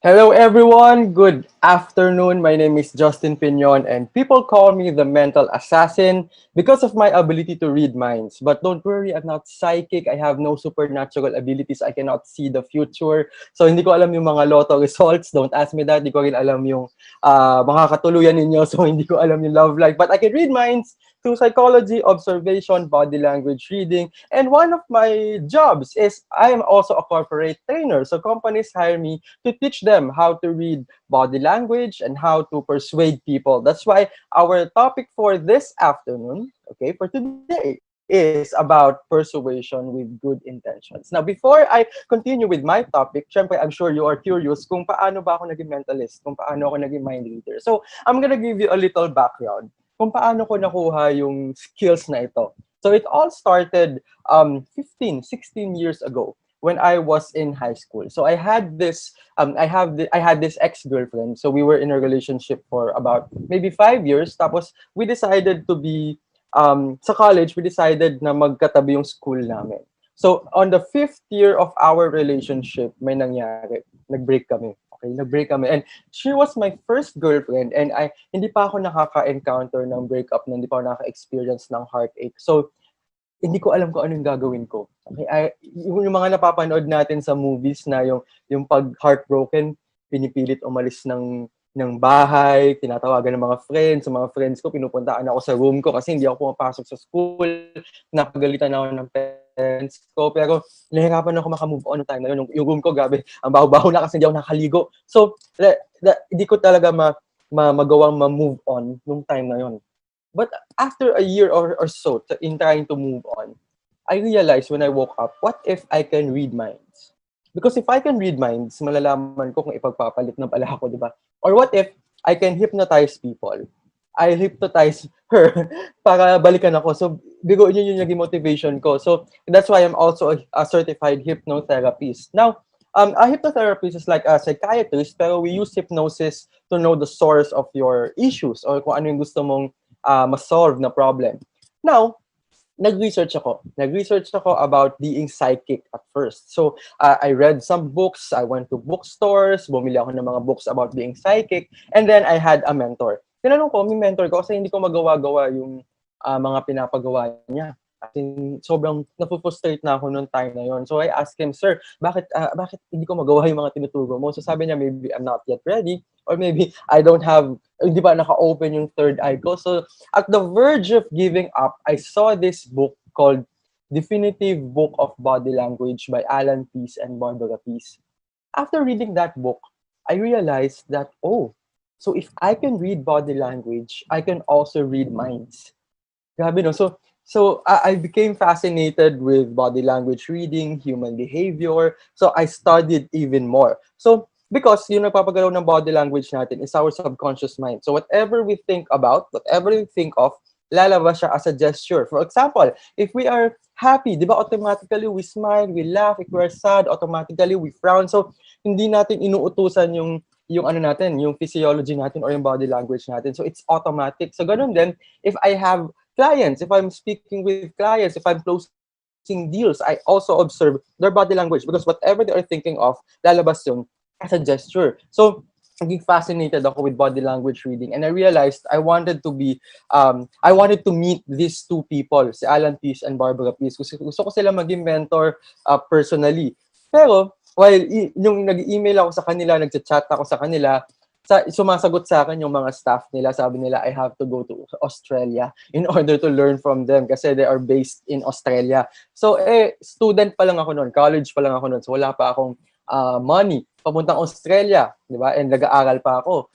Pero one night, after a few days na kinukulit ko yung staff nila, pinipilit ko maka-online si Alan Peace or Barbara Peace, nakita ko online sa Skype si Alan Peace. Tapos, kinausap ko siya. Then, I demonstrated mind reading to him online. So, natawa siya. So, sabi niya, wow, Justin, so after reading our books, after researching, you can read minds through body language. Natawa sila. Then, they gave me the permission to, they taught me, diba? Tinuguan nila ako. So, minentor nila ako for 6 months. I still paid for tuition fee, pero at least hindi ko na kailangan pumuntang Australia. So, that was like I guess 10 years ago na. And then tuwang-tuwa ako kasi for 6 months, 'di ba? For 6 months minentor nila ako mag-asawa. Then binigyan nila ako ng certificate to teach body language here in the Philippines. So on the first few years of me teaching sa corporate, I've been teaching their modules. Pero as time went by, naka-discover na ako ng sarili kong module in teaching sales and persuasion through body language reading or NLP or neuro-linguistic programming. So, I'm sure iniisip ng mga nanonood sa atin, ano na kaya nangyari doon sa ex ni Justin, nagkabalikan ba sila? Kasi diba sabi ko, yun naging motivation ko. That's why I tried to learn all of this. You know what? While learning everything, while I am learning mentalism, while I'm learning body language reading, while I'm learning NLP, I realized na nakalimutan ko na pala siya. I have moved on already. So I took that, di ba bigo nyo, that negative thing that happened in my life, nag-blossom into something positive na career ko na pala ngayon. Di ba? So actually, grateful pa ako na nangyari sa amin yon. Grateful ako na nag-break kami because if that didn't happen, wala ako dito sa harapan siguro ngayon sharing my knowledge. Di ba? So, I have one question for you. Are you ready to learn? Yes, I'm also ready to share. So before I begin, I would like to welcome everybody watching this live. Thank you, Hackbang, for having me. I'm super duper excited. So our topic for this afternoon is all about persuasion. Okay, now there's something different about my topic, yung persuasion. Why? Because I use good intention. Because there is a thin line between clear and good persuasion and manipulation. I know for once or twice in your life, you felt that, uy, I've been manipulated by this person. Diba? So I'm sure naka-encounter na kayo ng seller na parang pilit siya ng pilit na ibenta yung product or service niya. Tapos sinasabi mo, no, I'm not interested, I don't need that. Pero ang kulit niya, pinipilit niya. Anong feeling? Di ba nakakainis? Nakakainis. Iniisip mo, why is this person why is this person doing this to me, di ba? So, nakakainis, nakaramdaman mo yung intention niya, di ba? Ngayon, I'm sure for once or twice in your life, naramdaman ninyo, or many times ago, naramdaman ninyo na yung seller is parang pinaperahan lang kayo. Parang pinaperahan lang ako nito Di ba? Or parang pampuno lang ako ng quota niya. Di ba? Because the line between good or clear persuasion and manipulation is called good intention. Remember that. Good intention. Why? Because your intention speaks louder than your words and your actions. Right? So we are all going to start with our mindset. Good intention. So you will realize after this talk na hindi lang skills ang ituturo ko sa inyo, kundi I will install a program in your head which is good intention. Ano ba yung sabihin ng good intention? Okay, so I nagkaroon ng time sa life ko na I really wanted to be a billionaire. So nag-interview ako ng mga businessmen, yung mga nakuha na nila, yung goals nila, yung mga billions nila. So name it, na-interview ko na. Ngayon, there's one thing in common doon sa mga na-interview ko. Right? So lahat sila pare-pareho yung sinasabi. Different sentences, different words, but same meaning. Never ako nakarinig, okay, sa dinami ng mga in-interview ko, never ako nakarinig na because I love money, because I love making money, because I love the color of money. Never ako nakarinig ng ganun. Never. Pero, ito yung thought na narinig ko sa kanila. Pag tinatanong ko, why are you doing this? Sabi nila, this is my legacy. This is for my family. This is for my people. This is for my employees. Kung hindi ko itutuloy ito, wala akong maibibigay sa kanila. So I realized, if your intention is beyond making money, money will follow. Diba? So again, if your intention is beyond making money, dadating na lang yung pera. Di ba? Recall a moment in your life na nangyari yun. Na yung intention mo is beyond making money. Di ba? Hindi ko to ginagawa para lang magkapera. So if your intention is for other people, if your intention is for the service of other people, especially when we are doing business, especially when we are pitching business, always remember that you are of service, di ba? So if you are doing this for other people, money will follow. Imagine, si Warren Buffett, nagkaroon ng time sa life niya, I'm not sure if hanggang ngayon, pero 90% of his earnings binibigay niya sa charity. Imagine na, 10% na lang natitira sa kanya. 90% binigay niya sa charity.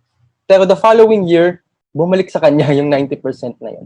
Without even him thinking about it. Biguin mo yun. Also si Bill Gates. Diba? Si Bill Gates, 80-70% binibigay niya sa charity. Pero nakukuha nila the following year. Why? Because their intention is beyond making money.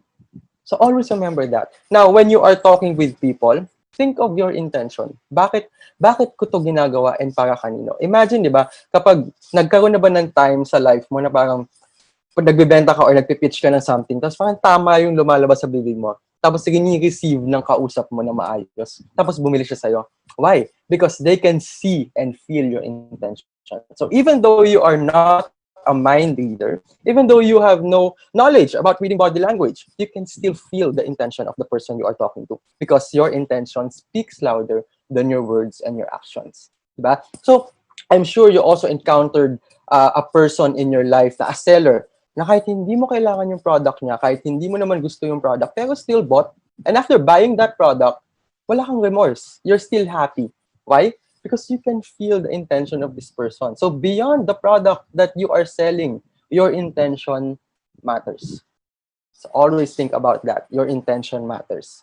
Next, okay, so always have a clear intention. So the best thing that you can think of while you are talking with a client is isipin mo lang na isipin, how can I make this person choose the right choice? Diba? How can I make this person make the best choice? Diba? So, I love this person. Diba? I care for this person. So, imagine nyo kapag yun yung nasa mindset mo, biguin mo, mahahawa siya. Yun yung maganda. So, another thing in persuasion is called resonance. Resonance is always start with yourself. So, kung gusto mo maging happy yung kausap mo, kasi people buy when they are happy. So, kung gusto mo maging happy sila, maging happy ka muna sa sarili mo. Imagine, di ba, merong mga coffee shops na pag nakaharap mo yung barista, ang saya-saya ng ano nila, ang saya-saya ng mood nila, nahahawa ka, di ba? So ang sarap pumunta sa mga coffee shops na gano'n because that is their training, resonance. So again, so resonate your feeling with the person you are talking to, especially when you are pitching. So kung gusto mo maging happy yung audience mo, start with you. Be happy. Kung gusto mo maging interested sila, start with you. Be interested. Okay? Para kapag nakita nila, uy, this person is really interested with me. Diba? So, mahahawa sila. Okay? So, always start with yourself. So, second tip, resonance. Okay? Third tip is called mirroring. Have you heard of the term mirroring before? I'm sure you have. Now, have you ever encountered a feeling or have you ever encountered a situation kung saan na parang first time mo lang na-meet yung taong yun, pero parang forever na kayo magkakilala? Diba? Maybe lots of times na, diba? So first time mo lang na-meet, pero parang forever na kayo magkakilala. Diba? So, ibig sabihin, nagkaroon ng mga mirroring scenarios. Why? Because people like people who are like themselves. So we like people who are like us. Diba? We go, umaalis tayo o tumatakbo tayo sa mga taong ayaw natin and we move towards people who are like us. Bakit ganun? Bakit ganun? Kasi ganito yun. Do you believe that you are unique? You are unique? Yes, we are all unique. Everybody is unique. We have different strengths, we have different weaknesses, we have different talents. We are all unique. Now, our mind knows that. Alam ng mind natin na unique tayo and wala tayong kapareho. That is why, kapag may nakaka-encounter tayo na tao na, uy, parang kapareho ko to you'll feel that you are on the same wavelength. Diba? So, kapag nakaka-encounter kayo ng ganun, you will feel na, uy, pareho kami nito. I like this person. So, kahit stranger siya, automatically, bumababa yung barrier mo. Nagiging open ka So, ganun din kapag may kausap tayong client. Okay? So, intentionally mirror the other person. Yun ang tip number 3 in persuasion. Intentionally mirror the other person. That's why, di ba, kapansin nyo kapag nakaka-encounter kayo ng tao na kapareho ninyo, automatically nakakwento mo na yung buong buhay mo, di ba? Kasi nalo-lower down na yung barrier mo, nagiging maluwag ka na, nagiging maluwag na yung loob mo sa kanya, you can tell everything. So, ganun din when we have clients, when we are pitching, di ba? Mirror the other person intentionally. How do you do that? How do you do that? So, I observe first. I observe kung paano siya magsalita, kung paano siya gumalaw, and then dahan-dahan, gagayaan ko yung gestures niya, but in a subtle way. Okay? Kasi kapag nahalata niya na, uy, ba't parang ginagaya lang ako nito? Mawawala yung rapport. And number 1 thing that we need to achieve is called rapport. Diba? Yung rapport is, kapag meron na kayong rapport ng kausap mo, magiging maluwag na yung conversation ninyo. Kahit anong sabihin mo sa kanya, maniniwala siya sa'yo. Okay? So, rapport. So, how do you intentionally mirror the other person? First is, I observe them, I look at them first, tapos kunyari, nagkamot siyang ganun, kamot din ako ng konti. Diba? Nag-inom siya, inom din ako ng konti. Yan. So, medyo ginagaya ko siya ng konti. The way they speak, diba? The way they speak, how long are the intonation, voice inflection, ginagaya ko yun. Okay, ngayon medyo mahirap siya gawin at first, pero kapag nasanay ka na, it will be natural for you. Now, the good news is, kapag natural na yun, you will be more likable. Kasi automatic na sa'yo na nag-a-adjust ka sa preference ng kausap mo because you are mirroring the other person. It's like you are entering the shoes of the other person. Diba? So, one of my tips yan in persuasion, mirror the other person. Kasi pag na-feel na, uy, kapareho kami nito, same yung wavelength namin, magiging maluwag na yung loob ko sa kanya. And lahat ng sabihin mo sa kanya, papakinggan niya, makikinig siya, baka bumili pa siya or baka kunin niya yung pinipitch mo. Diba? So, always intentionally mirror the other person because napaka-importante ng mirroring na yan. So, biguin nyo, if you use this, yung skills na tinuro ko sa inyo, sa masama, baka maging masama din yung outcome. So, remember that yung sinabi sa movie na Spider-Man, diba? With great responsibility, with great power, with great power comes with great responsibility. So, ganun din kapag ginamit niyo yung mirroring sa masama, sa manipulation, di ba? So, kaya ang unang topic ko talaga is about intention. Because if you have good and clear intention, kahit anong skills na matutunan mo, you are going to use it for good. So, I'm gonna tell you a little story na nangyari sa akin before. Kasi, when I was starting out sa sales, lahat ng to, alam ko na, pero I'm using it for manipulation. So, I had a school talk. Tapos, tinanong sa akin ng isang student doon. Sabi niya, Sir Justin, thank you for teaching us these skills. Kasi aside from teaching persuasion, also teach body language skills na kung paano mo papao-ohin yung mga kausap mo. So, maybe I'll give you little tips later on. So, tinanong niya ako, Sir Justin, thank you for teaching us those skills. I'm sure ma-apply namin yun kaagad mamaya. But, what if I did this? Tapos, lalo na sa friends ko. And after that, of course, nagamit ko lang yung skills na yun for manipulation. And then after that, baka magsisi sila. Diba, pag umuwi na sila, baka magsisi sila na, ay, ba't ako bumili? Hindi ko naman talaga yung gusto. Bumili lang ba ako kasi friend ko siya? So, yun yung tinatawag na buyer's remorse. Now, at that moment, since I am using manipulation, sabi ko sa kanya, biguin nyo na, sobrang nagsisi ako nung time na yon. And after a few years, nung nag-realize ko na masama yung sinabi ko, binalikan ko sila isa-isa, as in hinanting ko sila para lang makorek yung sinabi ko. Kasi sabi ko, you're into sales, right? What do? Sell. Okay. After selling, nabili na niya. Meron ka pa bang ibang dapat gawin? Sabi niya, no. Good. Exactly. So, biguin mo yun. Sabi ko, oh no. Ang sama nung sinabi ko.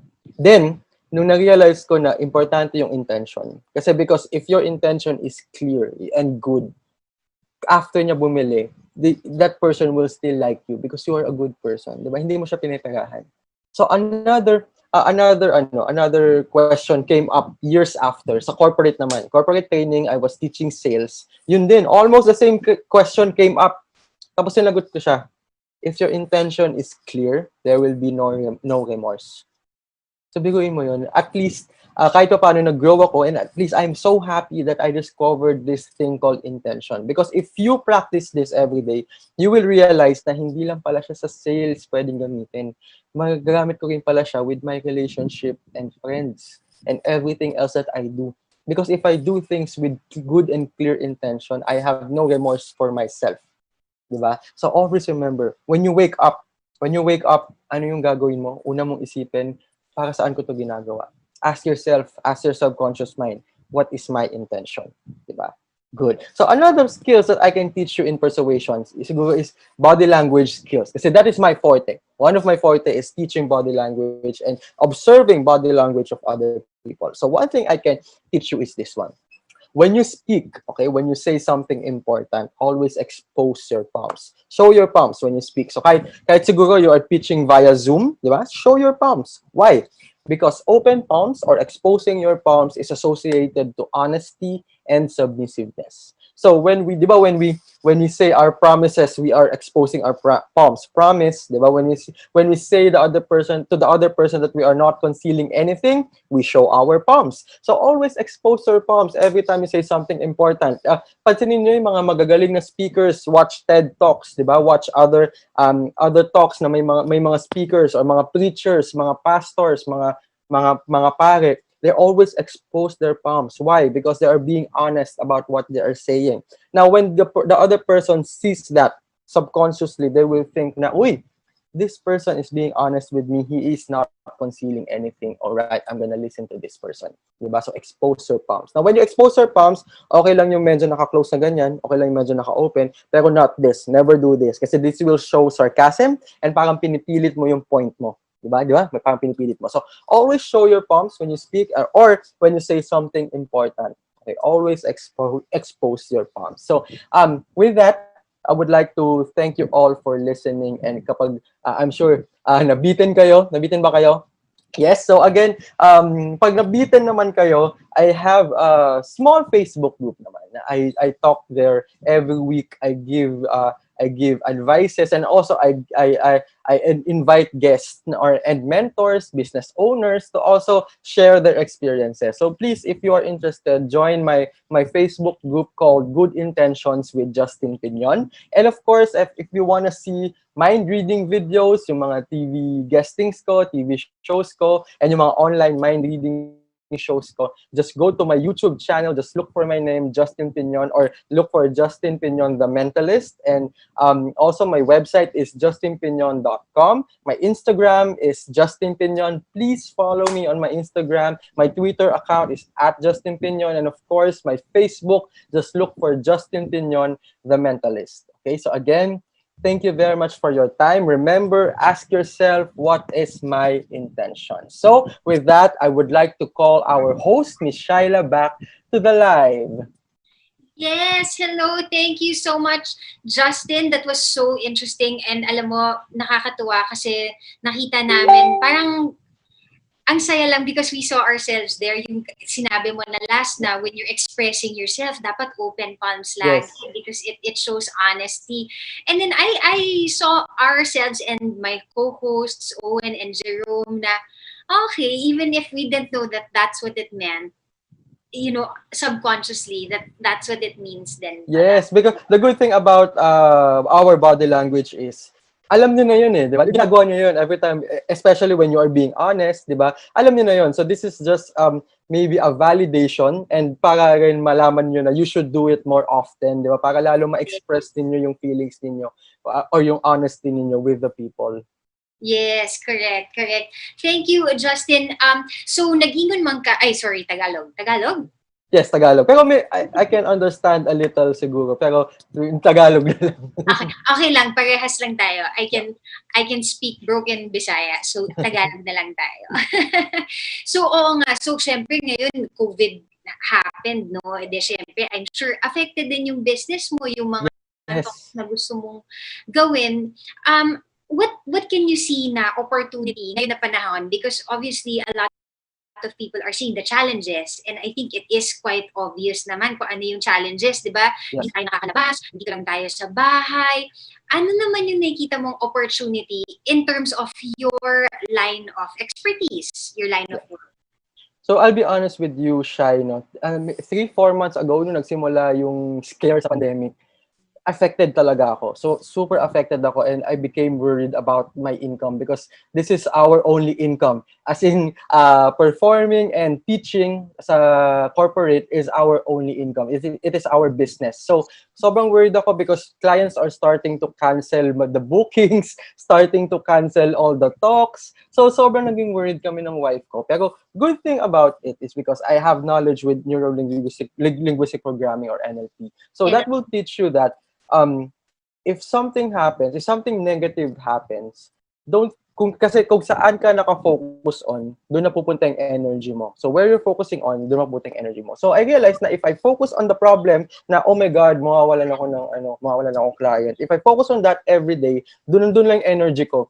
So sasayahin ko lang yung energy ko doon. But we realize that, okay, we have to focus on solutions. That's why you realize that, we can do this online, diba? We have internet, we have laptop, we have lights, so we can do this online. So we started doing online shows na nakipag-partner kami sa mga organizations for fundraising, ganon. So I do talks, I do shows online through Facebook or through any platform na pwede mag-reach yung mga tao. And then we partnered with organizations. So I perform for sa mga fundraising, ganon. And also, we also realized that, sa talks naman, we can also do this online, di ba? And ang maganda pa, since lahat ng tao nasa bahay, they are always available. So when I say that I have this talk on Friday, a lot of people are joining the talk. Kasi nga, dati, when I do public talks, marami nagsasabi, kunyari sa malayong lugar, malayo, mahirap puntahan. Busy ako, may work ako. Pero this time, wala na silang excuse kasi nasa bahay lang sila. So every time we announce that we have talks, a lot of people are joining. So may yung pinaka-first talk ko nga nagulat ako na puno namin yung Zoom. As in, yung Zoom namin kasi hanggang 99 lang, hanggang 100 lang. So, napuno namin. So, a lot of people wanted to join pa. That's why I opened my group, Good Intentions with Justin Pinion, for the people naman na gusto nilang to learn more. So, nagkaroon kami ng solution for the problem. Kasi, nag-realize din namin, itong nangyari sa atin na pandemic, for the first time, naging pantay-pantay lahat ng tao. Diba? Walang mahirap, walang mayaman. Everybody is affected. Diba? Yes. Everybody is affected talaga. Everybody can have the virus. Diba? Walang mahirap, walang mayaman. Lahat tayo pinoproblema natin. What's next? Anong pwede natin gawin? So, we can also take that as a challenge para, paano ka? Ikaw, yourself, diba? Always start. Kasi we believe that reality comes from within, not outside. So, we cannot control what's happening. We cannot control the pandemic. We cannot even control other people. Diba? What people think about us, we cannot control it. We can only control ourselves, diba? Our reaction, our solution. So, kaya from then on, we started looking for solutions and help. And another is yung intention talaga to help other people. So, naging mas active kami in helping. Kaya nagulat kami, pumapasok pa rin yung income kahit papaano. Yes. And ayan, gusto ko yung sinabi mo, no, na you're helping, you're bringing it out there, you're putting it out there. Because I think more than anything, this pandemic is really showing us that who you are, truth. Yeah. It's magnifying yung nasa loob natin. And by you just sharing your talents for free, pro bono, that's the good intention right there. And hopefully, kita tanan, all of us, because of that, like what you said very early in your program a while ago, is, the money will come. Let's not worry about it right now. Kasi, baka na naman hindi na kailangan right now kasi nasa bahay lang naman tayo, pagkain, edi mag-gardening tayo. We had Monsini teach about gardening. O edi, worst comes to worst, kahit kangkong at salt na lang eventually. Alam mo yun? So, let's not worry so much, guys, about what the problems are. But I like what you said, Justin, na dun tayo sa talents natin mag-focus, share natin sa ibang taong nangangailangan, no? Yes, so, and I think this is the right moment to do that na yung kung meron kang strength, kung meron kang talent, share it, di ba? Malay mo, maraming taong online ngayon na makakita ng talent mo and they'll get your services, di ba? So, go out there, di ba? Go out without even thinking of your income. Try it. I'm sure mahirap isipin ngayon yon. Ako nung umpisa mahirap isipin na na hindi ako kumita, yung parang I need to do this because kailangan ko kumita dahil mawawalan kami ng ano. Pero hindi, once na practice mo na, just do it, share with people, money will come after it. So pag naging practice mo na yon, mabibilib ka sa mangyayari after. Kasi, 'di ba, the more you chase money, the more you chase income, the more siya lumalayo. Kasi nandun lang yung focus mo. Pero if your focus is helping other people, magugulat ka, money will follow. Ayan. And with that, we'd really like to thank Justin Piñon for joining us and being very encouraging and very inspiring. So sana sa mga viewers natin dyan, you learned more, you picked up a thing or two. I know I did. It's really about healthy, positive, being honest, and good, having a good heart and helping other people. Kana lang yun, no? So that was Justin Piñon talking about the power of positive persuasion. Thank you so much, Justin. Thank you very much for having me. Thank you. God bless you. All right, there you have it, folks. We will be back in just a bit. For now, we would like to play a couple of videos for you after, and then we will come back right after.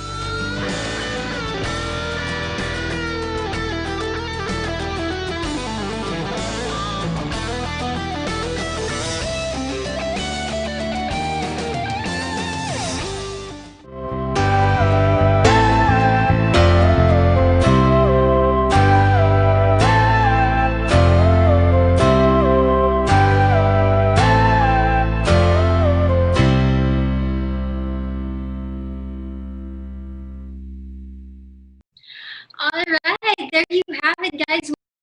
Welcome back to Hackbang. This is going to be a quick COVID conversations over coffee because a lot of things have been happening. Daghan kaayo action ang nahitabo, and we just want to bring in some of the people who are working in the background and who have just been catching up with the teams, catching up with our systems and how we do it on the back end.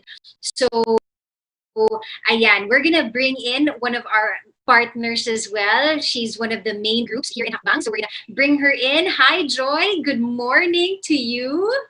Hi, Shai. Good morning to me. Indeed, now it's daylight. When we started this morning, I don't know if you guys, some of you have joined us this morning. It was still 1 o'clock in the morning where Joy was, and it's now what time, Joy? 8? It's 8:43. Yes. It's 8:43 in Switzerland, guys. Ganyan namin kayo kapalangga, no? Panangga gyud namo kamo that everybody is really working. There's 12 of us just working round the clock trying to make this happen for you guys, trying to make this happen for Mindanao. And Joy, how has it been so far for you? Because you're working with the communications team. Kala mo, Yeah. dami natin no? Pero No, but it's been an interesting morning with just finding some of the people from the teams. I think they're still getting accustomed to the tools that we're using. So yeah, we're trying to push for information to through our social media to really get them all in Slack because their mentors are waiting. So what's interesting is that our mentors are really very prompt. They showed up, and there's a strong sense of commitment from all of them to just find their teams, just connect with them. Yeah, it's very interesting in the backstage because we're also now starting to build communities, community Butuan, community Cagayan de Oro, and wherever they are all coming from. okay, so yes, Joy, Slack has definitely been one of our major tools for us in the team. And admittedly, even for us, I've used Slack before, but I really, really appreciate it even more with our group. I really got to use the tools and the channels more than ever before. And absolutely, to our participants, our mentors who are just working on Slack for the first time, no problem. This is part of the learning curve. No? Exactly. It's something new. It was something new for everybody at some point. It's just really getting in there, going with the flow, and learning on the fly. And it's not impossible. Diba, Joy? Yeah, indeed. So it's really fun. So what happens with how are the participants right now? How's the interaction between participants and mentors? Should we keep reminding our participants to get in touch with their mentors? What's going on? Yeah, well, we don't see because they have their own private channels because that's also our commitment that their idea doesn't get tapped in or whatever. So they are all conversing on a private channel. So I would not really know how intense the conversations are, but from what I'm getting from the mentors, some of the teams already have their documents ready. They have their ideas on paper. They just want to go ahead and execute. Yeah, and other teams are just really just coming on board and just connecting. We we also have a few mentors who have actually decided to pivot, seeing that their team is not online. So they're like, yeah, whatever teams are here and doesn't have a mentor, we're just gonna go ahead and help them, which is also a strong sense of bayanihan happening right there. That's great. So this is even us adjusting with whatever situation is there right in front of us.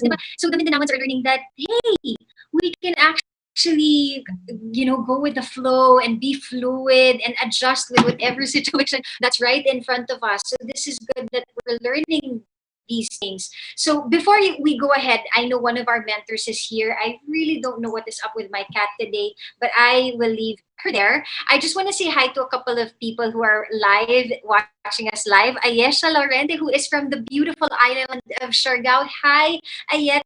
Thank you so much for joining. Francis Kalangi, Tita Bib Rocco, Sheena Hembrador. She's with our comms. Sheena, you're supposed to be working. Thank you. Thank you so much for joining in.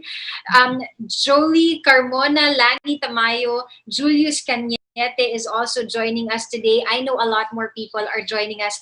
Joy, I don't know if you know, but we had almost 2,000 viewers just this morning. Wow. So people are interested in knowing what are the solutions that we can share here in during this pandemic. So please be a part of the conversation. We have a lot of topics coming up for you that's all COVID related. So do click Hackbang on look for Hackbang on Facebook, Hackbang TV on YouTube.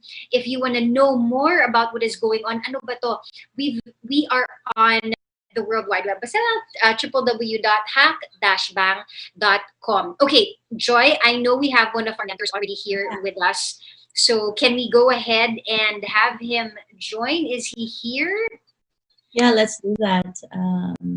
Yes, I think he is. Let me just... Okay, Derek Ramsey is our director in the background. May Derek Ramsey din kami dito, guys. Okay, Coach RJ, are you here with us? Can you join us already? Hi. There you go. Coach. Good Hello. afternoon. Good afternoon. I just came from the vet because my dog got sick, and so I'm covered in fur. Oh no. Wow. But I'm happy. He's okay. Your dog's okay. Yeah, an operation is necessary, so we're still gonna schedule that soon. But right now she's doing well. She's doing very fine. Okay, that's good to hear. All right, Coach, how was your morning with our participants? I looked at especially when this is the first, well, not the first time, but I used Slack way back 2018 Okay. for just 2 days, and then ngayon, so it's very new to me again, and it's like I'm a kid through a busy mall looking for my mama because I got separated, and parang, okay, where do I click? What do I do? What do I install? It's really new, but it's fun. I'm making it fun, so. And I saw that I picked 2 teams, supposed to be 3, but I shifted back to 2. I'm mentoring 1, focusing on 1, and right now they're sending me the Google Drives, and I'm in the process of read ideas. It's very actually because I know someone first. I know someone who's undergoing the same thing that they're topic that they are about to take. Kaya it's wonderful actually. I don't know how I'm excited to see the creativity that that they can give for them to serve others more. Yes, and so are they Mindanaoans? Are they from Visayas, Luzon, other countries? Where are your teams coming from? The team is coming from. There are a few who are from Mindanao, but I also read that there are others who are not from the Philippines. Oh wow! Okay. There's Nice. one or two from Dubai, if I'm not mistaken. I have to reread the convo again. Oh, diba? So it's so interesting to see people from different countries come together. So even if it does feel like COVID is limiting us, COVID has also shown us that nope, sorry, you're not gonna stop us. There's the internet. We were made for this season, COVID, and you can hang around. We're still gonna work around you. Find a way to work around you. Diba, Coach? So okay, so Slack has been one of the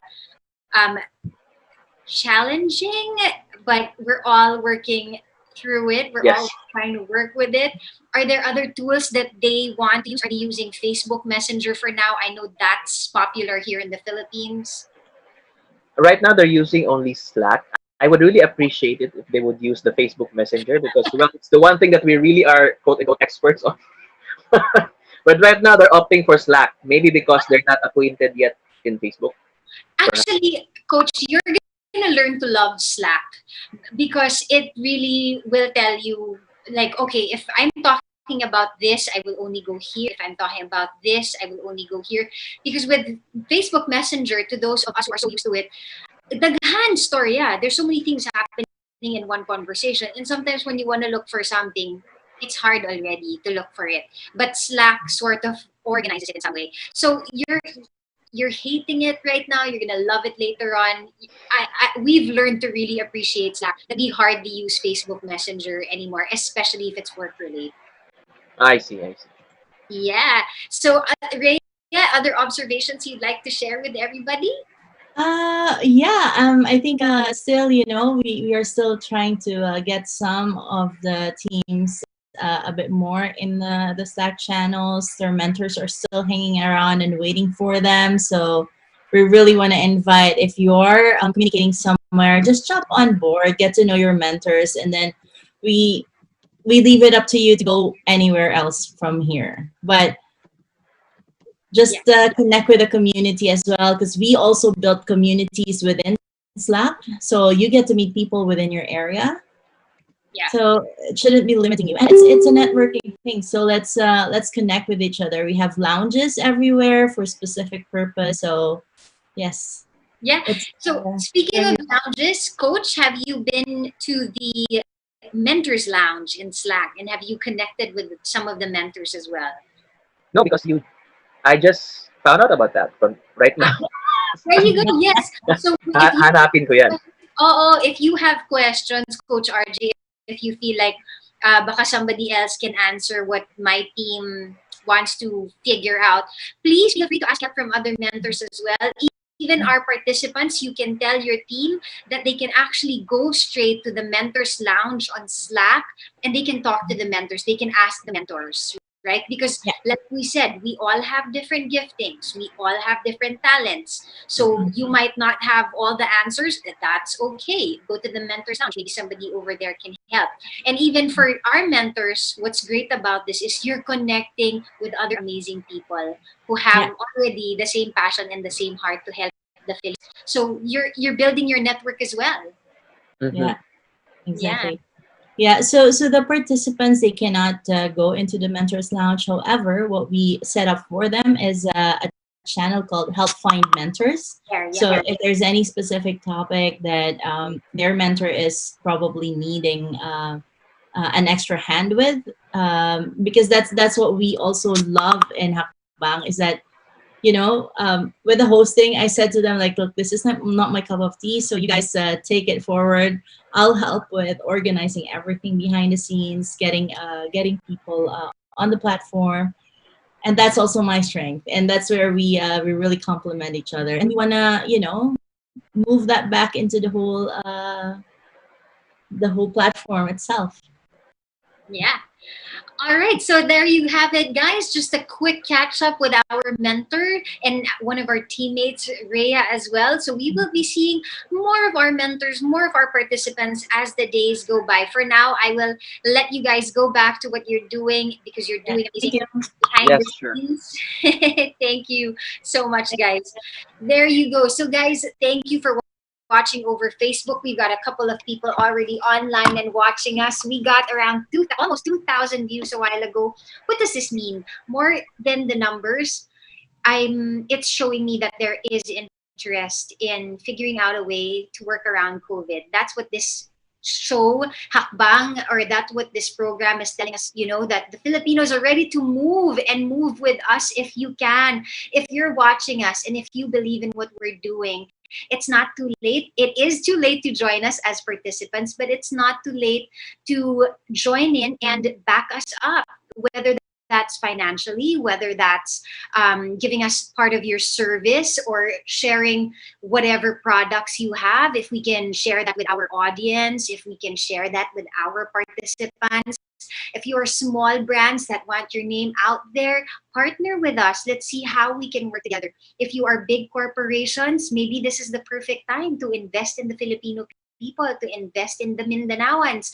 We are trying our best to give the Mindanaoans a platform to bring forth their great ideas. So we'd like you guys to go ahead and partner with us. So, okay, I want to bring in one of our co-hosts with me, because it's just nice to have somebody to chat with, right? So if you're here, Jerome, and if you can join me, I know we've assigned each other already, like, okay, you do the morning, I'll do the afternoon, I'll do the evening, but it gets a little lonely being alone. So if Jerome, my co-host Jerome can join me, that would be really great. If not, I guess he's also busy because a lot of things are going on. We're chatting with each other. Okay, so Jerome is going to join me in a bit, and our production team is working in the background. I so wish you guys could see what the production room looks like right now.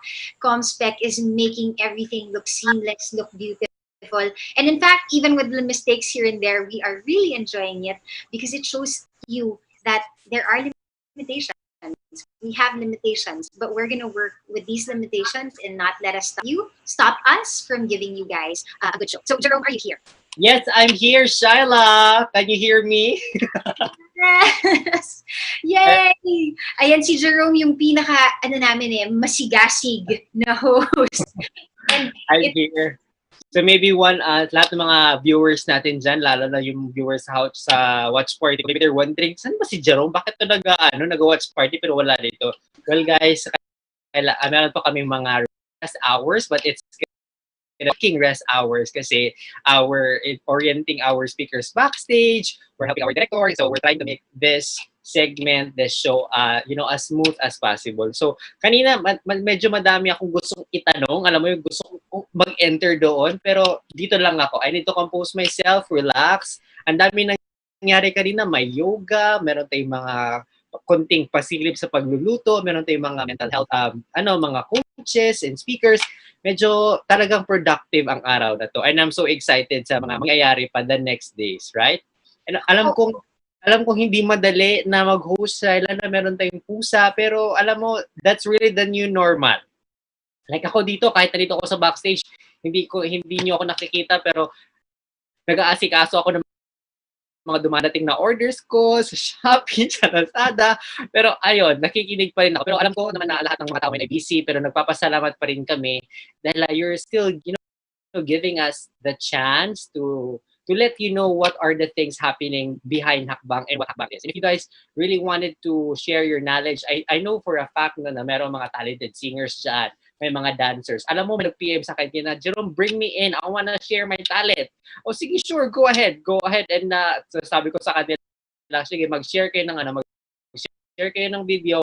Dapat naka-landscape. Dapat sabihin nyo to para maganda. So, thank you so much sa lahat ng mga friends kong talented dyan na willing to share their expertise sa kanilang mga singing prowess. At na alam ko nag-i-enjoy kayo. At maya-maya lamang po ay meron kami mga international na mga bisita who will talk about the plight of pandemic sa mga momshies natin, right?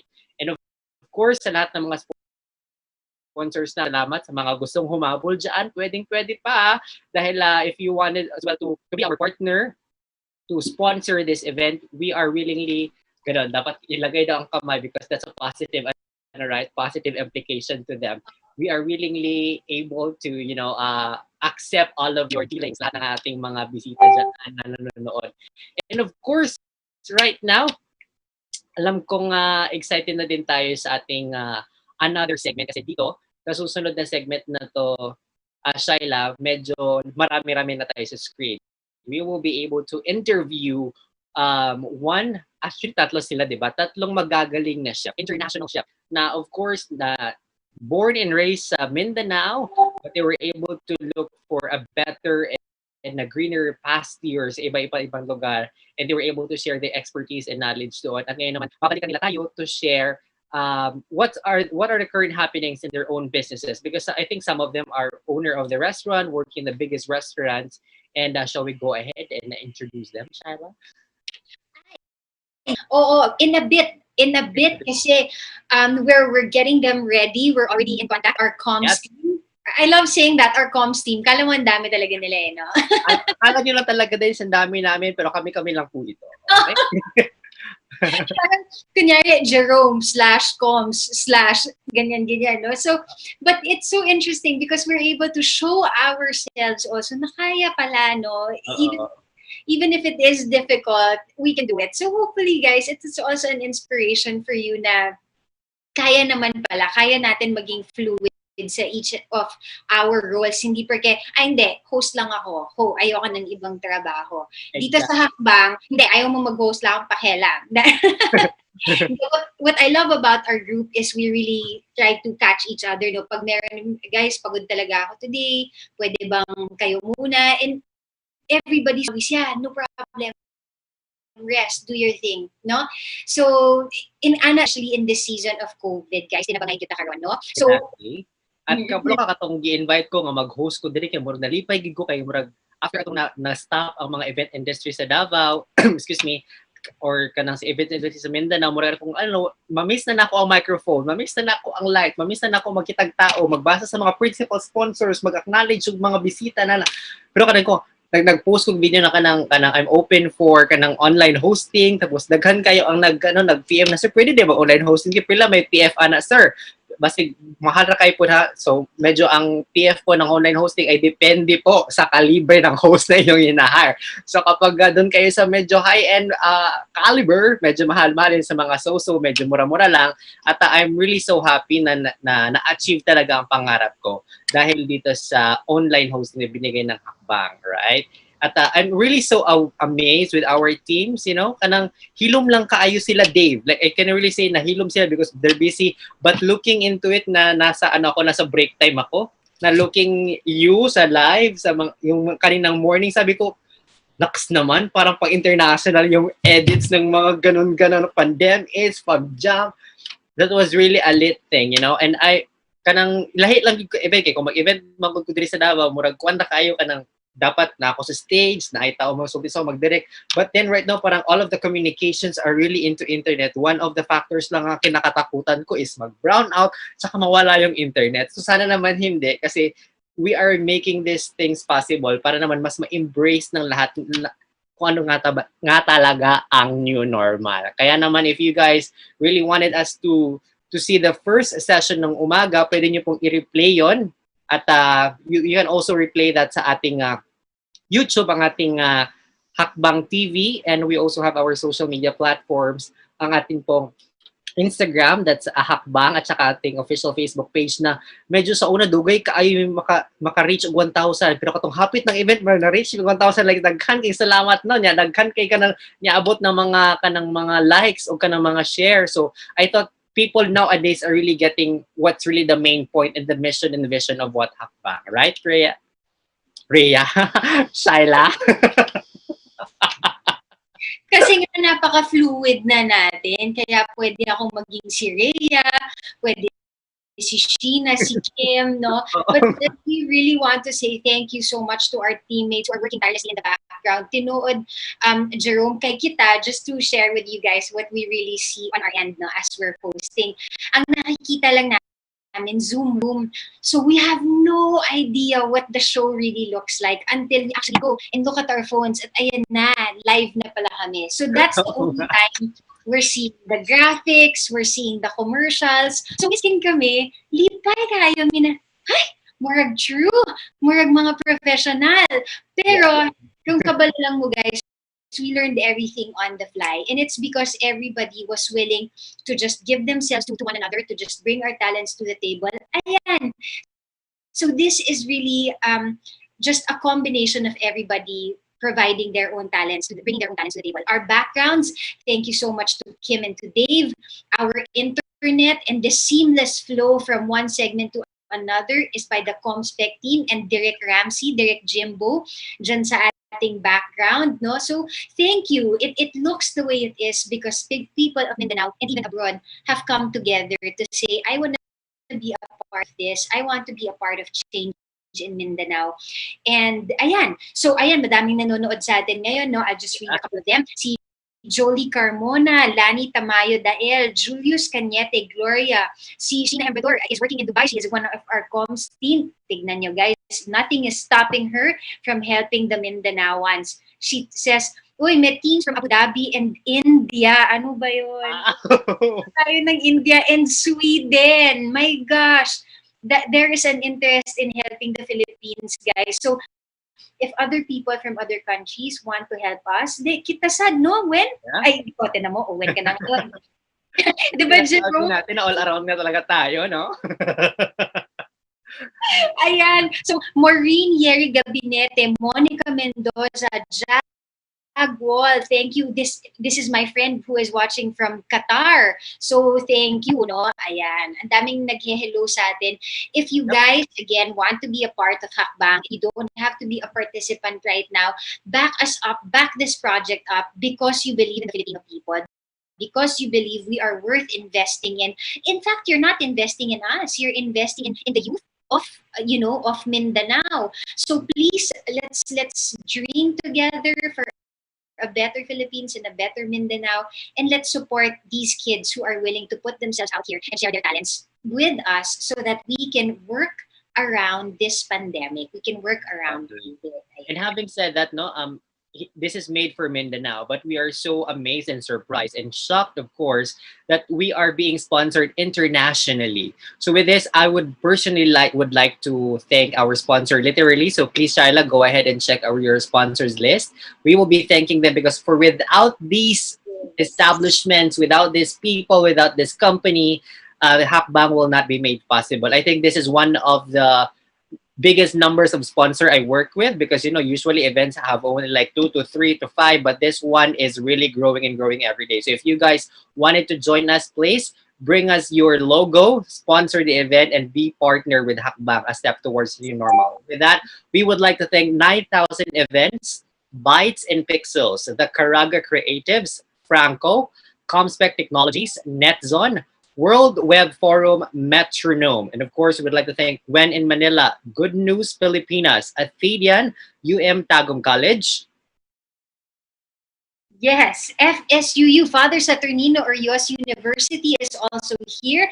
Kids Who Farm, DevPost, Cloudsploit, Modern Nanays of Mindanao, Echo AR, Project Lupad, Magic 89.3, We Viral 95.3 Love Radio, JC Voiceover, Food Panda, Center Stage, Maharlika Siargao, The Farmers Factory, Slice of Life, Barangay FM 100.7, Boshard Prado, The Travel Club, ROX, Brat Pack, Arlene Hidalgo and Co., The Tiny Print Room. Daghan, guys, diba? You can be part of this list. Come and help us make the dreams of these Mindanaoans come true. Be at the forefront of the fight against COVID. At ayan na, sabay-sabay tayong bumangon. Sabay-sabay tayong, diba? Gumalaw. Kahit nandyan si COVID, bahala siya. Akala niya I know everyone out there is really much excited for the vaccine na ilalabas, no? Na hopefully daw by September para everyone can go back to what really the new normal is. Not the new normal of wearing masks every day. I know it's for good health, but parang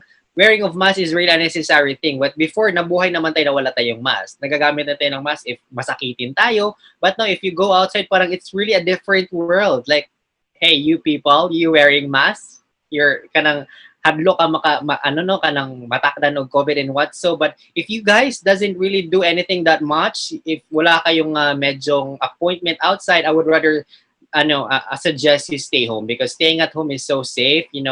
Update and follow the most accurate and legit na mga reporters, na mga television na nagbibigay ng mga legit na na mga balita para naman updated tayo kahit nasa bahay lang tayo, di ba?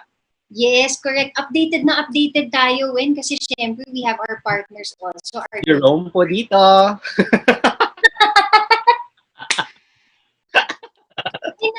Jerome, oo nga. Nako, ang ating pinakamasigasig na host. Oo. So, Jerome, updated tayo because syempre we have our media partners, diba? So, I want to go ahead while we're talking to the people here and just go to wheninmanila.com and share with you guys just a couple of news happening in the Philippines, diba? Bakit hindi?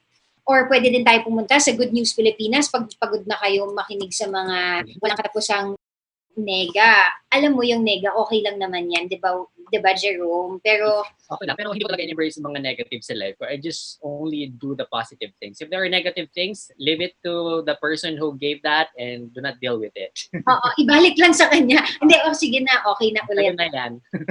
Yeah, so I'm here and I'm scrolling simultaneously with wheninmanila.com because if you guys want to find out what are just the latest trends, what's the latest happenings here in the Philippines, then go ahead and join wheninmanila.com. Ayan, di ba, nandito kasi may naghatid na ng pagkain sa akin, o, di ba?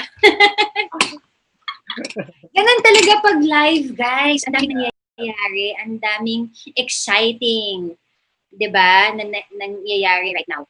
At Jerome, kung meron kang magandang balitang i-share sa atin dyan, go ahead lang ha. Kasi Meron ako magandang balitang nahagilap dito sa ating isang media partner. Ito ang from our awesome planet. Ito yung sinabi natin in the morning that we have. I mean, they have featured this what we call Palengke Go. So the Palengke Go is an online palengke. It's an online market that deliver fresh fruits and vegetables. Ayon dito, Palengke Go is one-stop shop that delivers most of your basic grocery needs from fresh vegetable, fruits, eggs, chicken, cooking oil, rice, and others. The online grocery was recently established to provide the community with fresh and healthy ingredients which are conveniently delivered right to your doorsteps. Kaya nga dito sa Davao, medyo umaangat na talaga ang online na selling. Aside from the people who was staying at home, na binibenta nila yung plants nila, binibenta nila yung mga kung anong business nila, tsaka yung mga malls dito sa Davao are turning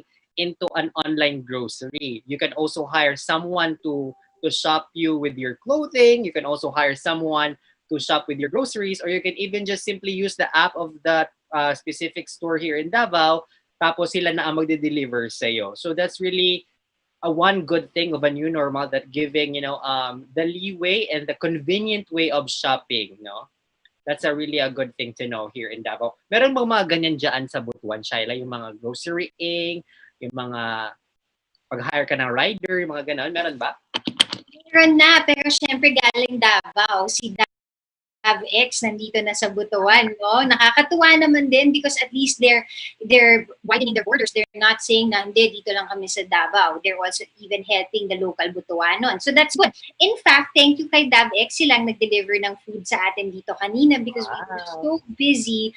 So sila na lang yung nag-deliver ng food natin galing sa one of our business partners, also VJ's Resto and Bar. So maraming salamat. Ang daming taong nagpapakita ng suporta sa atin ngayon kasi naniniwala sila sa ginagawa natin dito. So yes, of course, I would like to personally thank Food Panda because they know na may event ako dito. Pinadalhan po nila ako ng meal. Maraming salamat po. So with that, ladies and gentlemen, if you wanted to get, voucher, bibigyan po namin kayo ng 100% discount on your first purchase of Food Panda new user. Minimum purchase of 200 pesos plus free delivery na po yan para sa inyo. So if you guys wanted to get that voucher, comment down below kayo sa ating live ngayon at ibibigay namin ang code instantly para naman maka-order kayo. Makakain mga merienda. Order the food you love at Food Panda. Oh, see? Tignan mo, may pag-ganon kami, guys, because even Food Panda believes in the Mindanaoan. So, we're gonna give it to you right away. Wala nang madaming tanong-tanong, Jerome, diba? Comment lang kayo sa Facebook natin or sa YouTube. And agad-agad, ayan, magpapadala kami ng voucher sa inyo. Agad-agad yan. Para i-ano ba natin? First 5 ba muna natin to? Para, syempre, baka, first 5 to comment, I love Hackbang. Ayan. Face, love Hackbang. The first 5 to comment, I love Hackbang.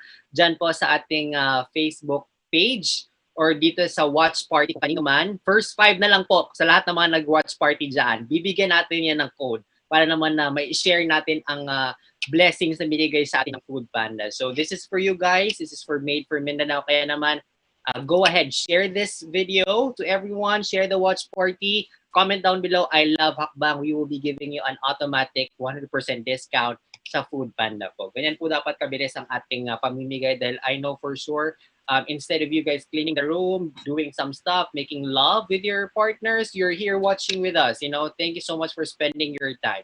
And we hope at the end of the day, you will be able to learn something. I guess, lahat ng mga parents ngayon, lahat ng mga momshies, mga bata, mga millennial are so eager to learn na pwede pa lang talagang magnegosyo. Pwede pa lang may gawin instead of like playing ML. Yeah, playing ML is so good. But, make yourself productive while you're at home. Ayan, correct. Ayan. So, speaking of productive, syempre naging productive ako habang chumichika ka rin, diba, Jero? Naghanap talaga ako ng news sa Good News Pilipinas. Ayan, goodnewspilipinas.com para masaya naman tayo. I found the news here pertaining to what our government is doing. Local entrepreneurs gains access to DOST laboratories, equipment financing. So, kasi syempre, a lot of the businesses, especially our MSMEs or medium to small enterprises, nahihirapan talaga sila to cope during this time. So may good news tayo sa kanila na while the nation continues to battle the coronavirus disease pandemic, to help the SMEs rise above the challenge, the Technology Application and Promotion Institute of the Department of Science and Technology, or DOST, is offering assistance to local entrepreneurs who need product testing in laboratories or funds to acquire additional equipment to continue operations. Maganda to, guys, because I, for one, know that itong product testing actually costs thousands of pesos. If I'm not mistaken, if I remember it correctly, that's around 5,000 to 7,000 pesos. So if they are giving product testing, to help us, then go ahead, please. If you're a local entrepreneur, then please check out what the DOST is doing to help our MSMEs. Kasi minsan, di ba, Jerome, because of COVID, daghay na po ding gawas na negative. Wala si negative kabalo na ang positive na abaya pyramid, di ba? So, kini siya na ay gibuhat apod ang atong gobyerno. So you can go ahead and check that out. More of the good news is in goodnewspilipinas.com. Jerome, may chika ka ba dyan? Ang chika ko ngayon na I'm checking right now, one of our media partners, ang When in Manila. Right now, natatawa ako dito, pero this is so surprising kasi yung feature nila, yung parang love mates in ECQ.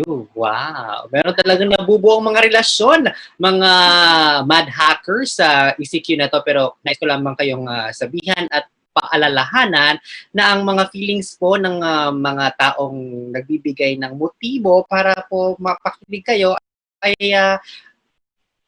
temporary lamang po. Okay, kaya pakiingatan po natin ang ating mga worth. So if you guys are single and if there is someone like chatting you, someone like delivering you something, giving motives, wag agad tayong ma-fall. Kasi kapag fall tayo, walang sasalo sa'yo, kundi sarili mo lang kasi nasa bahay ka lang, di ba?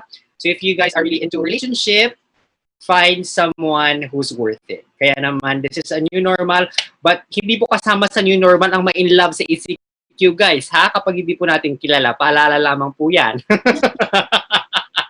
Ayan na, so meron tayong mga warnings dyan, no? Hindi porque malungkot kayo, we just jump into the next available relationship. Gusto ko yan, Jero.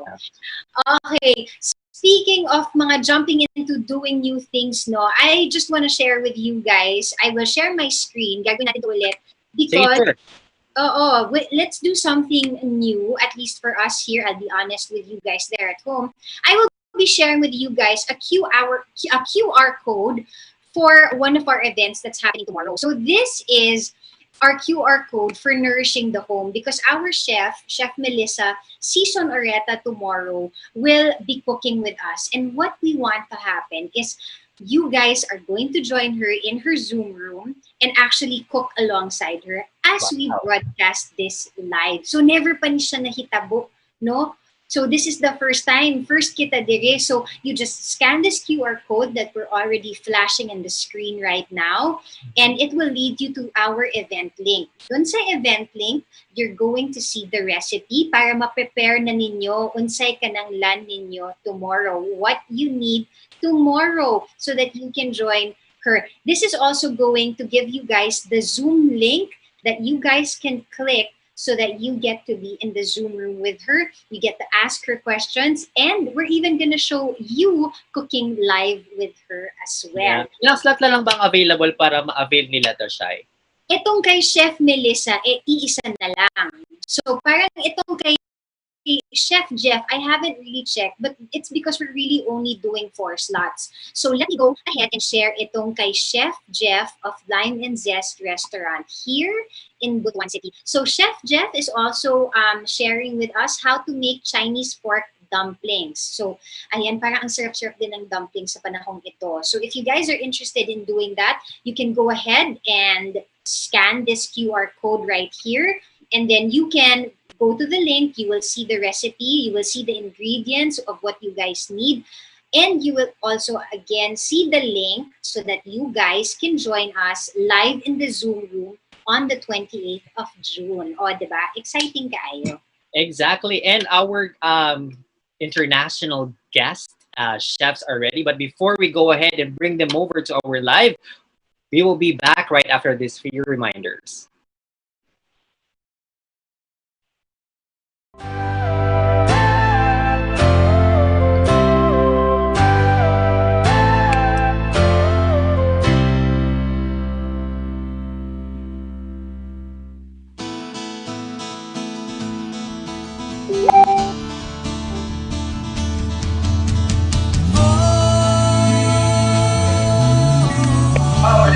Okay, guys, I'm gonna bring them in.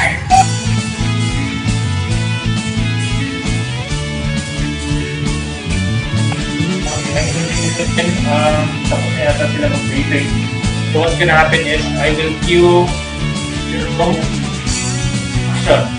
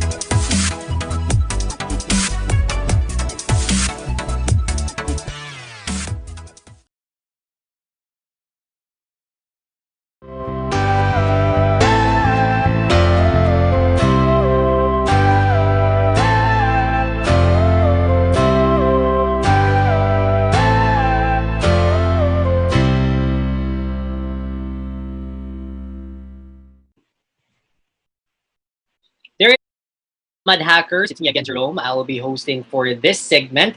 And together with me is our beautiful Malilenya, who transferred to Butuan to be with her partner, Jimbo. Please help me welcome Shyla! Yeah, ako na naman. So, ayan, yes, very proud Manilenya over here, but even prouder to be adopted by the Butuanons here in Mindanao.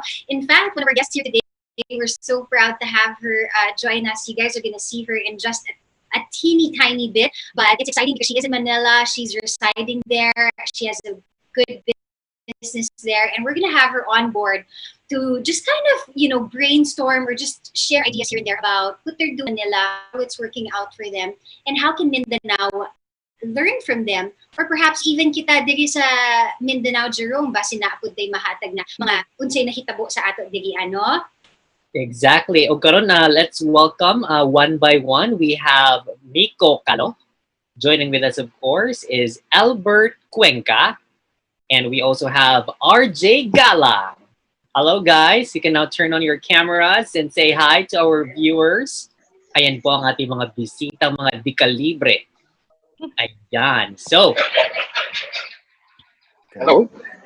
Ayan. So, maybe we can go ahead and RJ and then Miko and then Albert, introduce yourselves to our audience. Yeah, go ahead. Yeah, your name was so first. I'm RJ Galang. I'm one of the partners in Metronome.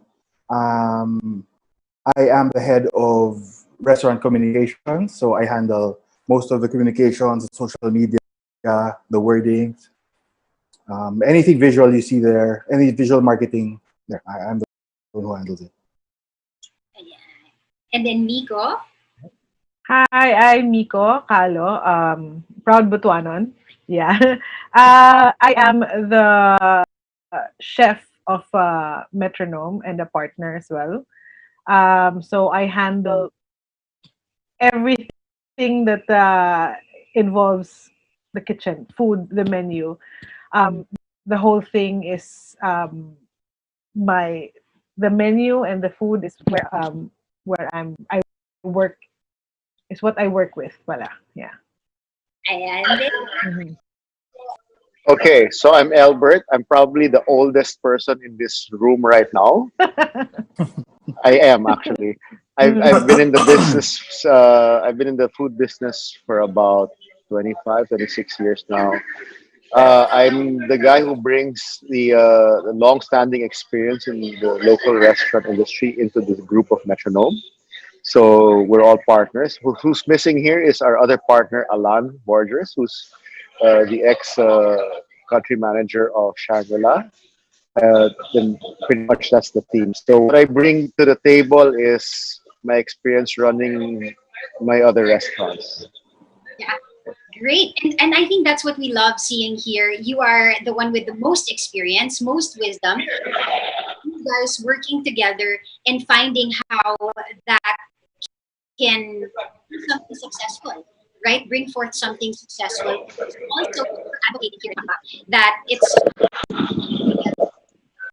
we can actually come up with great ideas.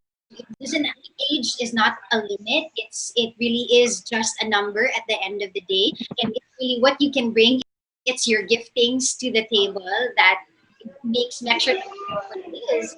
Toronto is really one of the what do you call it, mix, the oldest families here in Actually, RJ is also Calo.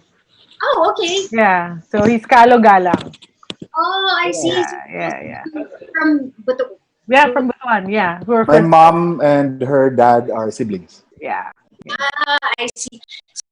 So yeah, Elder, you should come here because it's interesting. You come here and RJ and Nico will be like, "Hi, Nico. Oh, sinong nanay mo? I've never been to Mindanao. I'm sorry to say this, but I've never been to Mindanao. Oh, really? We'll do that one of these days. You'll hook me up. Yeah, of course. When we can fly again. When we can fly again, no problem. And you will be able to see a lot of cuisines here, and we would love to taste how the way you do magic in your thing. So I'd like to ask one question to RJ. So RJ, what is the biggest pandemic experience you've experienced, as a chef, as what you're doing right now, and how did you cope up with this pandemic? Well, so far this is the biggest pandemic I've ever experienced. I guess the biggest change I've seen here I'm talking positives lang, is siguro how people are more receptive to social media. I mean, social media, the internet, that's what kept most businesses, most communications alive. And a lot of people are adapting to online payments, to online ordering. I've noticed a lot of people are more patient also, understanding that we are all in the same situation. So, like, people are willing to have their food picked up instead of just demanding a delivery service from the restaurant. So, yeah, I mean, mostly from my end, from the marketing side, it's the social media aspect. That's nice. That's nice. So, okay, in terms of social media, RJ, how did you have to, obviously, because from what I know, Metronome is a high-end brand. Has that continued? Has your business, is the business continuing to run even through this pandemic? And how are you communicating that through social media? What language sort of are you? No, from day one, of the lockdown, we closed our doors, we did our inventory, we shuttered the windows. A few days or weeks later, A month, I think a month later. No, for the frontliners. No, a week after. Yeah, a week later, Nico opened the kitchen with a few volunteers, so we could feed some frontliners in Makati Med. Nick, is that right? Yeah. We So, joined the so frontline feeders. yeah, frontline feeders. We weren't really broadcasting that, but then siguro a month later, we decided to reopen the kitchen and design a totally different menu just for takeout. Okay. Because our food didn't travel well. I mean, our food, Metronome is an experience. It's the food, it's the lighting, it's the music, it's the service. So we had a different menu that would travel well, reheat well, and I guess it's easier for Nico and her team to prepare. So we created a sub-brand called Lazy Oof, which is a play on Lazy Oaf, and Oof is French for egg. So it's called Lazy Oof by Metronome. So it's more bistro-style dishes that we can send out via rider, and whatever they do with it, it'll remain intact, and you just pop it in your oven and you just reheat it. So we created social media accounts for that as well, no? And as I said in that account, it's the funner side of Metronome. So even the language, even the graphics, we created a small mascot for it called Eggward.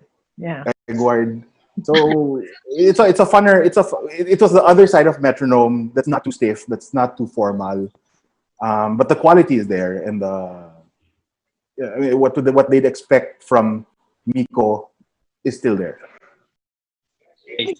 How was that for you, Miko? Because so you're still the one who is working on the menu?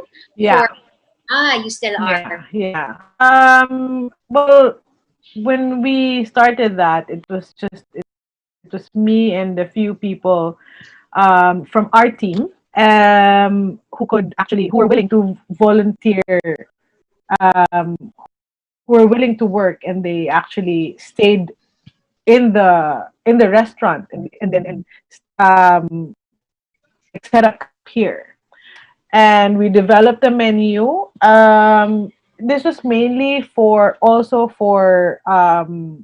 a fundraiser for the whole staff, like so that we could take care of our family, So we started this brand as a fundraiser, and so when that has been determined, then I started kind of like working on a menu that was easy to replicate, that we could make in batches and chill properly so that when we send it out, it can just be reheated, ready to eat. So it comes with the heating instructions and everything. And we still have the brand until now, and I don't think it will go away, and it will be evolving.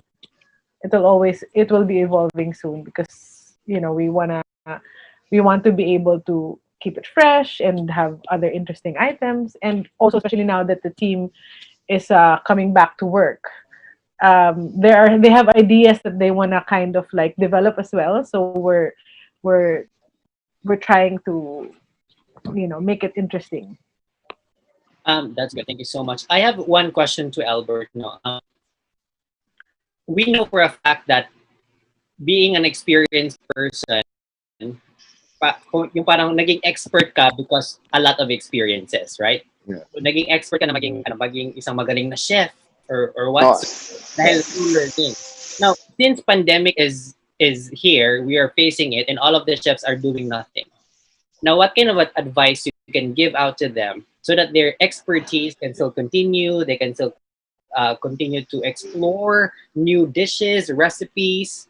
Ano yung maibibigay sa kanilang tips?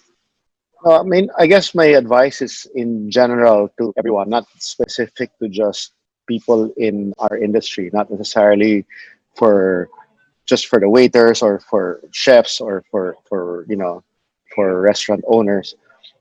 Generally speaking, my advice to everyone is to be open, to explore new things, to find new ways. Because if you're one skill, let's say if you're a chef and that's the only skill you know, you might be waiting forever for something that what might take too long to return, and we can't be idle and doing nothing. It's going to drive us all crazy, right? So the advice I give everyone, especially restaurant owners, is be observant, be like a sponge, see what's going on around you, and see what you can do within that new realm, because the world is evolving as we speak. Obviously, nothing is the same. They keep talking about a new normal, which I believe is a temporary normal. We will always be the same people we are eventually. We will always want to dine out the same way we did before. It's just a matter of when, not if, right? But in the meantime, no one should stay idle and wait for that day to happen. So a lot of people are rediscovering, reinventing themselves, finding out that wow, I can paint pala, I can dabble on my iPad and draw, I can cook pala, and a lot of people who I know have never been playing in the kitchen, and all of a sudden they're buying ingredients, watching YouTube and cooking. So people are discovering new things about themselves. The next step to that is how can you make that whatever it is you're learning or whatever it is new that you're getting into, how can you translate that into something productive for yourself so that it's just not just keeping you busy, but it's also keeping you afloat in terms of your finances, right? So if I use the example of my own employees in my other restaurant, it's funny because I always wondered how difficult a time they're going through, being that we're not able to give them the regular salary at this point. But since dine-in operations started last week, seeing my old staff, they started giving me gifts of food and like whatever. It's like, wow, you guys must be doing well for you to be giving me food. I'm the one supposed to be feeding you. And I found out that almost all of them are doing online selling of food. You have to find some means, right? So the internet is there. The resources are all there. You can learn from the internet and you can use the internet to sell as well. It's just a matter of putting everything together, piecing it together, and finding what works best for you, just so that you're able to keep yourself busy at the same time, find a way of sustaining yourself. Wow, that's so great because we know for a fact that the higher personnel na yung mga malalaking restaurant, yung may mga pangalan talaga. I know that some of the managers and some of the chefs there are so worried on how are they going to still continue running. Pero I think mas worried din yung mga low level restaurant lang, yung mga kaka-start lang. But I think this will really give a big mark to them, coming from you na hindi lang sila dapat maging ma-stress. They need to look forward. They need to deviate their stress level to a more productive way. That's really a good thing. That will be noted to all of our viewers out there. Right, Shyla? Yes, correct. And for me also, yeah, good, really good tips, Albert. Because at least I think the Mindanaoans, we can certainly learn from you guys because you already have bigger businesses there in Manila for sure.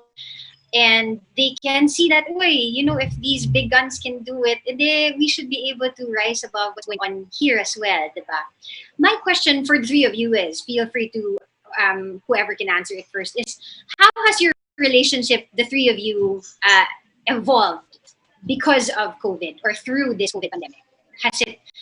Have you learned to communicate better? Have you seen each other's other gifts rise that you didn't see before? Yeah, so obviously you can tell we're all in different rooms right now because we can't stand each other right now. Okay, I'm just kidding. No, that's a joke. That's a joke. No.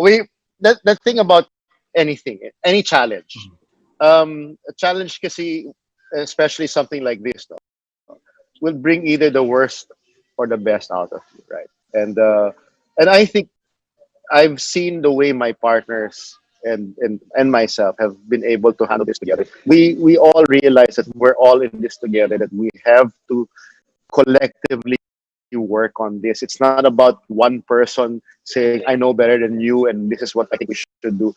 Everybody has a contribution into solving our problems and our challenges right now. So the beauty of our structure in Metronom, there's essentially four of us running it, is we all come from different backgrounds and expertises. Okay, so everybody's contribution is put to the table, and then we, at the end of the day, will all imagine ourselves being a customer, and how it would be for us as customers with those ideas we put forward.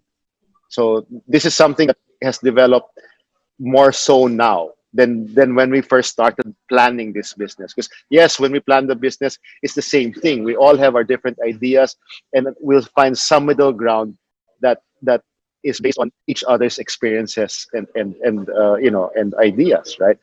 But now this is a test, so we're back to even a more, actually it's actually a deeper situation than when we first started. We all had ideas and ideals, but now all those ideals are being thrown out the door because we're having to deal with the pandemic.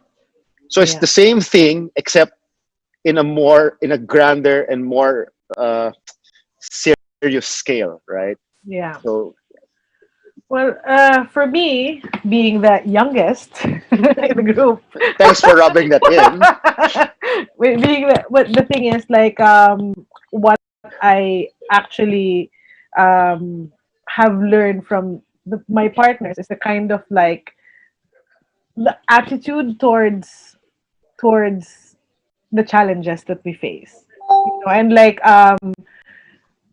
well, like for example, with RJ, like we're family, we grew up together. So like when I have mini meltdowns, I talk to him, and like he gives me a different perspective, and he can explain things to me in a different light that kind of makes me see things differently. And with Albert naman, I will never forget this is like a story of like, this will always be one of those experiences that I will always when it comes to Albert, and how he handles stress. Because when we opened, like it was friends and family dinner last year, July, we were partially open and we were only accepting reservations from people we know. All of a sudden, there was a power outage. So the whole restaurant, in the middle of dinner, they were taking orders and people were enjoying, having their wine and everything. The whole restaurant just went brown out. And the thing is, our generator wasn't connected automatically. So I was freaking out. I was in the kitchen. I couldn't do anything. The gas line was turned off. And so they were trying to figure things out. Our other partner, Alan, decided to be on the floor and talk to everyone and try to kind of like, try to appease everyone, I guess. And They figured out that to put candles on the tables and all that. And then Albert was the one trying to figure out how to get the power back on. So he goes up and he just goes to me. He goes, I will figure out the generator, but you notice I'm not panicking. We will figure it out, and it will all work out. And that kind of like made me calm down as well because I was freaking out. And then Alan, our other partner, came in and said, "Can we do the cold dishes? Because since we can't cook the hot dishes, can we serve them the cold dishes?" So yeah, we decided, yes, we'll just send out the cold starters, and the whole team, they were putting their cell phones and flashlights, and we were plating dishes and serving it out.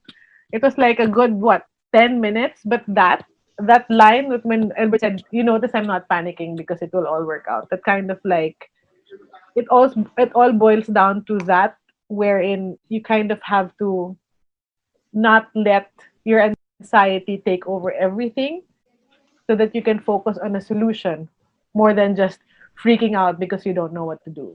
Yeah, but Miko, what you didn't know was us really actually You freaking were out freaking inside. out. I just wasn't showing it because Yeah. it doesn't help. It doesn't help.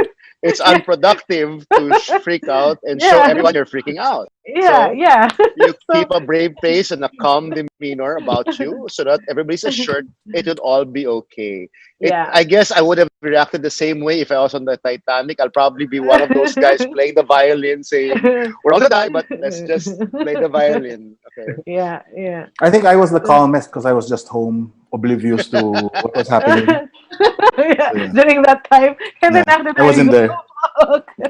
yeah. So but that's a thing, I mean, it's really kind of like keeping your anxieties at bay and focus on what you can do with what you have,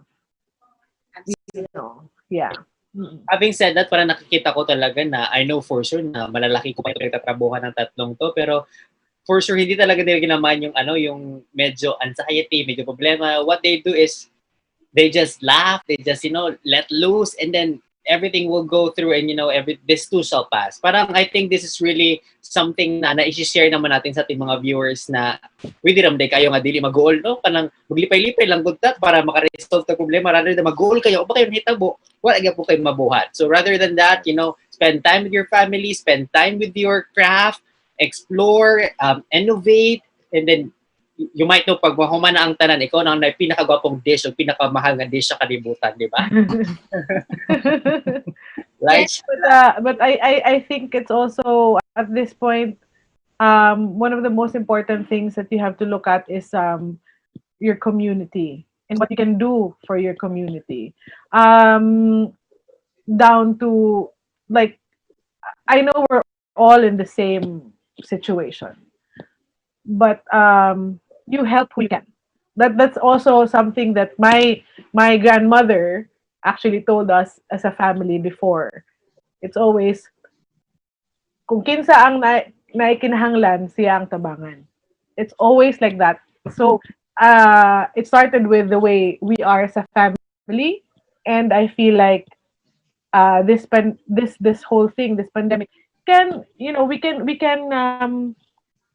can look at it that way, wherein we help who we can in the community that we have. Because if you think about what's happening to the whole world, you'll feel helpless sometimes. But you do what you can for the community that you're involved in. Like right now, one of the things that I noticed that's been very helpful is the fact that a lot of people are supporting farmers. Yeah. So there are people who are aggregators, and they talk to farmers, and they will be the ones to say, "Hey, I'm bringing in how many tons of tomatoes from Ifugao, and then who wants to buy?" So people will buy, and then they just make something out of it, or they give it away, or they things like that. So there's access to the farmers straight away. So that's, I think, one of the things that a good thing that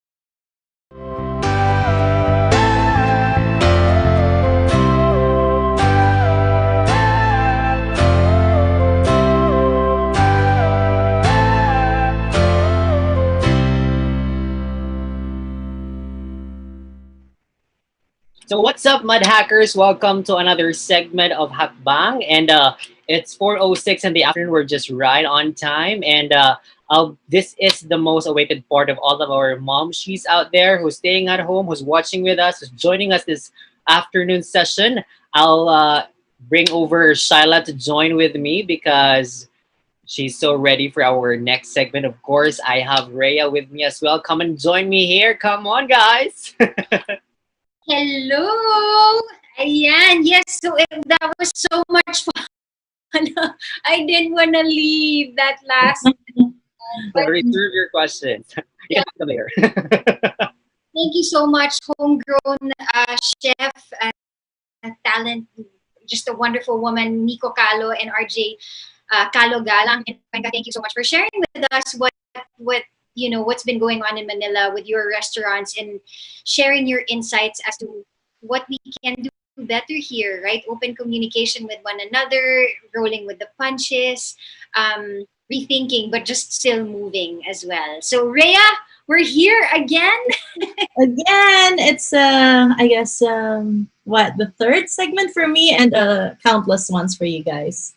Yep, so I will leave for now. So Rhea and Shyla will be the one to introduce you to our next segment, the plight of women in the face of the pandemic. Bye-bye, guys. See you later. Bye. Bye. Ayan, so there you go. We do have the women here with us. I know there's three of them that's joining us. We're going to let them go ahead and introduce themselves. For this one, it is the plight of women during this pandemic. So let's go ahead and welcome them. Yeah, let's Patty, Gabrielle, Nadine, we want to invite you to join us. Hi, ladies. Hi, amazing women from different parts of the world. It is awesome to have you ladies, the women in different parts, in different sectors. So we'll have Gabrielle, can you introduce yourself first, where you're live streaming from? And then we go ahead with Nadine, and then next is with Patricia. Sure, yeah. I'm streaming live from Amsterdam. It's very warm here. We actually have a heat wave. I'm sure it's not as much as it is in the Philippines, but for us, it's very warm. So that's been great. Yeah, for sure. Nice. Amsterdam. Nadine, go ahead. Hey everybody. I'm so honored to be part of this group of amazing women. Hi, Shai. Hi, Rhea. Hi, Gabrielle. It's nice to meet you guys. So I'm from all the way here in Cagayan de Oro, Mindanao. I am excited to learn and share with everybody what women are facing during this pandemic. There you go. Hi, Patricia. Go ahead. Tell us a little bit about yourself and where you're live streaming from. Yeah, hi guys. I'm Patricia, and I'm originally Polish, but I live in Dubai. And I'm really excited to share with you some of the stuff I have experienced and I've seen around women in leadership in COVID-19 times. So looking forward to our conversation. Awesome. And of course, Rhea, I know our audience has seen you already, but let's just tell them where you're streaming from. Yeah, well, hi everyone. I'm streaming from Basel in Switzerland, and yeah, I'm really excited to be part of this conversation because it's very close to my heart as well. Okay, Rhea was the one who actually thought about this topic, and we really felt that we should rally behind this because a lot of women in different sectors are indeed going through a lot. I mean, yes, the pandemic is a lot, and it is something heavy to deal with. But apart from that, I know there's a lot more. So Rhea, can you just share with us real quick what you had in mind when you cooked this special segment up?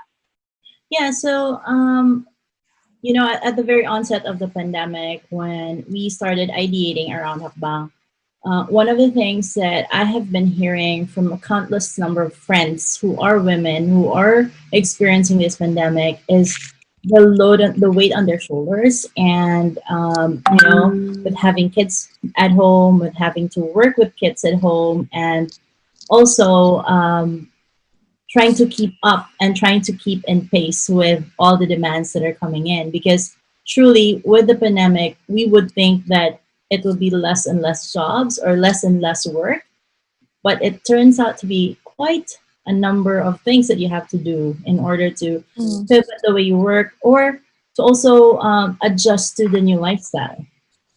So yeah, so that was basically the thought process that was going on in my head. Like, hey, why don't we tackle this conversation and think of it from the perspective of women who are in a different industries, but also who are in different parts of the world, and learn from each other, right? So, Yeah. So having said that, Gabrielle, let's go ahead with you. You're in Amsterdam, one place I want to go to for a very special reason. No, but so what has it been there like for you guys since the pandemic? Are you guys open economy now? Are you guys on quarantine? And you as a woman, how has it been for you? You, while we were interviewing you, my husband and I, you shared with us some pretty heavy stuff, which we'll probably get into on. But let's just start with you for now. What are some of the things you've been going through during this pandemic, and what's it like over there?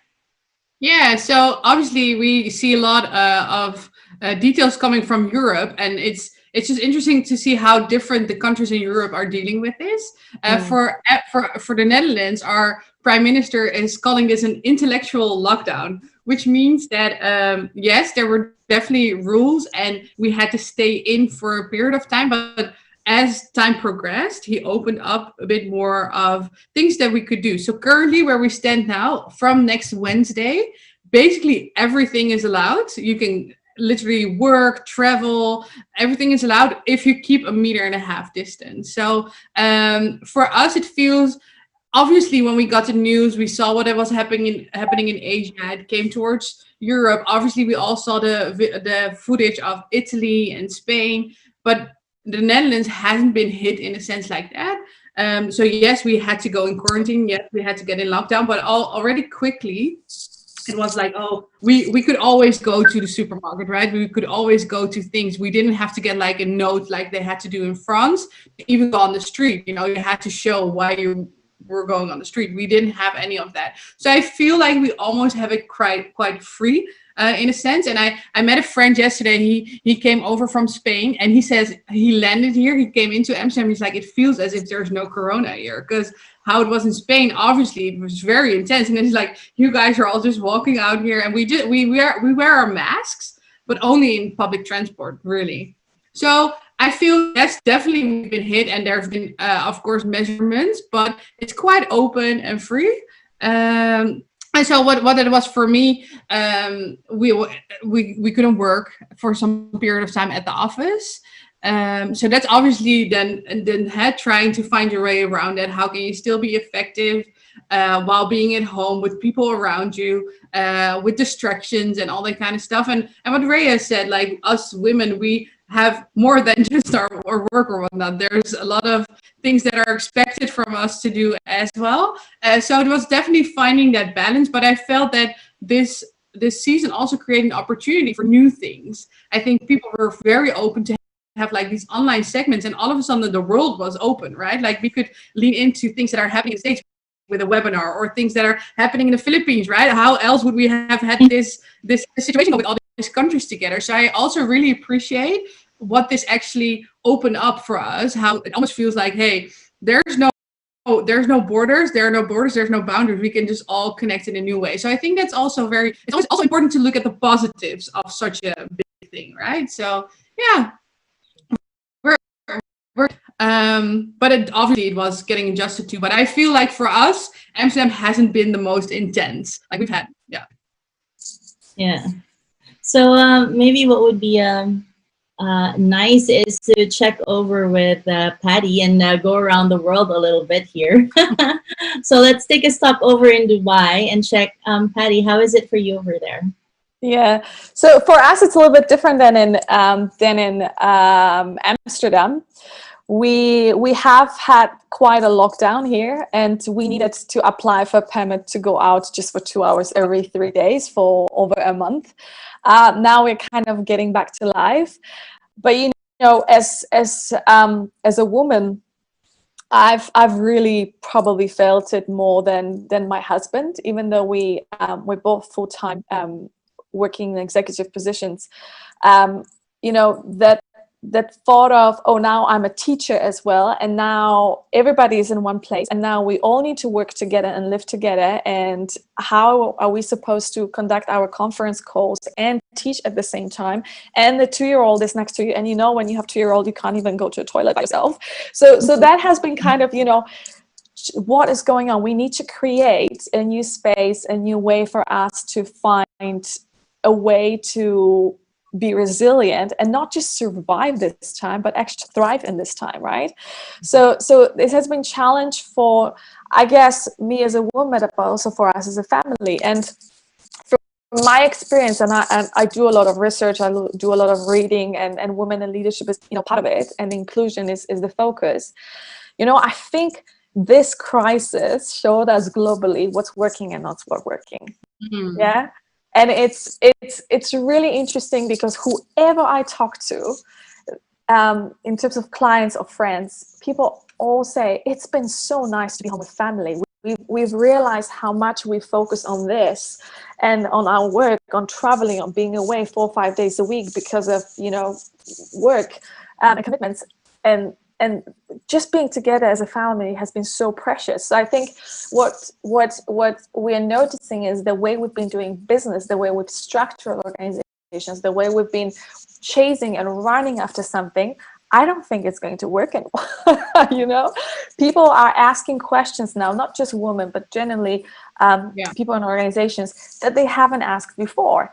And I do believe that women are feeling more now than before the burden of childcare, housework, whatever it is, and we need to step up in terms of family. Men need to step up as well in that area.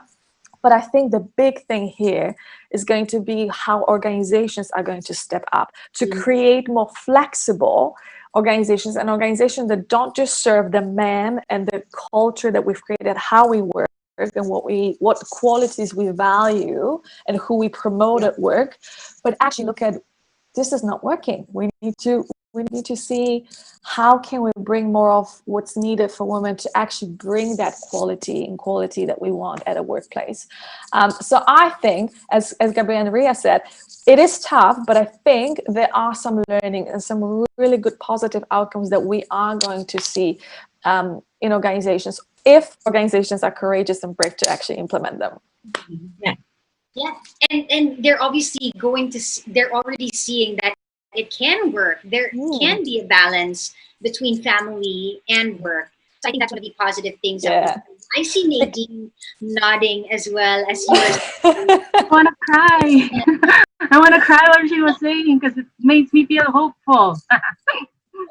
Exactly. Yeah. So share with us, Nadine, what has it been like for you in CDO? Because I see you, I don't know if you were like tearing up with what Patricia was saying. I'm actually really tearing up right now. Oh my gosh, talk to us. Oh my God, the pandemic has been really overwhelming for me actually, as a leader of our organization, because it has been a series of crises in the Philippines. Starting if I'm the founder of Modern Nanas of Mindanao, a breastfeeding support group. So we help mothers lay the best foundations for lifelong health by making sure they breastfeed their children. So there was this. So since 2012, we have been helping mothers breastfeed during calamities like Typhoon Pablo in Compostela Valley or Typhoon Yolanda in Visayas, and then recently Marawi siege in 2017. Then we had the Taal volcano eruption plus the earthquakes in Cotabato. And now we have this pandemic. So it has been a build up of series of crises, and I really felt that women and children were most vulnerable during that time. It was overwhelming because it's sad to think that women are usually the ones most vulnerable during this time, and sometimes we do get left behind. So it has been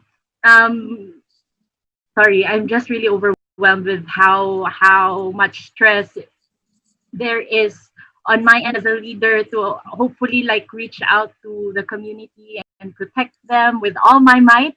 But then sometimes I feel inadequate. I sometimes feel that I lack my resources. I cannot move that much because of the pandemic, because of the threat that could be there for myself and for my family. And then the mental stress that it places on me, that, oh, I have to do this. I'm being torn. I'm torn between serving the community and like keeping my family safe. I have that kind of feeling right now. So that was during the start of the pandemic. It was like a lockdown. It was a lockdown, and usually during crisis, I would go out and really be the first one to charge into and like protect moms and babies. But then because of the pandemic, uh, um, it was a hazard to my family and my health, so I couldn't like do a full force of like go out and help, because I had to protect my family, and that was a stressor for me during that time. I stayed home. I was worried about how babies were, because babies were being separated from their moms. There were a lot of donations for milk for babies who didn't have breast milk. It was always a struggle. It was always a struggle every crisis to educate people how to feed children properly. And then, well, together with that, I'm also like worried about the education of my kids. So how am I supposed to do my community work? How am I supposed to do my entrepreneurship while taking care of my children and keeping them safe at the same time? So that's one of my problems during this pandemic. But see how overwhelmed I am. So despite being too overwhelmed, hearing like the positivity from Patricia, the opportunities that are actually arising from the pandemic, it gives me hope. It really gives me hope that we can make family friendly practices that would benefit mothers and children and families. So we can balance it all if we create enabling environments, right? So this pandemic has actually been an opportunity for us to try to innovate workspaces and to even innovate in education. So we have to move out of classrooms, right? There are different ways to learn, not just in the four corners of classrooms. So yes, so that's it. I am overwhelmed.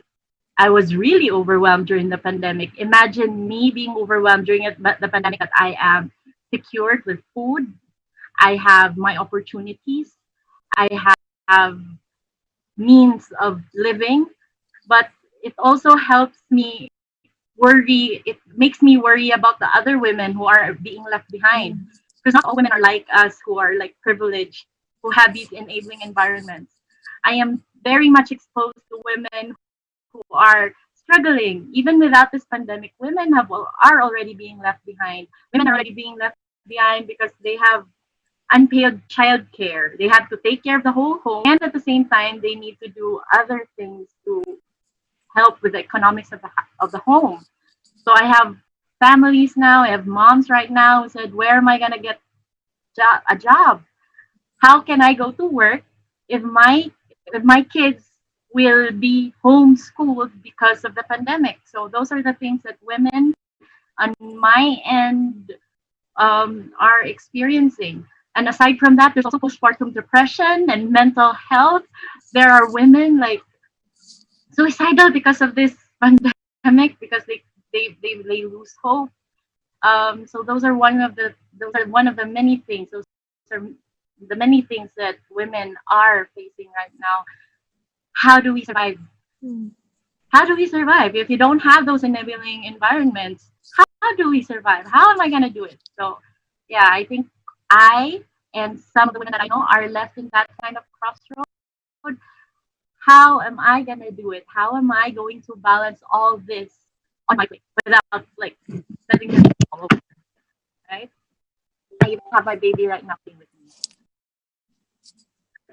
And So yeah, yeah. these are valid, very valid questions, Celine. I think you actually, you know what, I have to say, this pandemic I was so grateful. I was like, Lord, is this because I don't have kids? I have cats. And this pandemic made me, well, I've stopped questioning why I don't have kids, right? But this made me realize, like, okay, maybe now I know why I don't have kids, because I know that if I had kids in this season, I don't think I'll survive. I really don't. I think the Lord knows me better, that He knows, like, if I had kids. That's why I am so amazed with mothers. You have such a strength about you that truly I have no words for, because I don't know how I would go through this season if I had kids. And in this season, I even told my husband, I thank God we don't have kids right now. So I can only imagine what you guys are going through.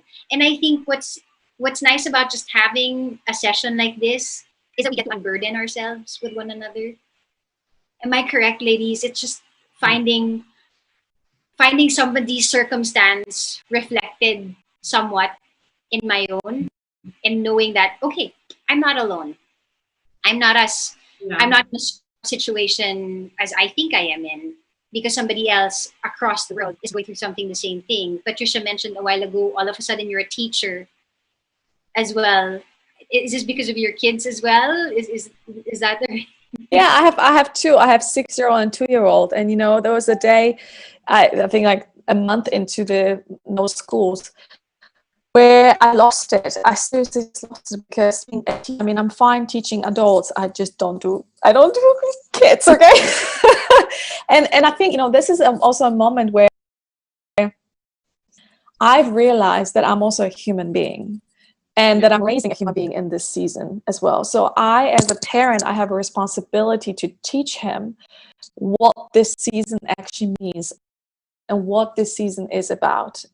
So if it's crisis, how are we dealing with the crisis? And I had to actually just sit down with tears in front of my 6-year-old and say, Mommy's really sorry. Mommy shouldn't have done that, and ask for forgiveness. And I think, the question for me as a mother is, what am I teaching my kids in this season, and what are they going to remember? Because if you think about the 2008 financial crisis and how many people lost jobs and how many people are losing jobs now, and the research shows us, all the numbers shows us, the women are actually the ones losing more jobs because they are in the service industry. So, everything that's been closed, hairdressers, events, hotels, whatever it is, there's a lot of women serving and working in these industries. So I think we need to also remember that we are raising the next generation, and what are they going to remember us saying and feeling? Yeah.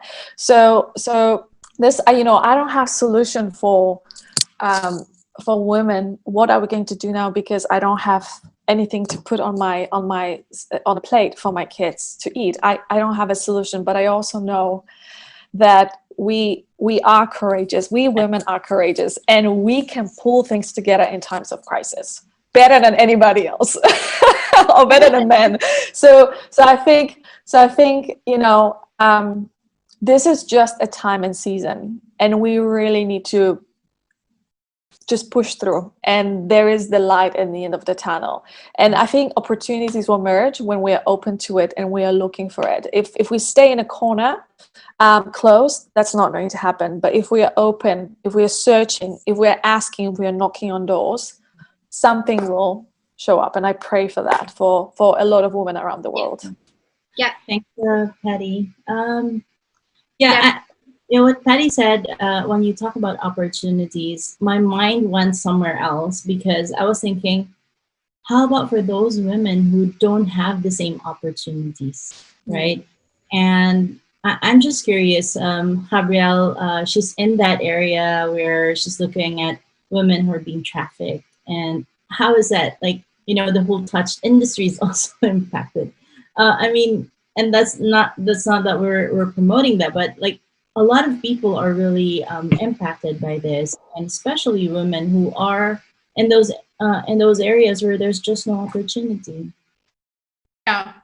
Well, what you often see is when crisis hits, then the trafficking role hits harder, right? I think Nadine already said, like, a lot of ladies who don't have the opportunity to provide for their children or for themselves, they're very vulnerable for a lot of things, for a lot of negative things, but definitely also trafficking. And actually where you guys are at, like, and forgive me that I can't really pronounce the word right. Is it Mindanao?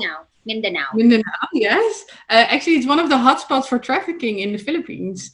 And it's been created out of the conflict that has arisen like a few years ago, that there was a lot of conflict. And out of that, there's just trafficking these days is not anymore like, oh, I met a guy and he's a lover boy and now I'm into sex trafficking. It's actually organized crime. Like, it is the fastest growing crime in the world, because drugs you can sell once, right? Weapons maybe once or twice, but a person you can sell and sell and sell again.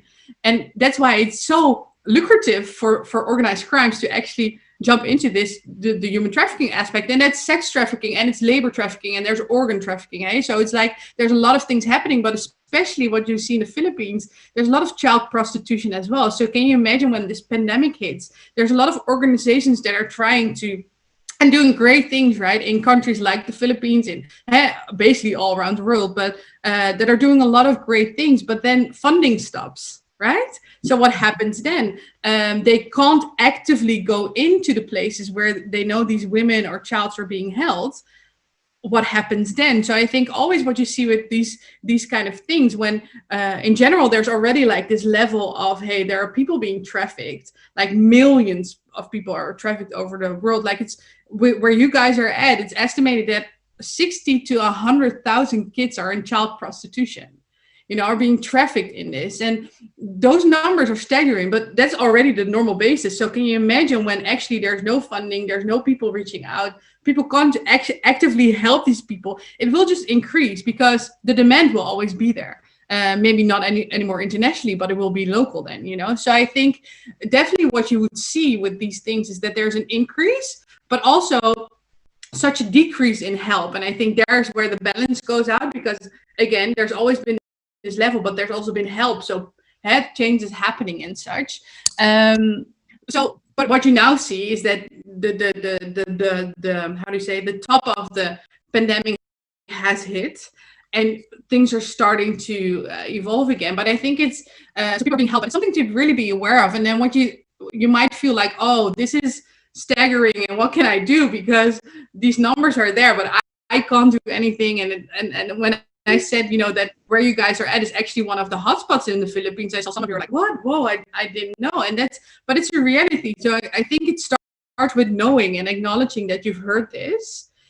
And actually it's raising awareness, right? I think it's such a dark thing. It's so, who wants to acknowledge or know that there's trafficking happening and people are being sold, like people, like your daughter, your sister, your colleague, your friend, those people are being sold. Like, who wants to acknowledge that, right? But it's in the dark. So us talking about it now raises awareness that it's happening. And I think then what could happen is that you can look up what are local, what is the government doing about it? You know, there's legislation in the Philippines about an anti-human trafficking law.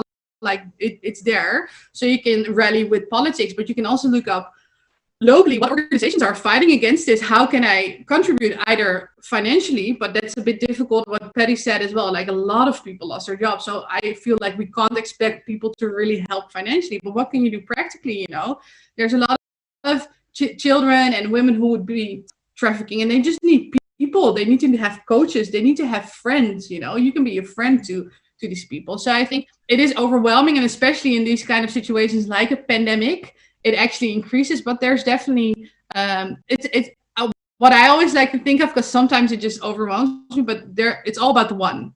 If one person gets rescued and maybe get restored, it's so worth it, all the effort. Because if you just keep looking at the number, you'll give up. Like, how can I get to 100,000 children out of child prostitution? I can't. But if it's one child and I see that life change, that makes the difference. And if everyone sees it like that, multiple children will be saved, right? So I think it's just not getting overwhelmed and just seeing locally, okay, who's here, what organization is here, and how can I be a part of that? Right. That's some pretty heavy stuff, Gabrielle. Yeah. And when you shared this with me and my husband, we're like, what are you talking about? I live here. This is my backyard. I don't know that this is happening.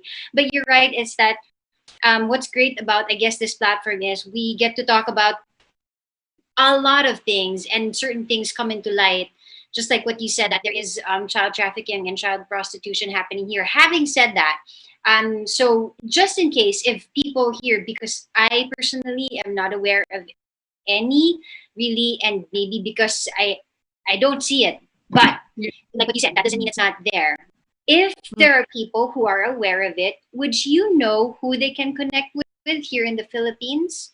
Because hopefully who's watching it does know that it is happening, but they don't know who to connect with. So maybe that's one thing positive we can get out of what you shared. Yeah, absolutely. Yeah. So there's UNICEF is very active in the Philippines when it comes to this subject. So they would be one to connect with. And there are different organizations who might be there as well. For example, the A21 campaign is a company or a nonprofit that I've worked with in the past as well. And they actually have an office in the Philippines, but more so they have a hotline. It's a global hotline. It will be a different number per country, so you would have to just Google A21 campaign and you'll find it. But that's a hotline where people who are trafficked can call into for say 24 hours a day, 7 days a week. Can call into to say, hey, I'm being trafficked. But also if you see something that you're like, I'm not sure if this is okay. You know, sometimes you walk on the street and you see a girl being held by a guy and being pushed and you're like, oh, are they fighting? What is happening there? You know, if you feel like, hey, this is not okay, you can also call and just say, hey, I saw something on the street. I'm not sure what it is, but I just wanted you guys to be aware, you know. I think that will help with you actively making a change, because when that builds up, obviously they can build a case, go to the police, work together, and maybe keep girls out, right? So I would say UNICEF, the UN as well, and there will be local organizations, and I know of A21 that they're definitely there as well. So I would say, yeah, just look those up. Yeah. Thank you, Gabrielle. So there you go, guys. UNICEF and A21 are organizations that you guys can reach out to. Should you feel that you're seeing something that you're not comfortable with, or you're not sure what's going on, then there you go. So being able to talk about that, Gabrielle, what are you, because Patricia mentioned a while ago, what are we teaching our children? What are we teaching our youth? With what is happening right now, what can you teach the younger women in your area? It doesn't even have to be about child trafficking for now. It's really, what are you doing? Not necessarily teaching, but what are you doing that people, or that young women can see that you feel can make a difference in their lives for them in the future? Yeah, it's a good question. And I think what Patty said, hey, we're here to build the next generation, right? And I think that's a responsibility that we have on us. People look at us, they see how we handle this. And of course, we lose it sometimes, as Patty also mentioned, that's what we all have. But I think it's very important to be aware that people are watching. And I don't have kids yet, but I do have a lot of people in my life, and younger women, as you said. And I am, for example, I'm a partner at a law firm. And so they look at me like, how do you handle that? How do you deal with your employees, right? But also in your private life, how do you keep standing? Are you complaining? Are you going in a mode of like, oh, it's too much, I can't handle it? Or are you finding opportunities? So what we've done here locally in Amsterdam with a group of girls, we just did every day. I went on the Instagram live and just had different topics that we would talk about, and they could send in questions, and we would just talk and just try to help them to say, hey, what are you guys facing? And us being a bit more mature or further along, how can we speak into that? What can we say that we've been doing that they might that could help them forward? And I think it's really just an openness and us being willing to let these girls, young women, come to us and actually having a conversation with them and acknowledging that we don't know it all, but that we might have a different way of approaching the situation that they haven't seen, right? I think that's what it's all about. It's not like, hey, you should do it like this or this, but hey, have you thought about doing it like this? Or have you thought about your mindset? Like, there's a way to look at it. And I think we all got overwhelmed when this happened. Of course, like, it's a pandemic. Who is not overwhelmed? But what I really see is that there's people who then fall victim of their mind because it's just all negative and it's so tough and it's hard, and it is.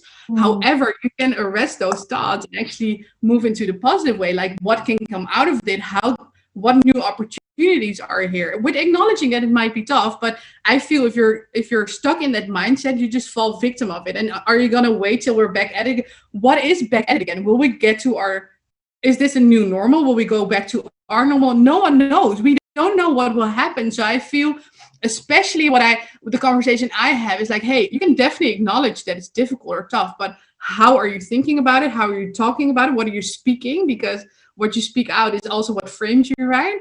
And then how are you actively working on that? So I think that's something that I've been really trying to locally talk to the younger women with, to just help them change that way of thinking and seeing things. Yeah. This is good. Yeah. And you truly will be able to lead through example, just by them seeing what you're doing. That's them seeing, I want to be like that. I want to do something like that, right? Make an impact. Patricia, you live in Dubai, and I used to live there. I lived there for 4 years. And so I know what the world there is like for women back in the day. I left in 2009. What was it like more open? Are they still, is it society? I'm sorry, Charlotte, I could not hear your question because Nadine's screen was on and the sound was okay. in there. So, yeah, no problem. So what's it like for women there now in Dubai? Because I know when I was living there, it wasn't towards other women of other nationalities, they're not so strict. But of course, towards the locals, they were. What are you seeing now in Dubai for women there? Yeah. So in terms of women at a workplace, I think the topic is a focus not just for the government but also for organizations. So I've been here for 5 years. We've moved here in 2015, and definitely, if I think about when we moved and I had my son was 6 months old, and I remember searching for a job, and people were like, why are you searching for a job? Your husband earns good money, just stay at home and relax. And I was like, what are you talking about? It's not there's dreams, there's passion. So I think this is a part of the world where you see more women at home rather than at a workplace. But it has been shifting quite a lot, and it's been shifting because a lot of women really would like to work, but the work culture here is not as flexible and well balanced as it is in Europe. So what we see is you need to be at the office 9 to 5, 9 to 6. You can't really work flexibly home whenever you want to because your child is sick or whatever it is. So depending on what organization you work for, there might be different ways of working around this topic because it's not government regulated.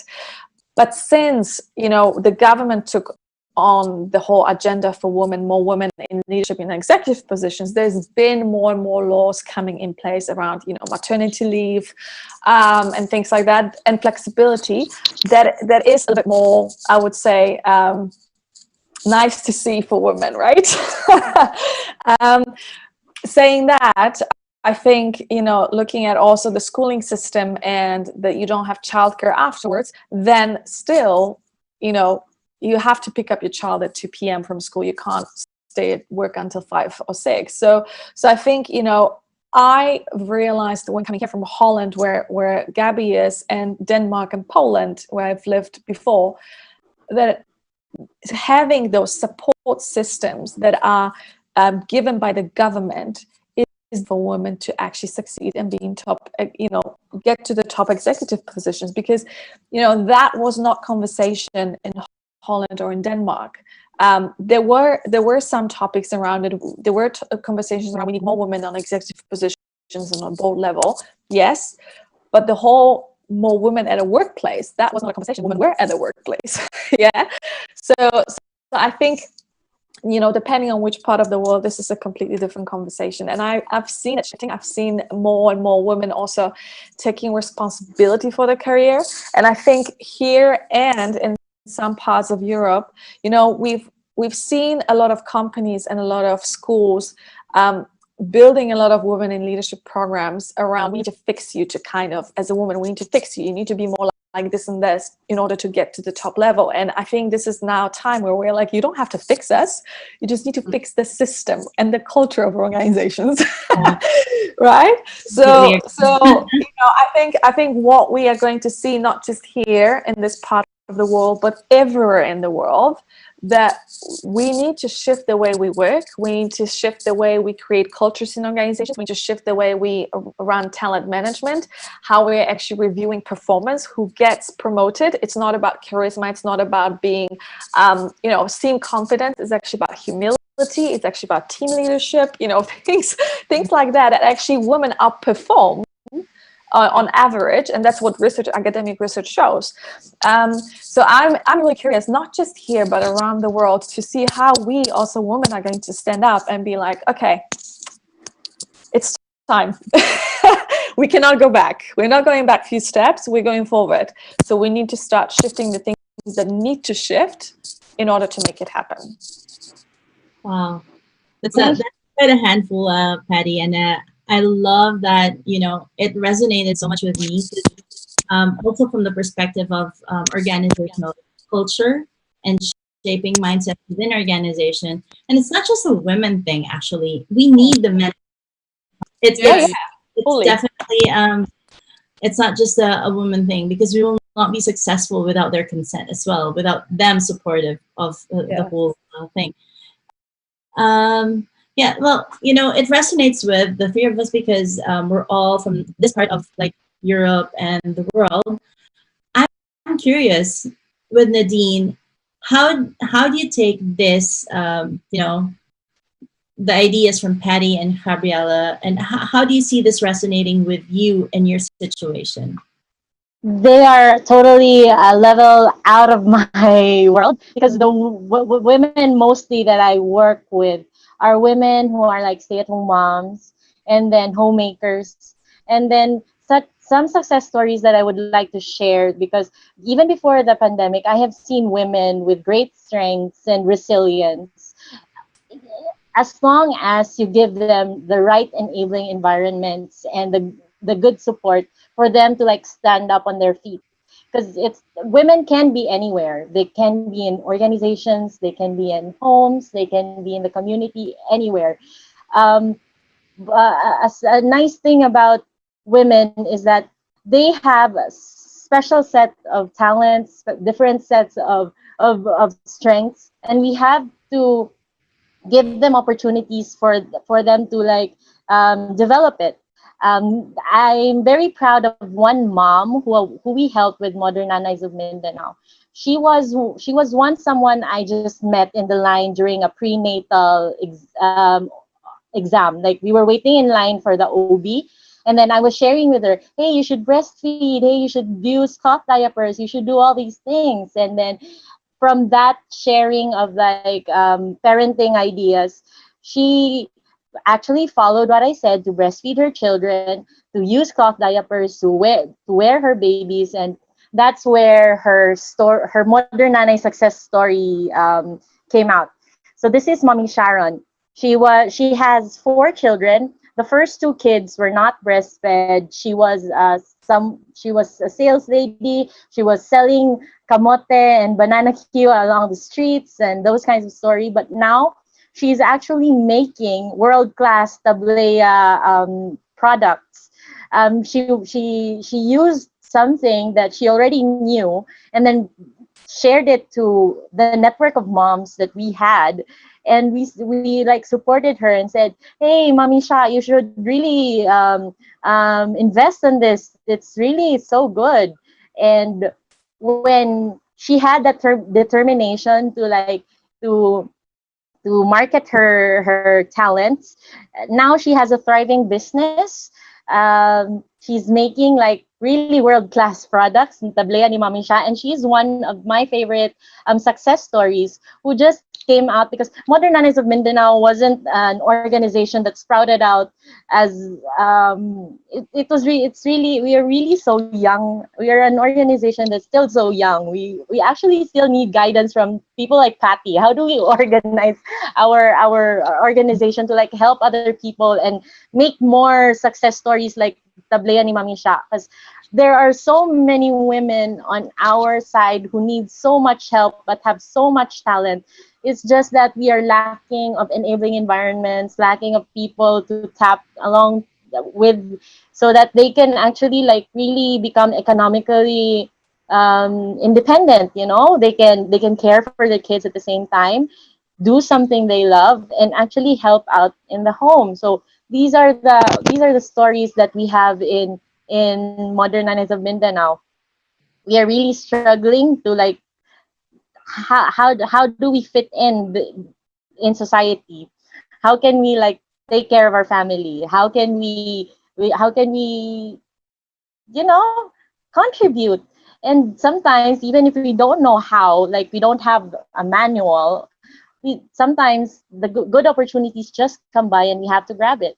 So I think we need to create those enabling environments and make sure we find those women, and we need to make sure that the services, the support that we are making are the things that they are actually supposed to be. I mean, they should be the ones on board. Because there sometimes, in my experience with working with international government organizations, INGOs, sometimes the project design comes from up there. You get me? The project comes from up there, but they don't know what's happening down here. This is what they need, but then they're asking you that, no, this is what the project asked. This is what the funder said. So this is what you're going to do, but then it's not a fit to what the community needs. I had experiences like that before.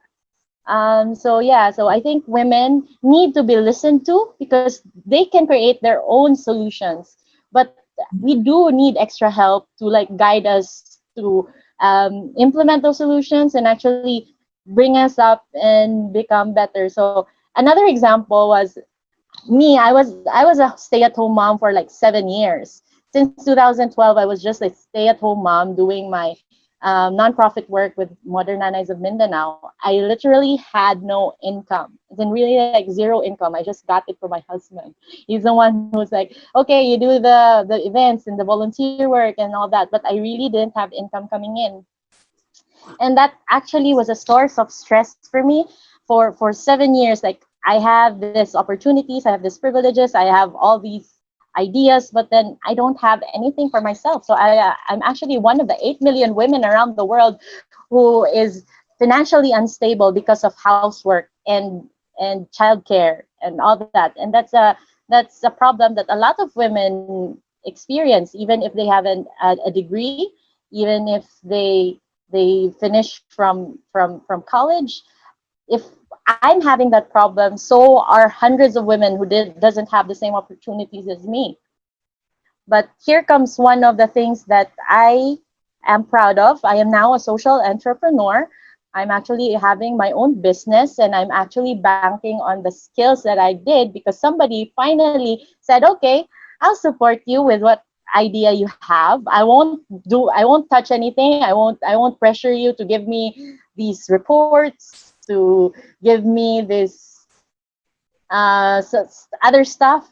Okay, do what you want. Tell me how much money you need to build your business. What do you want to do there? It's all on you. So now I have a 1 year and running social enterprise called Alima Mother Support Center, where we actually help mothers breastfeed. And my mental health has been so much better because I am actually now empowered. I can like have money to buy groceries. I have my own expense and not living out of pocket of my husband. And I think if women will have that kind of opportunity, like for someone to listen to them and actually trust them, they would really like go great miles. And that's how amazing women are.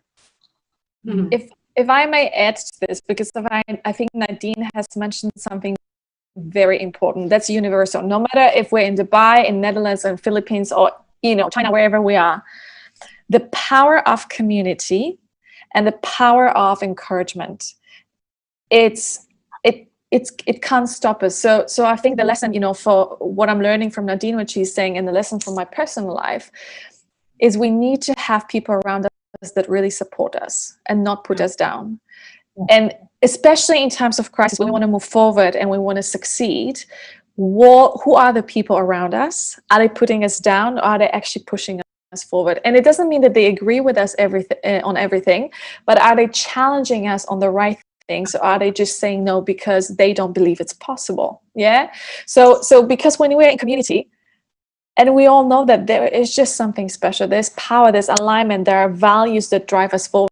And I know without my girl gang, my friends, I would not be where I am. These girls are just supporting, encouraging, praying, whatever it is, that helped me to move forward. And I'm hearing somebody said to Nadine, here you go for it, push her forward, right? We need girls in Philippines, you need people around you that will push you forward, that will support you, that will cry with you when we need to cry, but also that will laugh with you and that will celebrate you when we can do that. Yeah, I love what you're saying, Patty. And for me, what resonates there is that we should also be that woman, right? We should hold that spot and say, I want to be that woman who wants to support my friends.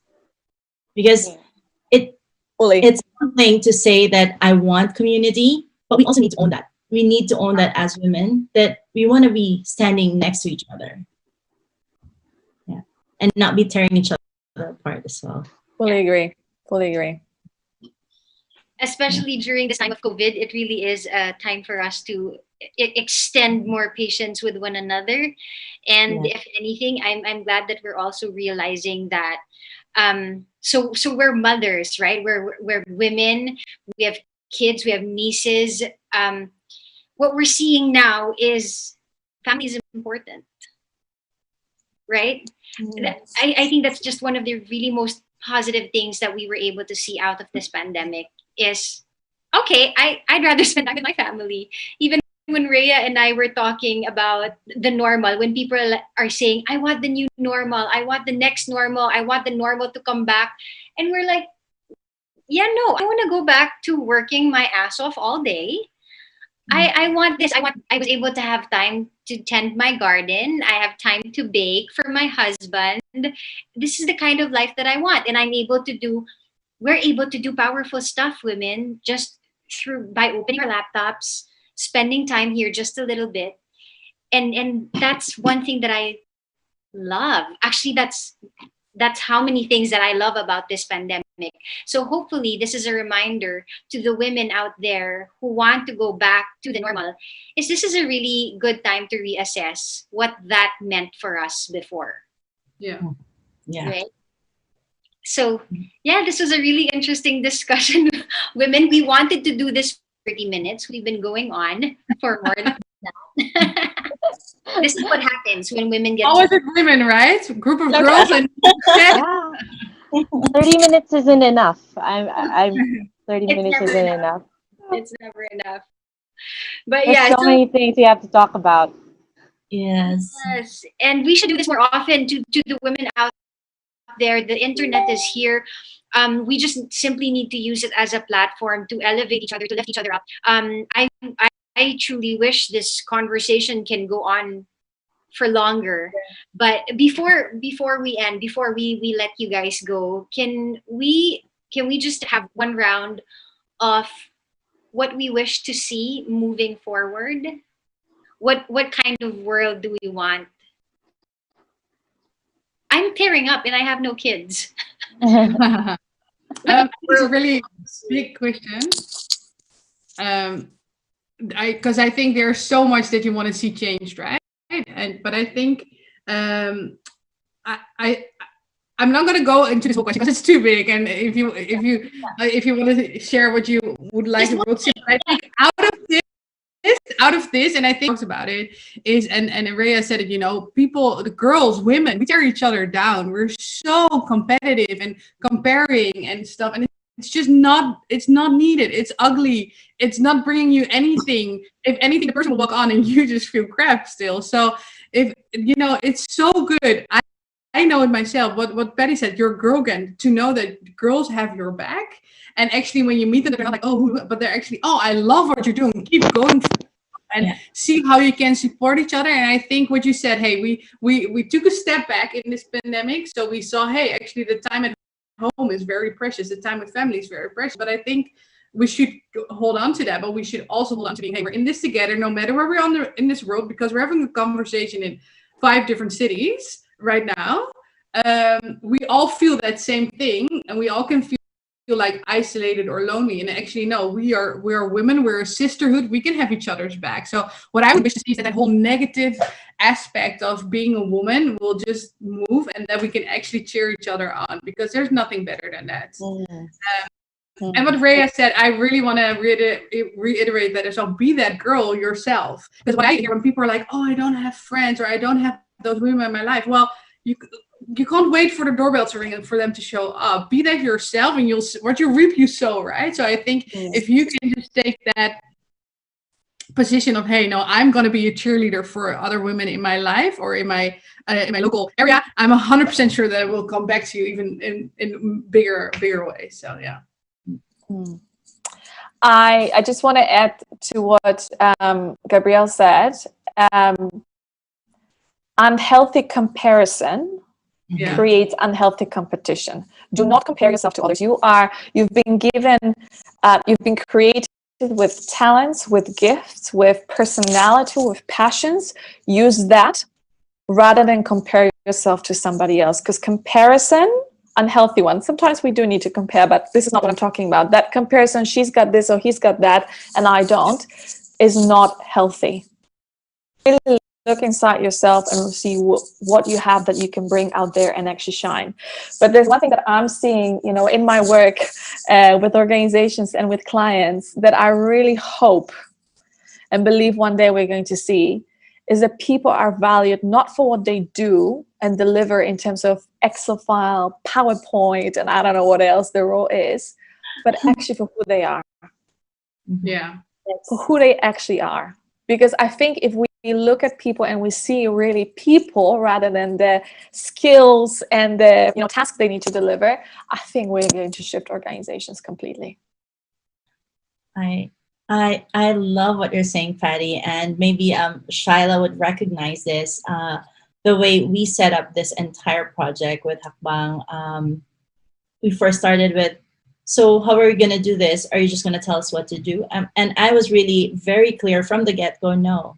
Because we have all our giftings, right? We have each other's individual strengths. We bring something very unique to the table that is totally part of who we are. And I love that about this whole team behind this Hackbang project, is that we come with this with our full hearts, and we show up in our very early morning meetings and just be there and pick up what is on the table and run with it. And I just love that we can come with our full selves and not worry like, I have something up. Everyone's so accepting of these things as well. So nice if you each have a goal, have a vision, and then you just help each other to reach that. Like you go, that somebody said, if you want to go fast, you go alone, but if you want to go farther, you go together, right? So that was really a great lesson for me, being around like women, because I couldn't have been where I am without my family, my husband, my support group, my friends, because that's where the inspiration comes from. Like wanting to help solve their problems and how my problems resonate with them, and actually have like we're on the same boat. I'm not alone in this. It's important to have support. It's important you don't there are new moms who actually want to have that strong front, who think that because I should be this woman, I should be this mother, and they like mother on their own. But humans were not made to mother alone. We always had a tribe to do that with us. And I think women should really find that tribe. Women should really find people who understand them and have the same visions and the same values as them. And if you don't have one, then create one, right? That's what I did way back 2012. I didn't have one, so why make one? You won't let me bring my baby along with me, then I'll make my own rules. I'm gonna do it on my own, right? And nobody's gonna tell me you can't because I'm making my own organization, so I can do it.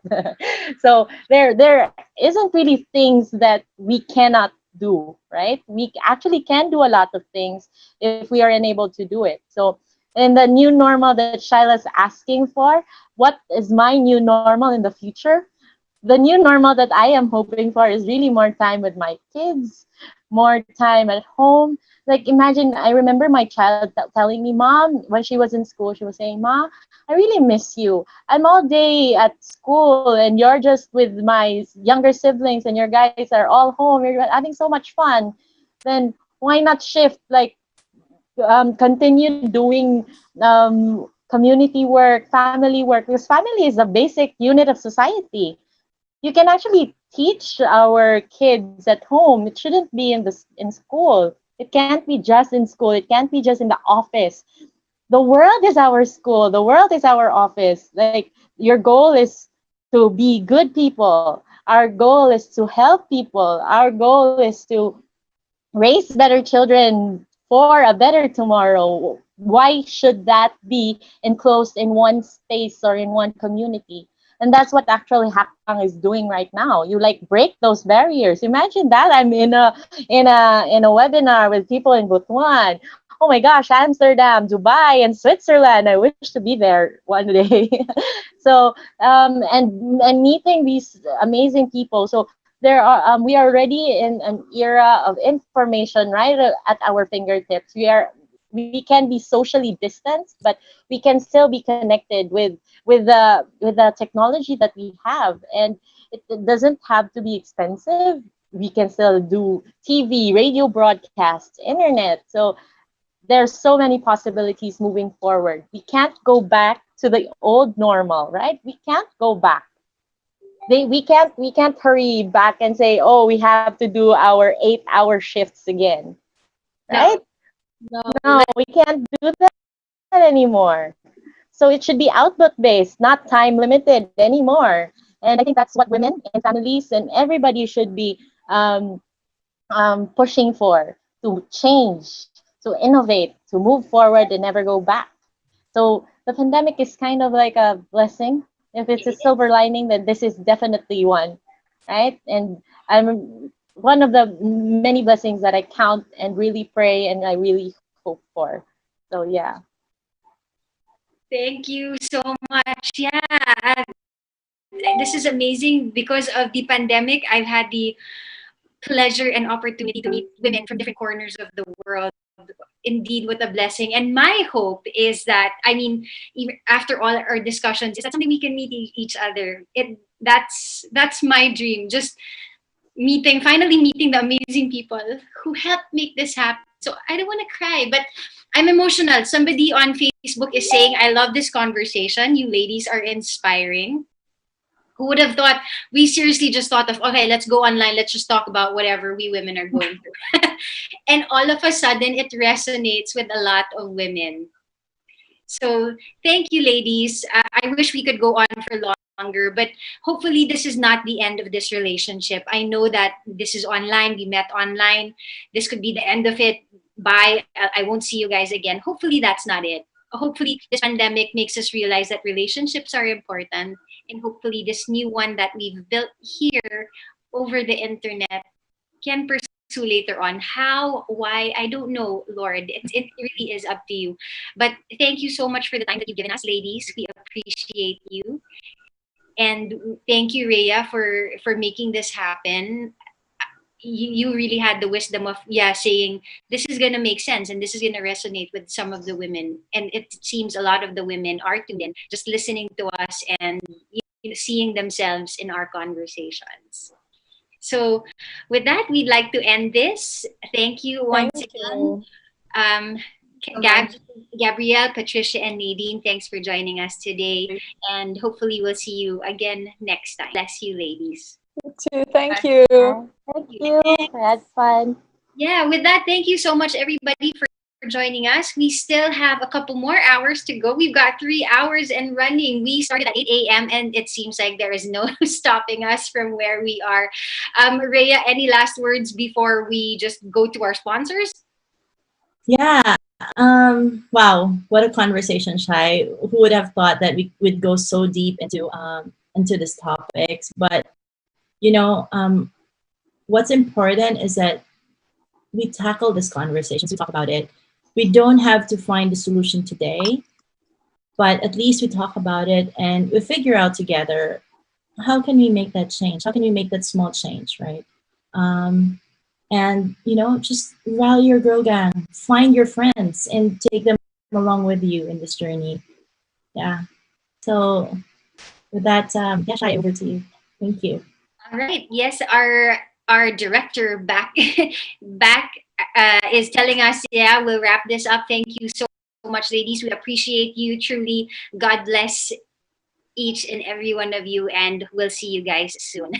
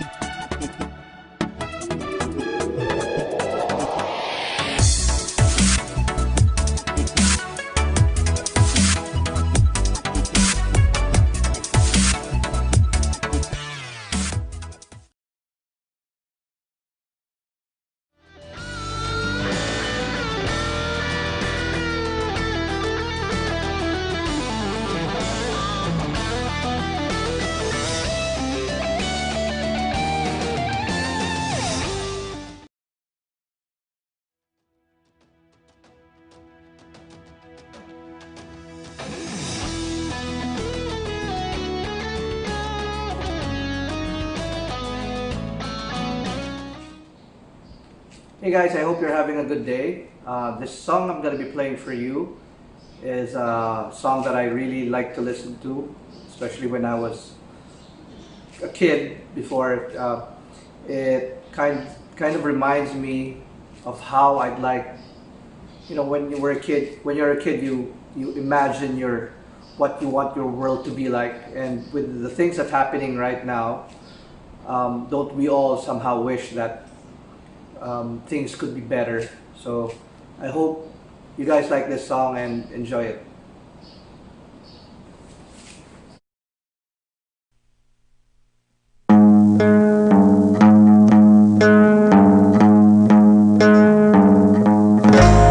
Come with me and you'll be in a world of pure imagination. Take a look and you will see into your imagination. We'll begin the spin, traveling in a world of my creation. What we'll see will defy explanation. If you wanna view paradise, you simply look around and do it. Anything you want, you do it. Wanna change the world? There's nothing to it.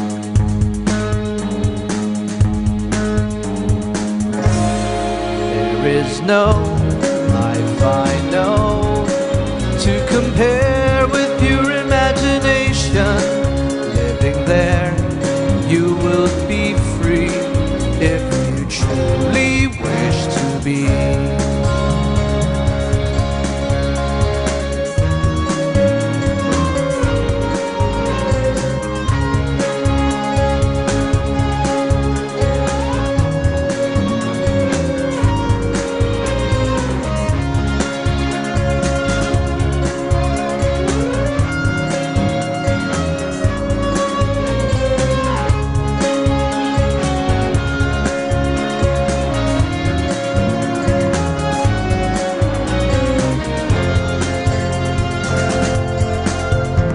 If you wanna view paradise, you simply look around and view it.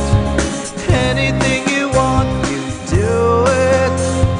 Wanna change the world, there's nothing to it.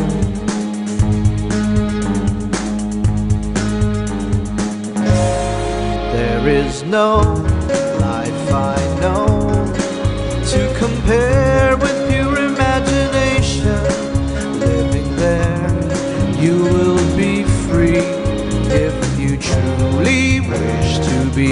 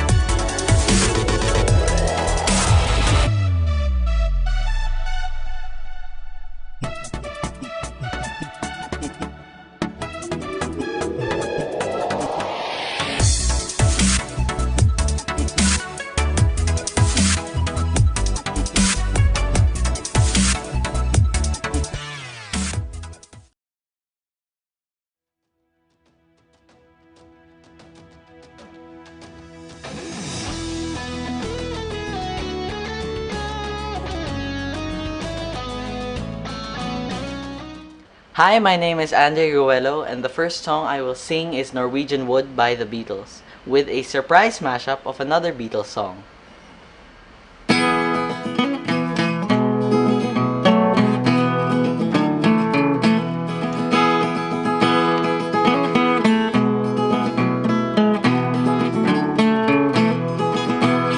I once had a girl, or should I say, she once had me.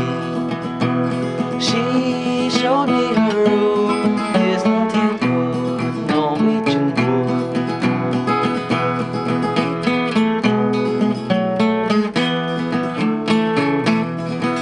She asked me to stay and she told me to sit anywhere. So I looked around and I noticed there wasn't a chair. I sat on a rug, biding my time, drinking her wine. We talked until 2, and then she said, it's time for bed.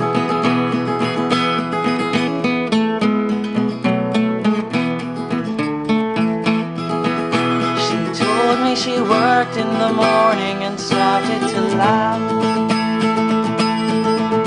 I told her I didn't and crawled off to sleep in the bath.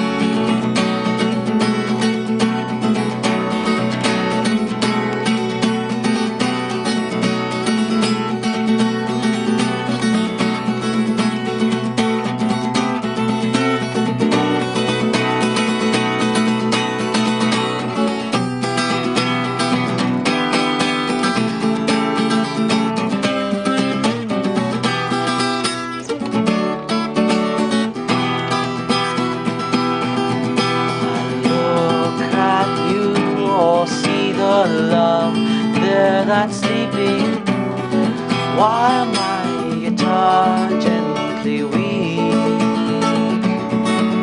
I look at the floor and I see it needs sweeping. Still my guitar gently weeps. I don't know why nobody told you how to unfold your love. I don't know how someone controlled you. They bought and sold you.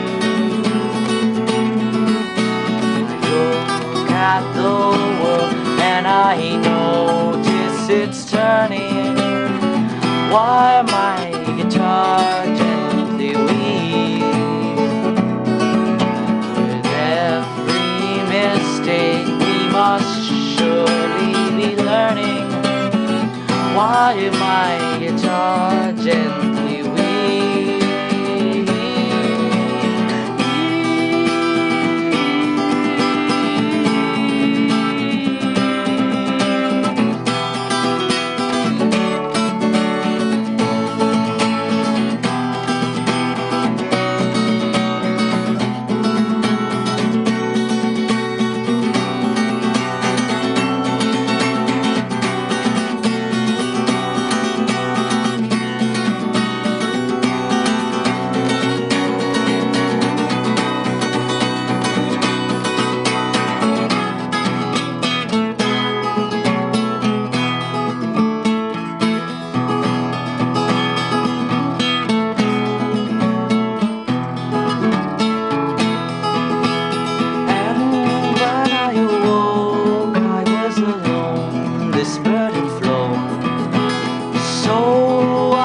Fire, isn't it good? No.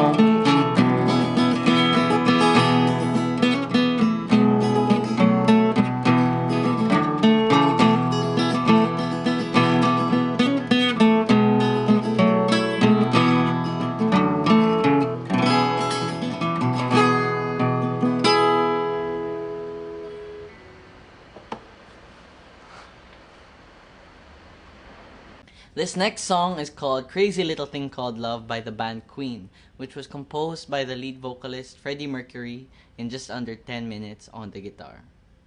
I'd like to call in a very good singer.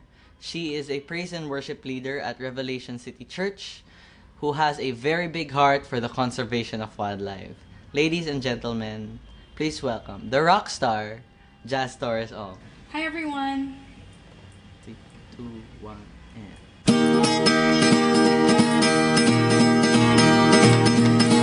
This thing called love, I just can't handle it. This thing called love, I must get around to it. I ain't ready. Crazy little thing called love. Oh, this thing called love, it cries in a bed all night. It swings, it jives, it shakes all over like a jellyfish. I kinda like it. Crazy little thing called love. There goes my baby. She knows how to rock and roll. She drives me crazy. She gives me hot and cold fever and leaves me in a cool sweat. Be cool, relax, get hip, get on my tracks, take a back seat, hitchhike, take a long ride on my motorbike till I'm ready. Crazy little thing called love.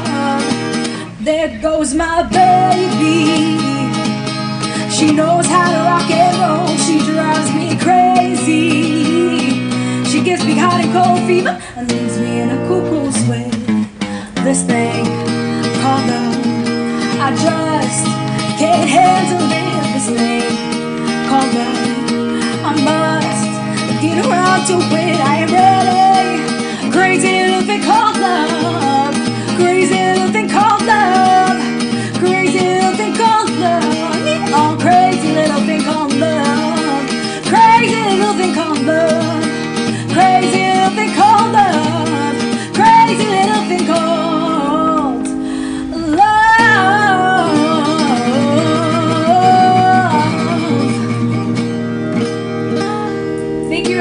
fun.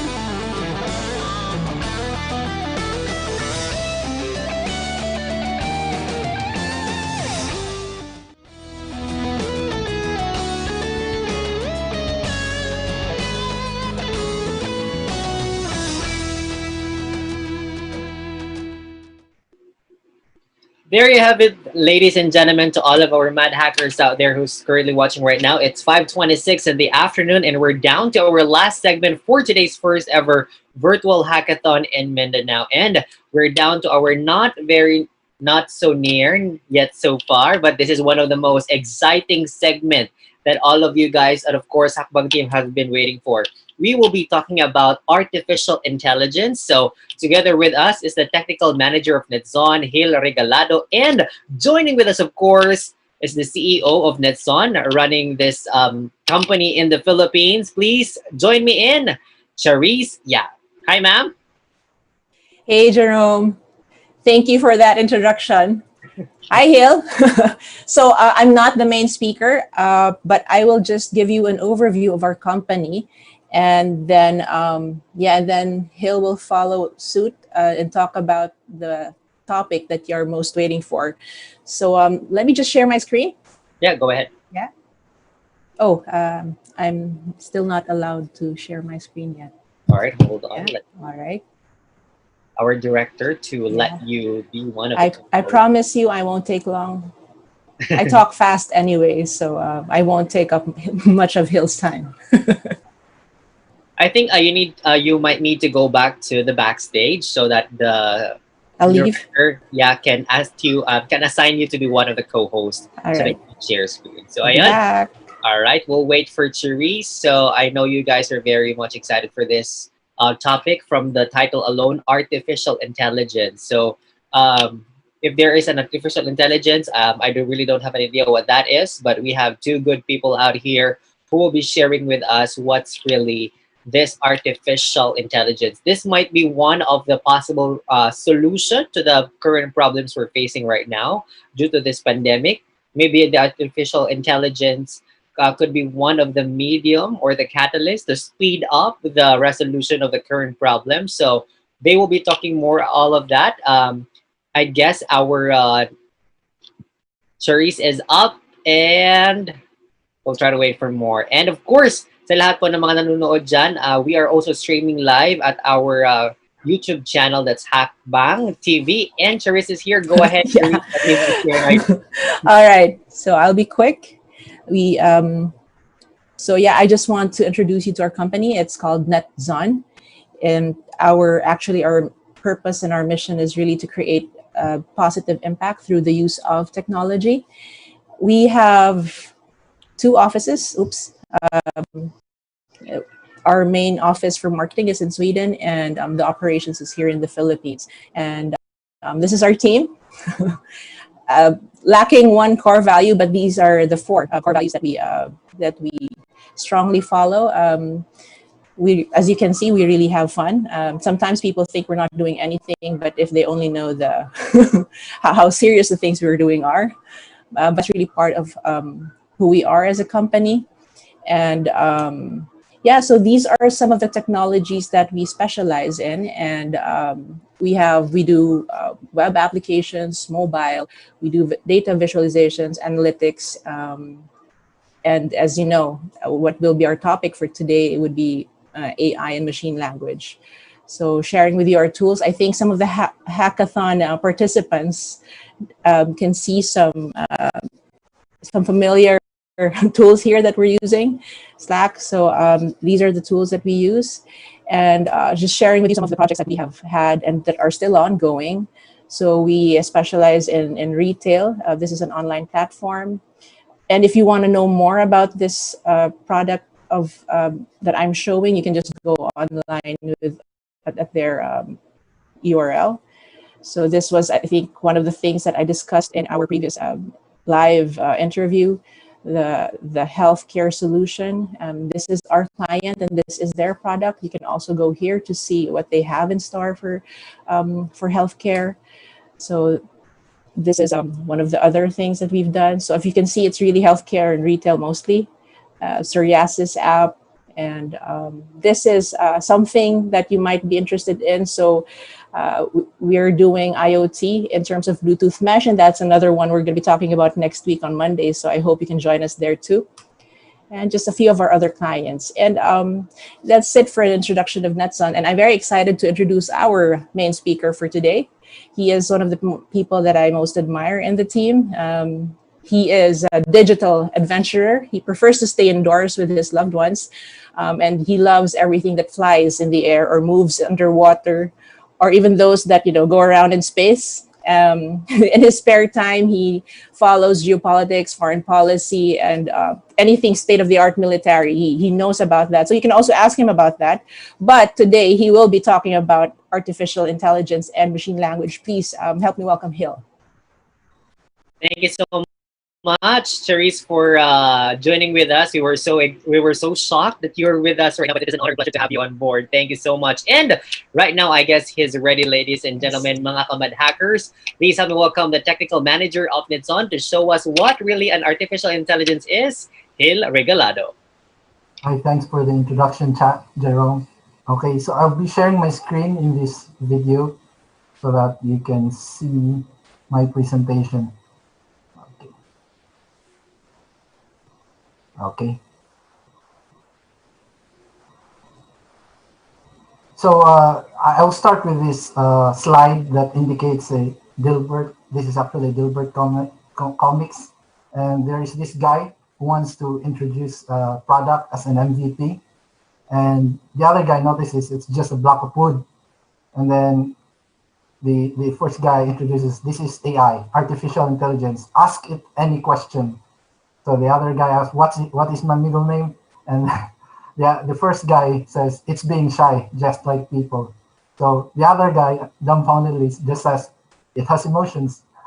So basically this talk will be about AI, and I hope this talk will contribute to your knowledge of AI. But full disclaimer, at least at this moment, I am not an expert of AI, but I can share to you what we've learned working with AI with NetZone. So at least our experiences and some of the basics that we've been able to learn.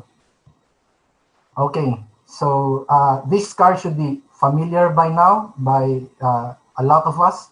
So this is the Tesla, and then a product of Tesla. And it is one of those cars where there's a feature called autopilot. And also, everyone should be familiar by now some of these icons. I'm not going to say these words as it might trigger all these AIs in your phones, in your pockets. But all of you who use AI on a daily basis might be familiar with these words. So this is just a video I'm going to play about how it works in a car like Tesla. So for some of you here who has a car like this one, then you might be using this every day to go to the office, do some groceries. Others might be interested in buying one. So I'll play this video now. It's just for a few seconds so that at least you can see how it works. So this video is in fast forward, and the driver's hands are off. So this means the car is driving by itself, and it's assisted by satellite navigation in the center console, and it guides the car where to go. And it should be safe so that at least a lot of people will buy the car, and it is. But of course, this is a developing technology, and they are improving it day by day. So just an inside look of what happens from the inside of the car. So I'm going to play this clip once again, and this is one of the cameras in the car. And of course, the car has many sensors, cameras that look out to to the outside and see what's out there. And AI is continuously working behind the scenes so that the control surfaces of the car can be controlled. So applying pressure on the accelerator, applying on the brake, and just enough so that the person sitting, the passengers of this car, will not be injured. So it should be a safe travel for the passengers of the car. You can experience sometimes if there's someone studying for the first time how to drive a car. It might be a bit the experience might not be too good. So in this case, the AI that drives the car is now, at least at this moment, well trained, and the experience will be quite good. Another example here I'm going to show is a couple of things going on. There will be some AI and machine learning lingo thrown around here and there, but I'll try to explain them as we go along. So this is one of Detectron. It is a research and development effort by Facebook. And what's its purpose is to identify stuff in an image. So partly you could say this is an image analysis tool. And then what it's doing here is a job called segmentation, where portions of an image, pixels, a group of pixels, are grouped into one area and then identified. So in the upper left corner, it is being labeled as a sky. In the right corner, it's a tree. And the persons are also labeled. There are also percentages being shown. Those are the confidence levels of the AI that was trying to predict what this bundle of pixels are. So this has identification and segmentation going on. And so there's a new term here, deep learning. I will go deep into that later, but first, these are some of the applications. We have image recognition, NLP, natural language processing. NLP is quite common right now. All Android phones have this. All iPhones have this.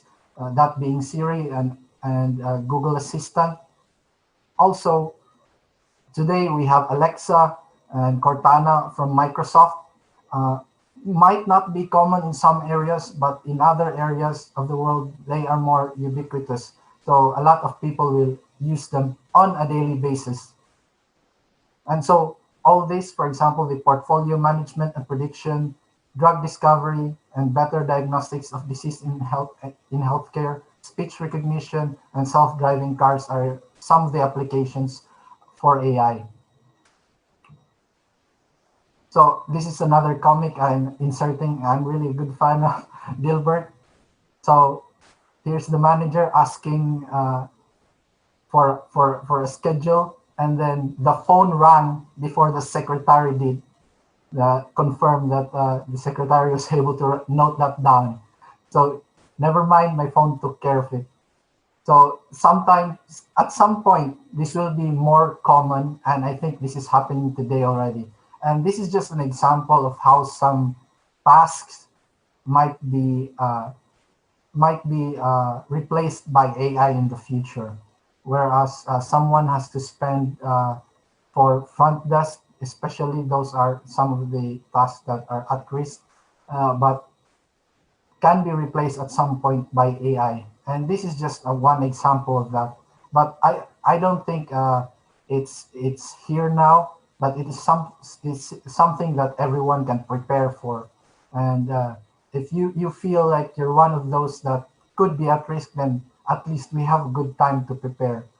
Especially in these challenging times, it's really a good idea to look at some areas that so that we can prepare for eventualities. Okay, so I'm just going to be discussing some terms. So we have a couple of abstractions that we can check out so that we know exactly how deep this goes. So AI is just like another science subject. could be taught in school someday at an earlier age, maybe added like science, math, history, and maybe at some point AI.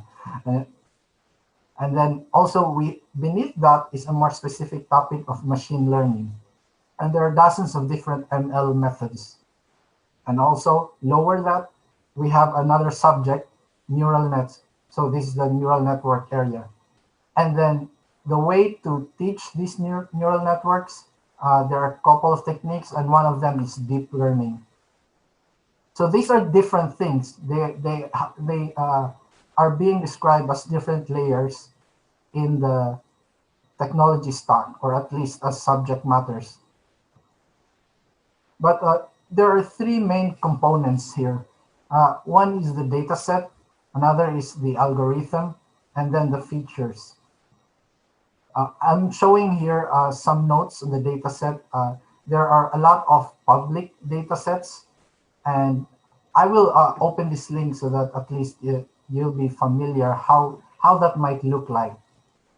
So here's an example of a public data set. Okay. I hope you can see that. And then here listed in this site are data sets for agriculture, biology, climate and weather, physics. Example, if I open the biology data set, the American got, I'm not really an expert in biology or anything, but we have stuff like this. So this contains a lot of data regarding this particular topic of biology. And there are a few more data sets. One interesting way others have been working with AI and producing data set is using synthetics. Basically, instead of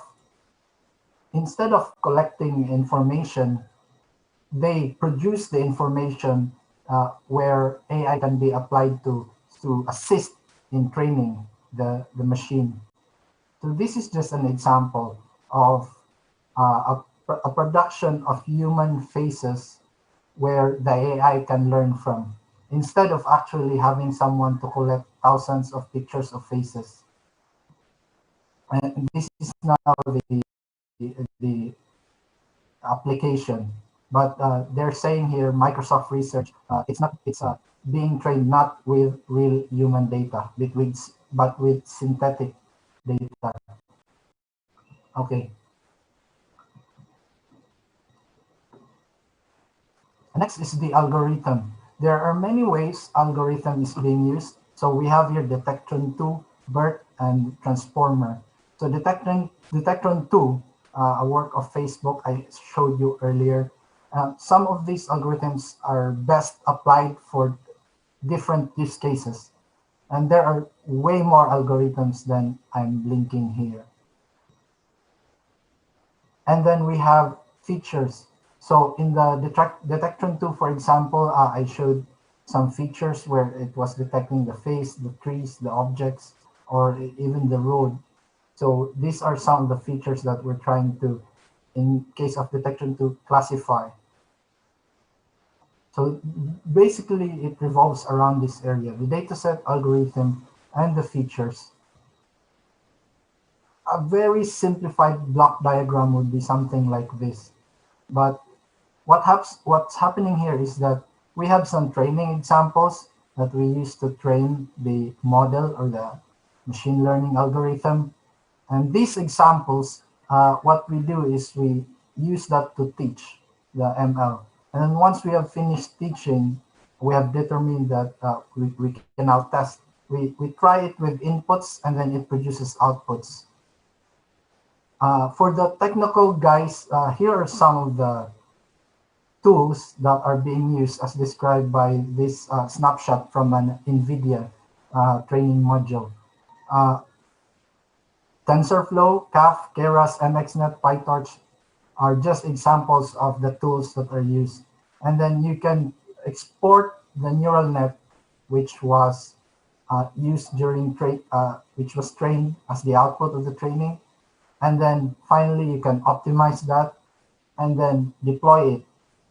So the deployment can be quite varied depending on the application of the AI. So for example, in an application like the Tesla, of course, you're going to deploy the AI, everything about it within the car. So that at least if you are cut off from the internet, the car can still drive you around. That's just an example. Or have a good way to at least hand over back the control of the car to the driver. So this really depends on where you deploy your AI solution. I'm also adding here darknet, which is I'm really a fan of. So they have, I think, a newer version, but here we have the YOLO v3. I can show later how this works. So that's also one of the tools. So basically, this is how roughly a neural network might look like. It's actually patterned from a little bit of our biology, especially in our brain where there are neurons. But there is an input layer and an output layer. The input layer could be the pixels in an image, and the output layer could be pixels in an image, or also coordinates or regions of that image. And some others, the output could be just plain classifications of what that image could be. If you give it a picture of a cat, then on the other side, it will show up as a binary representation of what it means if there is a cat in that picture. So that's just it, the input layer and the output layer. And what we're really trying to achieve here is to have a good amount of hidden layers, with each layer, with each node in the hidden layers having different weights and biases, and then such that the final output is what we desire. So there's a quote here from Weights and Biases, one of the tools that most machine learning professionals use in training neural networks. The number of layers is highly dependent on the problem and the architecture of your neural network. You're essentially trying to Goldilocks your way into perfect neural network architecture. So this statement means trying to Goldilocks your way into a perfect neural network architecture is that it's partly you're somewhat like guessing and trying to tweak it a little bit, tweak it more until it works good. So that is one way of doing AI. And this is how they would describe it.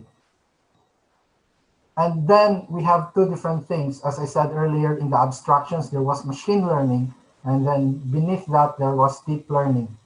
So basically, what the difference is that with machine learning, you're actually helping out the machine to learn. So if you want an artificial intelligence that can say to you, if you give it an input of a picture, it can say to you whether it's a cat or not, then you'd have to have so many pictures of cats.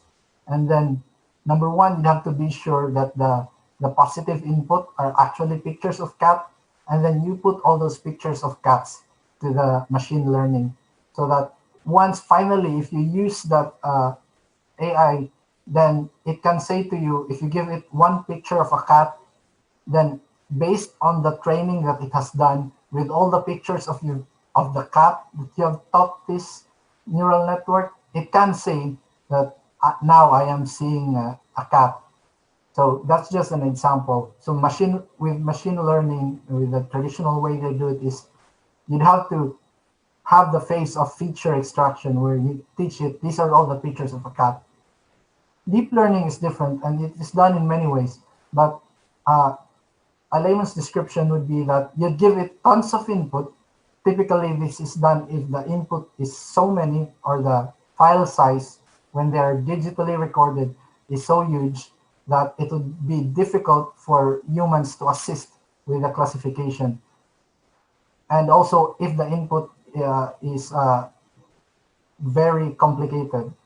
So what happens is that they would just give out all these inputs to the neural network, and then the neural network would try to do feature extraction and classification by itself.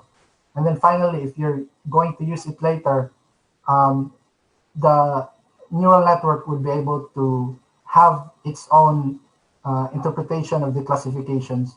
So a good example, I think, about this is if you give someone bills, a couple of peso bills, for example, 100, 500, 200, 1,000. Even if someone doesn't know how exactly what the value is for each bill, I think a regular human would be able to create a stack of bills with similar denominations. So someone can pretty easily put all the 100s together, the 200s together, the 500 and the thousands together. So it's like that guy, you didn't have to teach him that this 1,000 peso bill this is its value. The guy can just by looking at the different shapes, the different colors of the bills, they can pretty easily segregate that or classify each bill. So that's just an example. But pretty much, this is a slide that Thor Guelpo has in one of his learning modules in YouTube that I really like. Earlier, I showed to you about Tesla that drives cars. That AI is specialized to driving cars. And this, for example, a human being should be able to change a diaper, plan an invasion, butcher a hog, con a ship, design a building, write a sonnet, balance accounts, build a wall, set a bond, comfort the dying, take orders, give orders, cooperate, act alone, solve equations, analyze a new problem, pitch manure, program a computer, cook a tasty meal, fight efficiently, and die gallantly. And he says in the end, Robert A. Henlin says in the end, specialization is for insects. Not all of us might be able to do all this, but I'm pretty sure all of us can do a lot of things. So this is the kind of AI other people are rooting for. An AI that is super generalized. It can do one task and then do another. So this is basically how one should compare AI to a human being. And then just a brief summary of what I have discussed so far.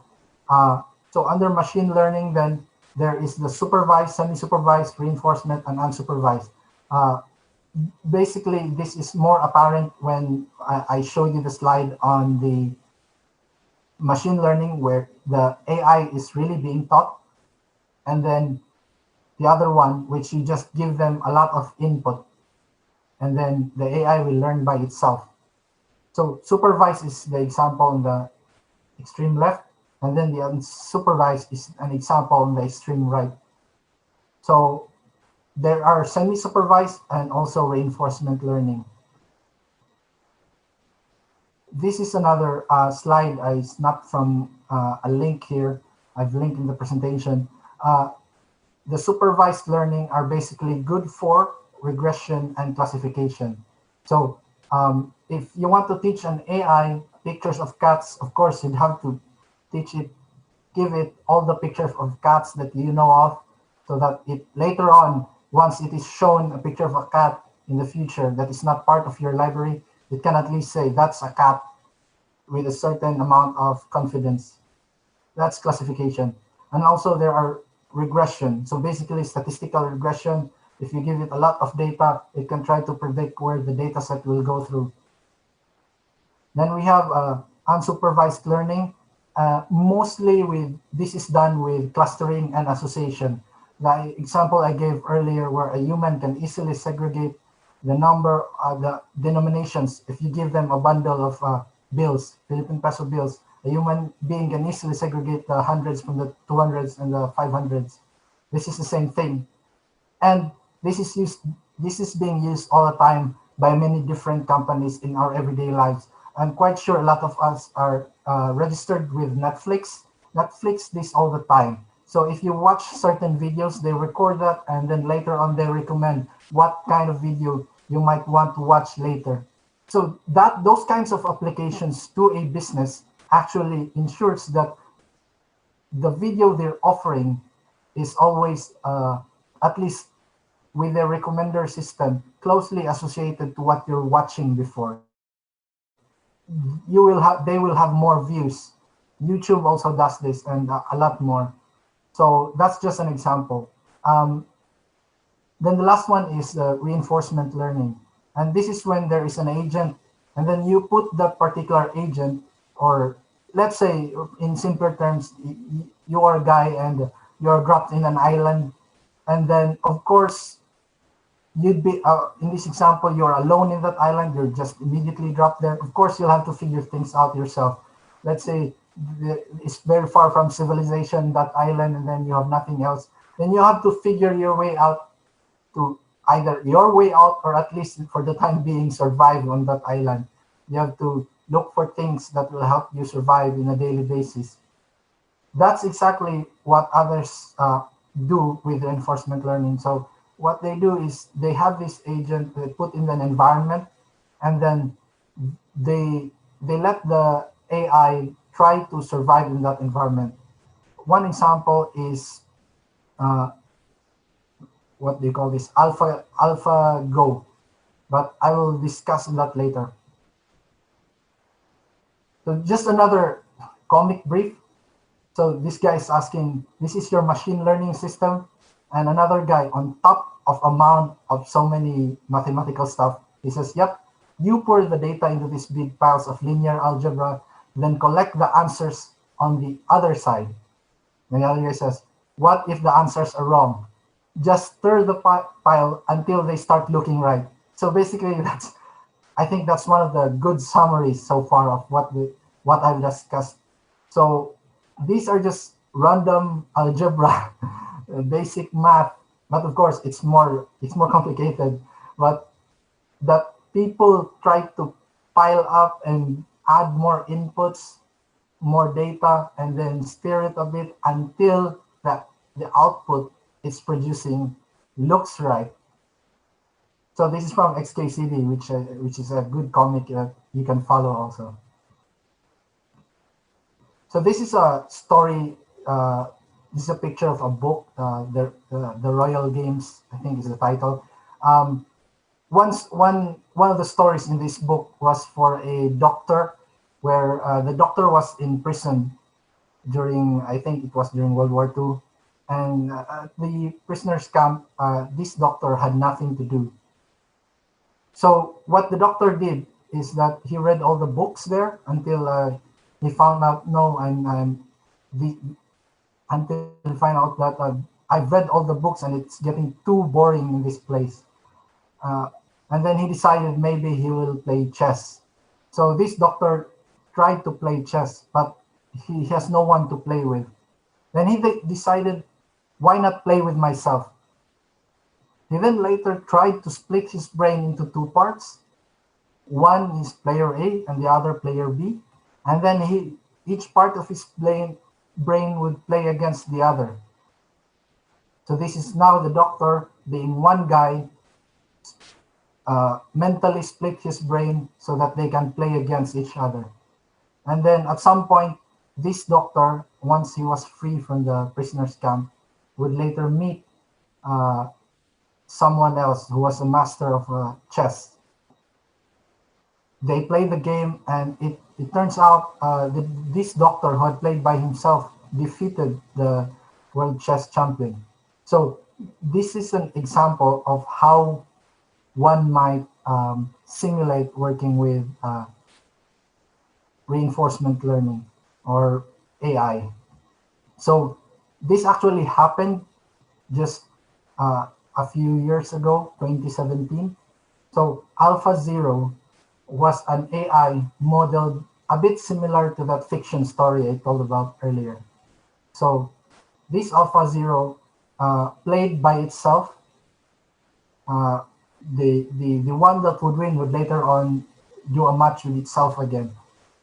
And then another algorithm, Stockfish, was a good chess program that was one of the best chess programs before AI entered the scene. But Stockfish, being a program that was really developed only for chess, and had no way to learn by itself, was later on defeated by AlphaZero. So here's a note of AlphaZero on Wikipedia. That's a very interesting story, and this one is by DeepMind. You can follow along on YouTube. They have very good content about teaching machine learning, AI in general. Also, I'm linking here a learning resource from Kaggle.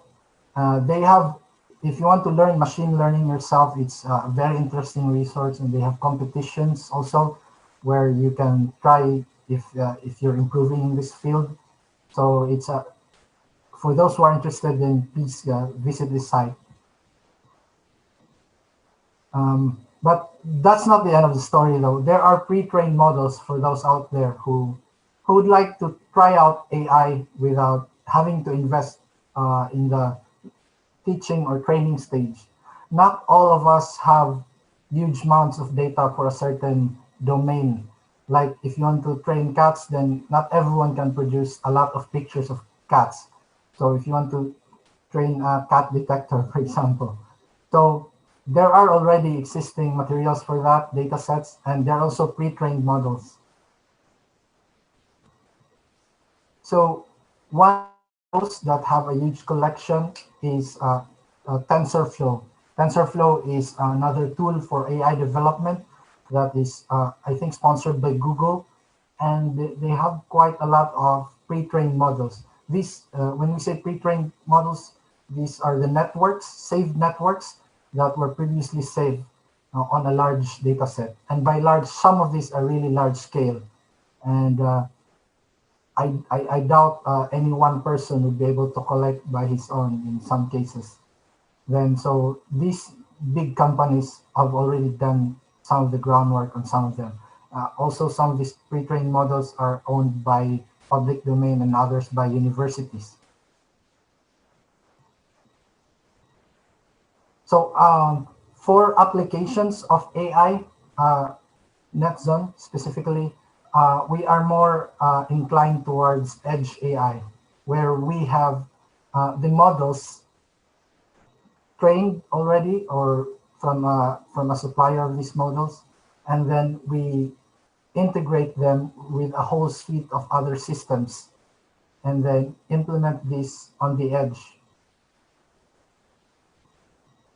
So an example is attendance, facial recognition, crowd monitoring and control, QA, advertising, customer experience, image analysis, and chatbots. All this and more while being isolated from the internet. So we've already downloaded everything, the neural network, the saved model, and saved them to an example, this chip that we use for some of the clients. I didn't understand that. Okay, let me turn off Bixby. Okay, so this chip, for example, is one from NVIDIA. It's a good chip that handles AI workload really well. But these projects are quite interesting. This comic, for example, shows another case where a guy is asking whether the app should check whether they're in a national park. Then the girl here says, sure, easy. Give me a few hours. And then the guy said, and check whether the photo is of a bird. And then that changes everything. Now you need to be able to detect that if there was a bird in there. Then I'll need a research team and 5 years. Hopefully that will not always be the case today. So this is another scenario where a requirement can feel like it's easy to do. You just need an app that detects whether there is a bird or not, but it actually takes a lot of time.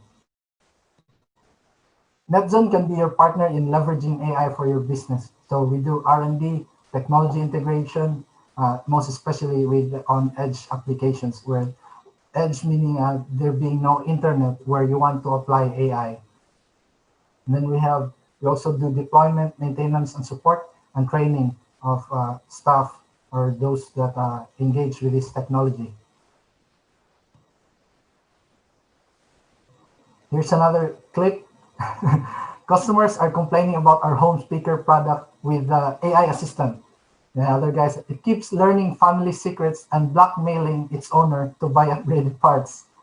So this is another Dilbert comic, and I really like this because this shows the kinds of stuff that might happen if we abuse AI. So as an end note, I recommend for those who are interested of following through, there are some links here for responsible AI, and Microsoft, Google, and Accenture also have links here. Not all countries have the opportunity to where legislature has been prepared to deal with breakthrough technology like AI. I also think it will take some time before we have regulation on how far AI can be applied.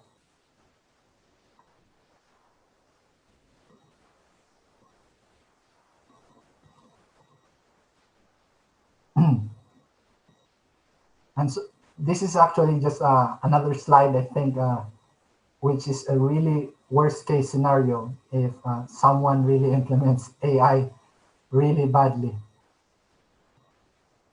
So to end, just a quick demo for those who are following along. There are links here. I intentionally put them in bit.ly. So if you're interested, you can just type it on your browser and then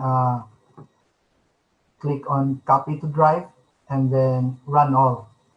So I'll just do this, try and do this, and so that you'll at least see how it works. But you don't have to follow along if you don't have your laptop ready. Let me open the link. Okay. So this is the YOLO example. So what you're just going to do is you're just going to copy the drive.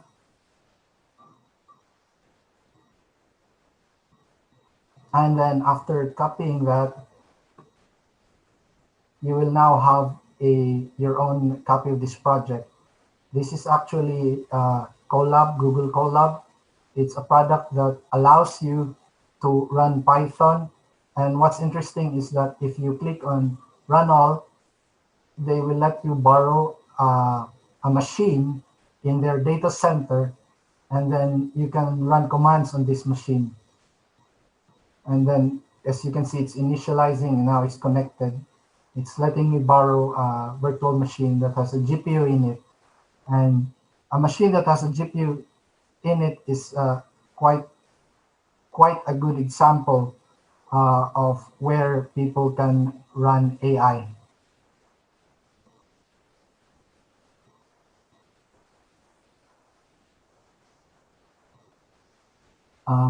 If that finishes the execution, you should be able to see now it's in this stage of the execution. This is, for example, in my case, I'm using this as input. I'm a fan of Big Bang Theory. I hope yours as well. And then it applies the YOLO neural network against it. And then the final output is a picture of how the AI understood the input image here.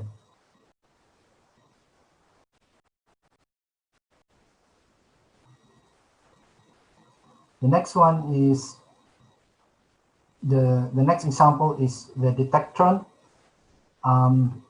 This actually takes too long to run, but what you can, I have prepared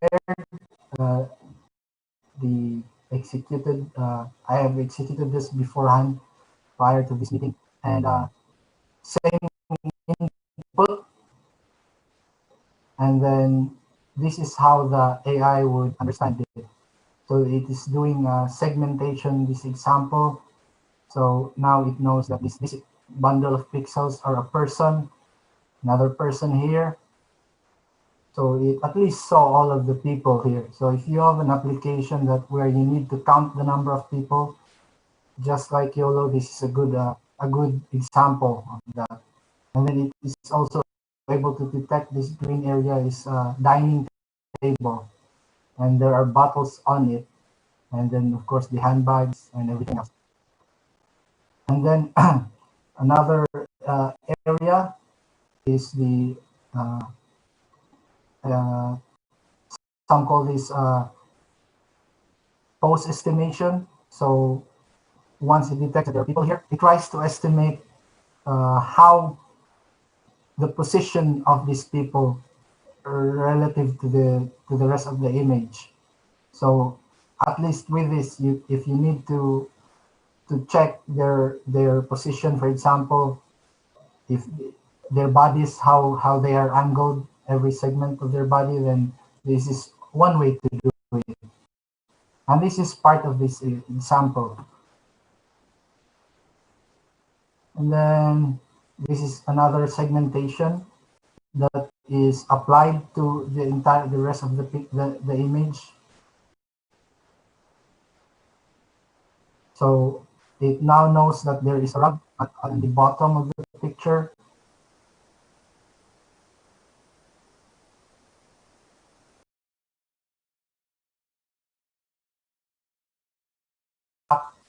And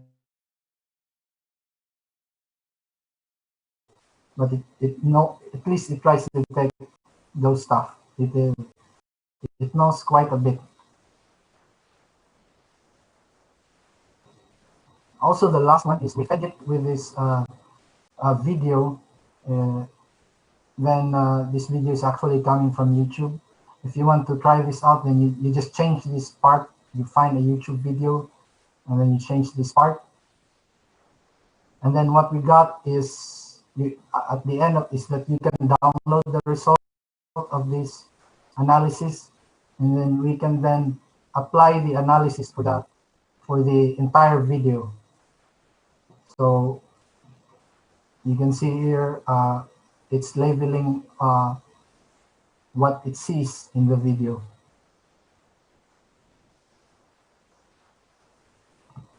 And for the last one that I'll show you, this is one of our nodes that we can deploy. Let me close this one.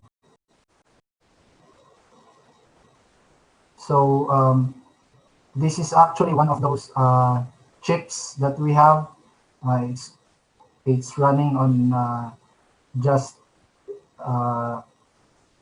in a small box, and then we feed it a video, and in real time, in this case, it's trying to check if there are cars in the live feed.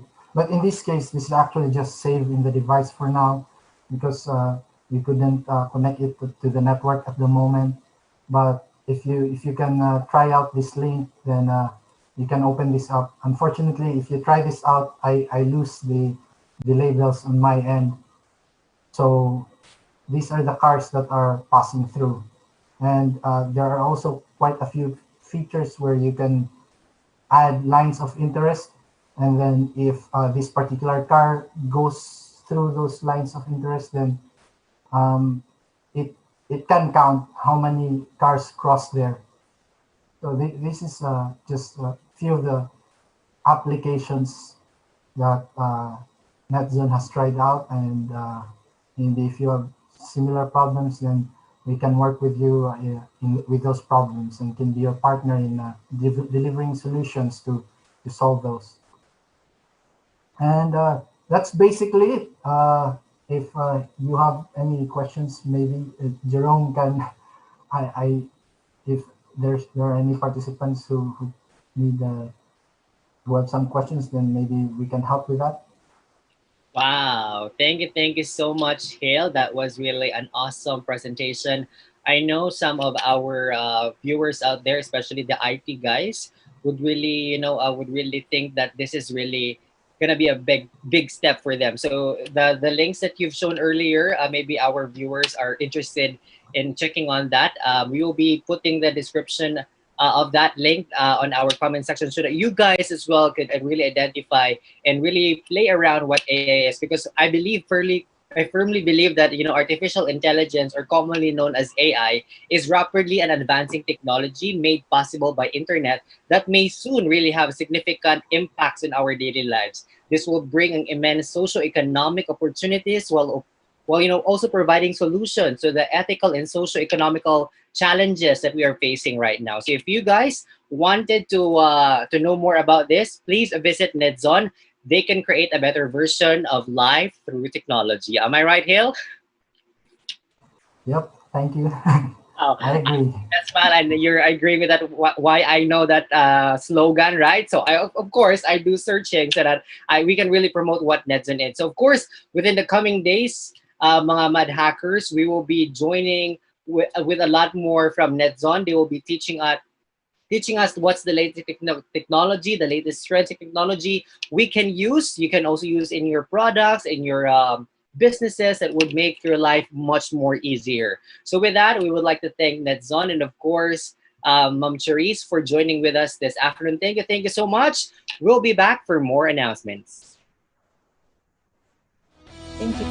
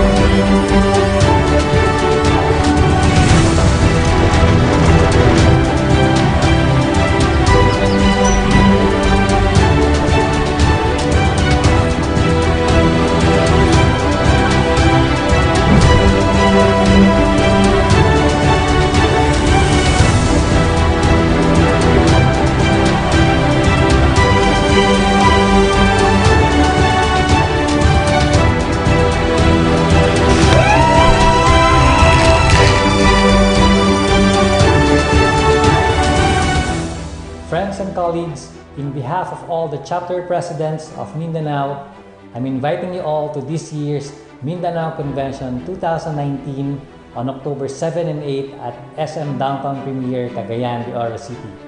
This is an opportunity for you to learn, travel, and discover Northern Mindanao. See you all and Godspeed.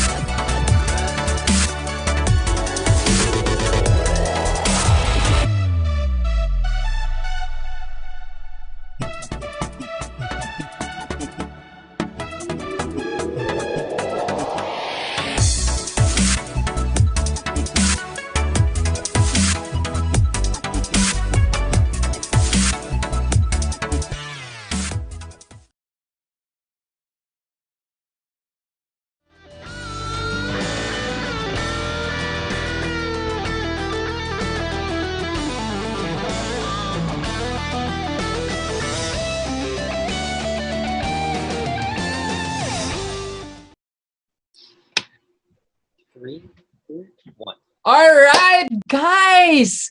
Grabe, no? It's 6:31 in the evening and we had a very full day today. We had so much fun from 8 in the morning until now, and we had so much music, we had entertainment, we had learnings karong adlawan. This is just the day 1 of Hackbang, and we are here live still in Hackbang TV. And of course, I would like to bring in my co-hosts. Akong co-host karon nga si Jerome. Hello, all the way from Davao, Jerome. Kumusta na diha? Alive pa ba ta? King for our first day virtual hackathon in Mindanao. We're so glad that we're able to deliver ang ating event natin and deliver natin lahat. We were so overwhelmed with the numbers of views we have earlier kanina umaga, and we were so excited as well to check the number of views we will be having right after we end our segment. Yes, and for all those mga participants nga wala pa nakasulod sa Slack room, please check your emails, check your spam folders, and maybe message us on Facebook and ask nga nung wala pa mo nakasulod sa Slack, because guys, your mentors are waiting there and the other teams are waiting for you as well. Magtambay ta dito, naad sa dito ga kahitabo ang atong mga ang atong some of our activities for our mentors and participants naa dito sa Slack room. So guys, if wala pa mo kasulod na yung mga teams na medyo siguro no, wala pa kayo nila na navigate ang going inside Slack, please do check your emails and check with us, the Hackbang team. I'm sure you're watching right now, so please do reach out para ma-meet na ninyo yung mentors again. You can start working. You still have 3 days to do that anyway. But karon, amo lang pong ibalik ang among invitation para sa atong cooking show.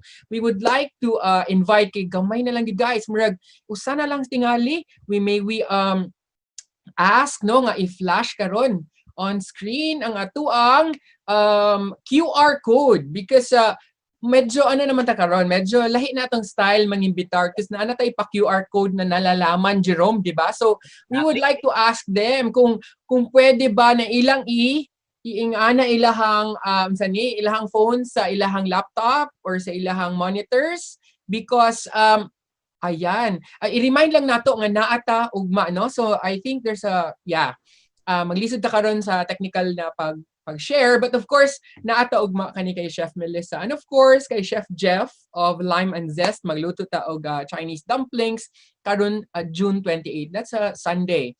I'm sure nara mo sa balay. So that's Sunday before lunch.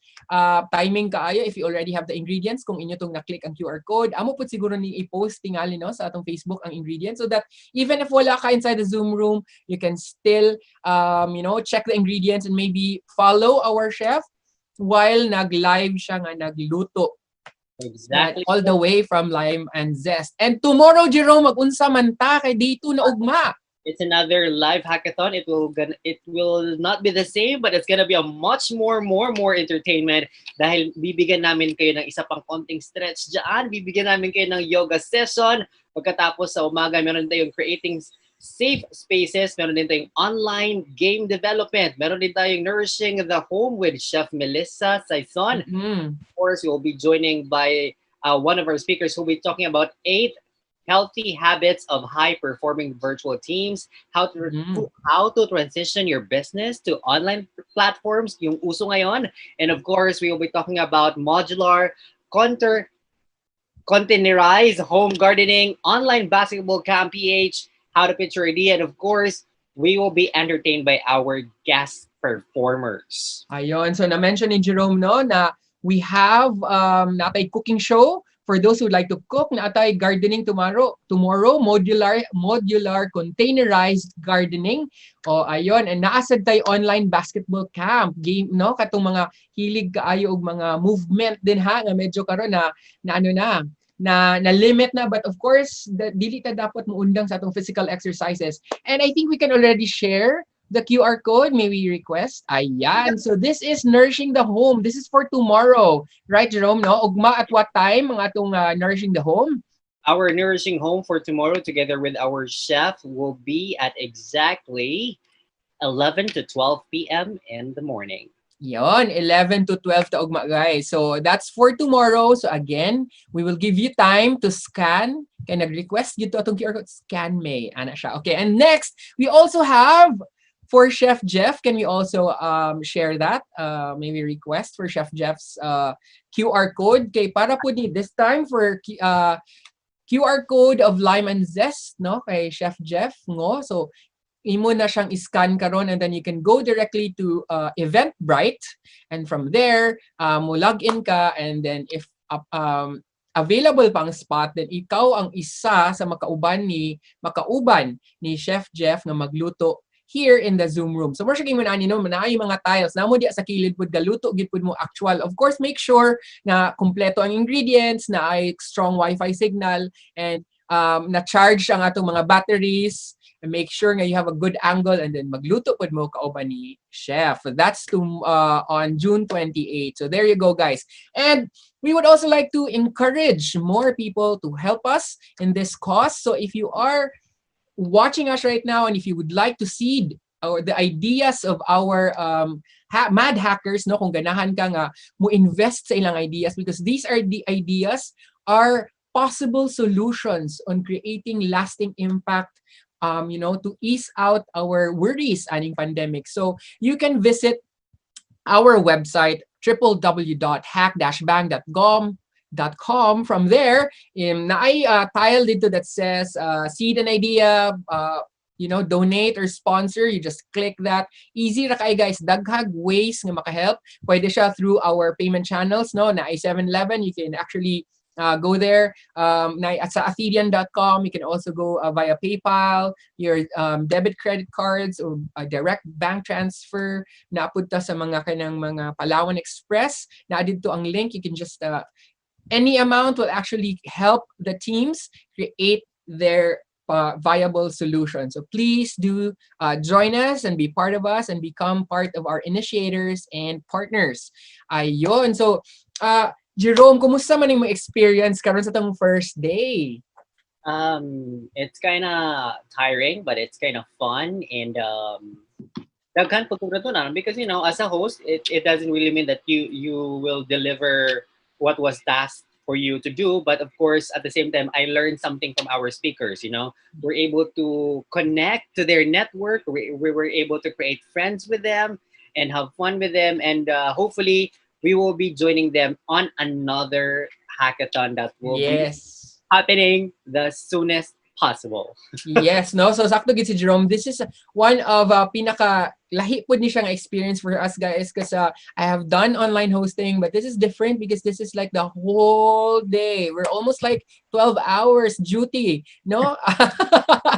grabe nga duty din, guys. So, we are actually enjoying this, and this is also something new for us. And as newbies in the hackathon world, this is also an experience that I will personally will not forget for a long time. So guys, daghan pa kayo tag mahitabo tomorrow. So katong mga hackers, I hope na anay progress nga nagahitabo sa inyong pag-ideate, na anamoy connection with your mentors, nagstorya na mo kung unsay next step kay abi pag ganihan, no, sa kami ni Rhea, we're talking about how to frame a problem. So hopefully inyo na tong nahatagan og sakto nga framing ang inyong problem, and also looking for steps nga unsaon ninyo pag-solve nga kana nga particular problem, because we are really excited nga makita ang inyong mga output sa ato ang partner site, which is devpost.com, and dito na mo makita ang tanan output sa atong participants. And please do share this Facebook live, this YouTube live. We would like to encourage you. And Jerome, natay mga pa-promo, di ba? So, abi pa lang, wala tayong mga pa-promo. Ano sa may ito pa-promo, Jerome? Bonggang-bongga. Yes! Or isa lang ba to? Isang Maharlika Siargao. Ano ba ang ma-offer ni Maharlika Siargao sa ating mga viewers, Owen? Of course, Maharlika Siargao will be offering to you guys a room for 3 days. Asa ka na kamo na bahala si Pamalite. Si Maharlika Siargao na bahala sa inyong accommodation. One room lang sa... one. Sige, so... Kana you have to ask, dili ko sure baka sabahan niya ko ni Maharlika Siargao. But we have one winner, and of course, how do you win? How will you win this kaning nga promo? One is nami pa Instagram. Okay? Yes.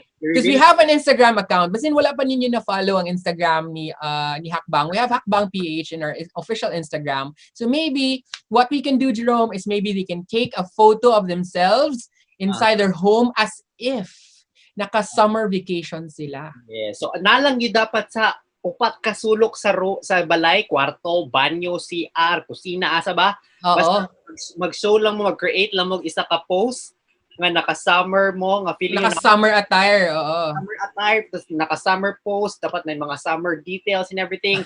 Tapos, kung kinsa man ang pinaka-guwapong output, itag nila dapat si Instagram ni Hackbang, which is Hackbang PH.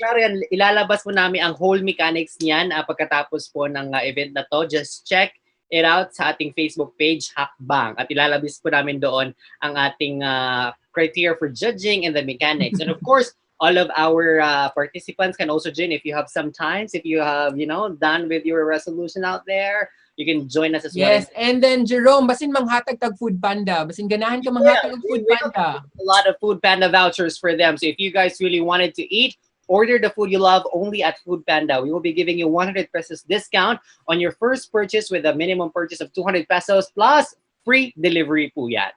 Ayan, so 'di ba? So mga basin ang uban 'di ba, nalingaw na kay sila tan-aw, nakalimot sila gluto. So, pwede sila mag-order sa Food Panda, magpa-deliver. Murag ako, Jerome, murag, I think wala pa ko'y panihabo. Wala ko ka defrost for my dinner. But of course, sige lang, sayo-sayo pa man sad. But yes, and of course, we'd like to say thank you sa ato ang mga viewers nga nag-uban sa ato karong adlaw. So thank you good kayo, no, daghan kay kong mga friends nga kakakita sa akong timeline. Dili na lang ako mag-mention og mga names kay basin ang uban ani magmahay nga wala sila na appeal. But for those nga nasa kong watch party, salamat gid kaayo sa inyong oras sa pag-uban sa amo karong adlaw. And of course, oras na po na atong ipakita kung unsa basin bag nagtuo sila no nga kita-kita lang ni Shaila nagtuplok-tuplok ani atong screen, nag-share. Guys, katong sa sa COVID conversation, kami lang po nagtuplok-tuplok. But this time, since this is a full day event, like is needed every segment, we would love to show you the people behind our Yes, pwede ba nato maon ang isa ani ato ang mga tech team na laptops? Atong ipakita sa likod no kung unsa gyud ka dili nga. Hi guys. Ayan, wave naman boys.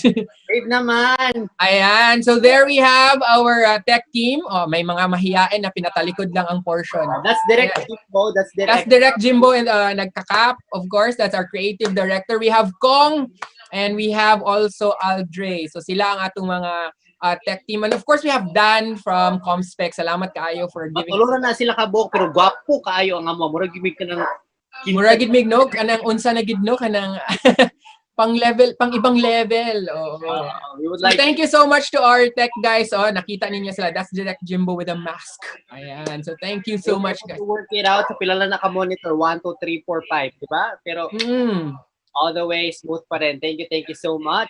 Yes, so thank you kay our tech team. Sila ang ato ang mga behind the scenes nga grabe gid taon nilang paningkamot nga mutsada. Di ba tagakagayan gid ko. Mutsada mitan-aon sa screen. And also thank you also to Kim Lim and Dave Franco for all the graphics, no? Nga grabe ka colorful and grabe ka intense ang images nga atong kakakita on screen. And thank you also to our Slack team, no, atong communications team na nain taon dito nag-standby, nagsigig pangita sa mga participants kung asa na sila o kumusta na sila. So thank you to Rhea, to Novi, and to Sheena. Thank you so much for helping us out and also for taking care of our participants and mentors and speakers as well. And of course, I'd like to say hello to Shaila. Hello there. Nag-off duty na si Shaila. Kami ang karon ang closer. Mura tindahan ay closer o opener. Okay. Yun. So, lingaw kayo ta guys. So, thank you gid kayo no akong iro nagkisi-kisi na.